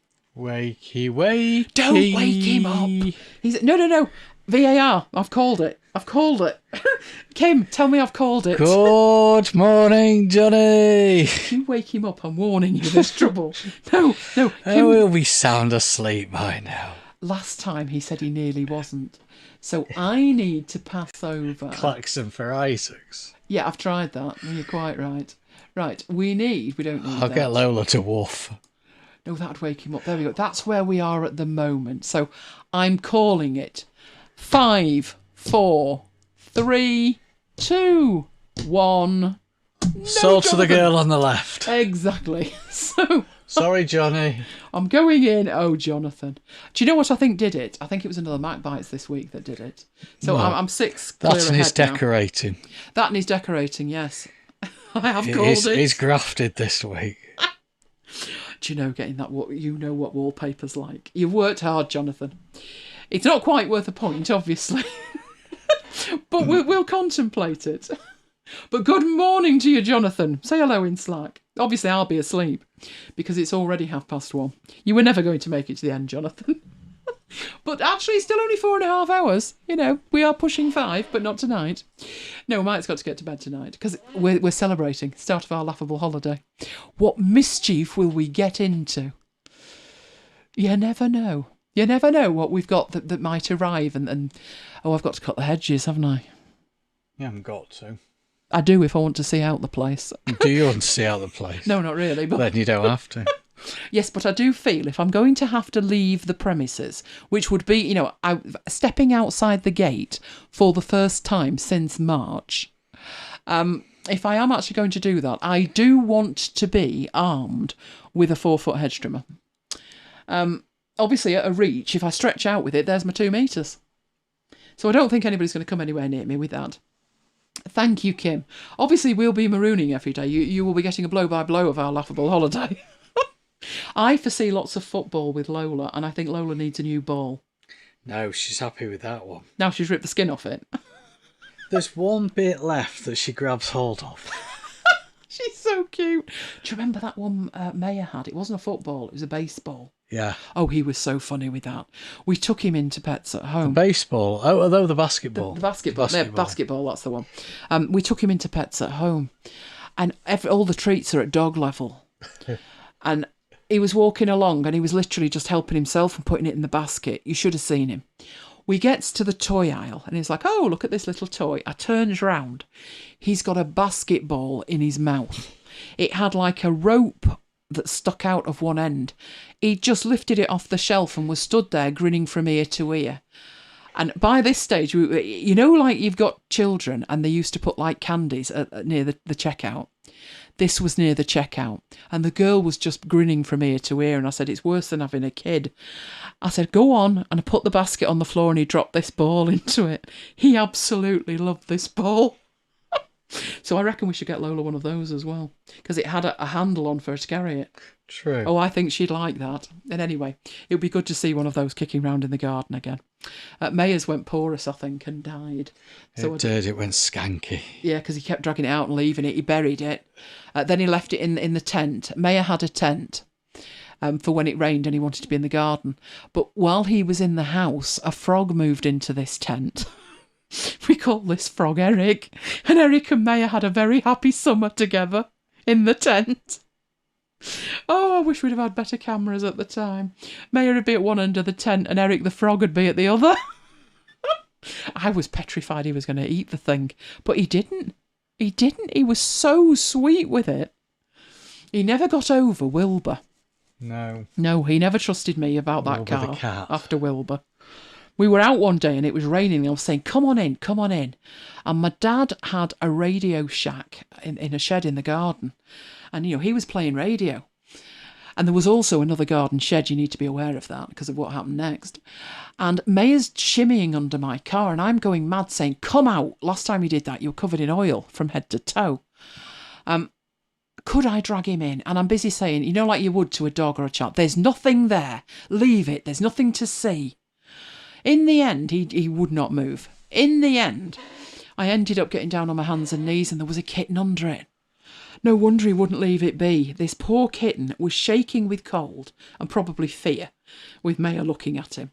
I managed to get it out from under the car and it was ever so tiny. I think it must have been the first time it had got out.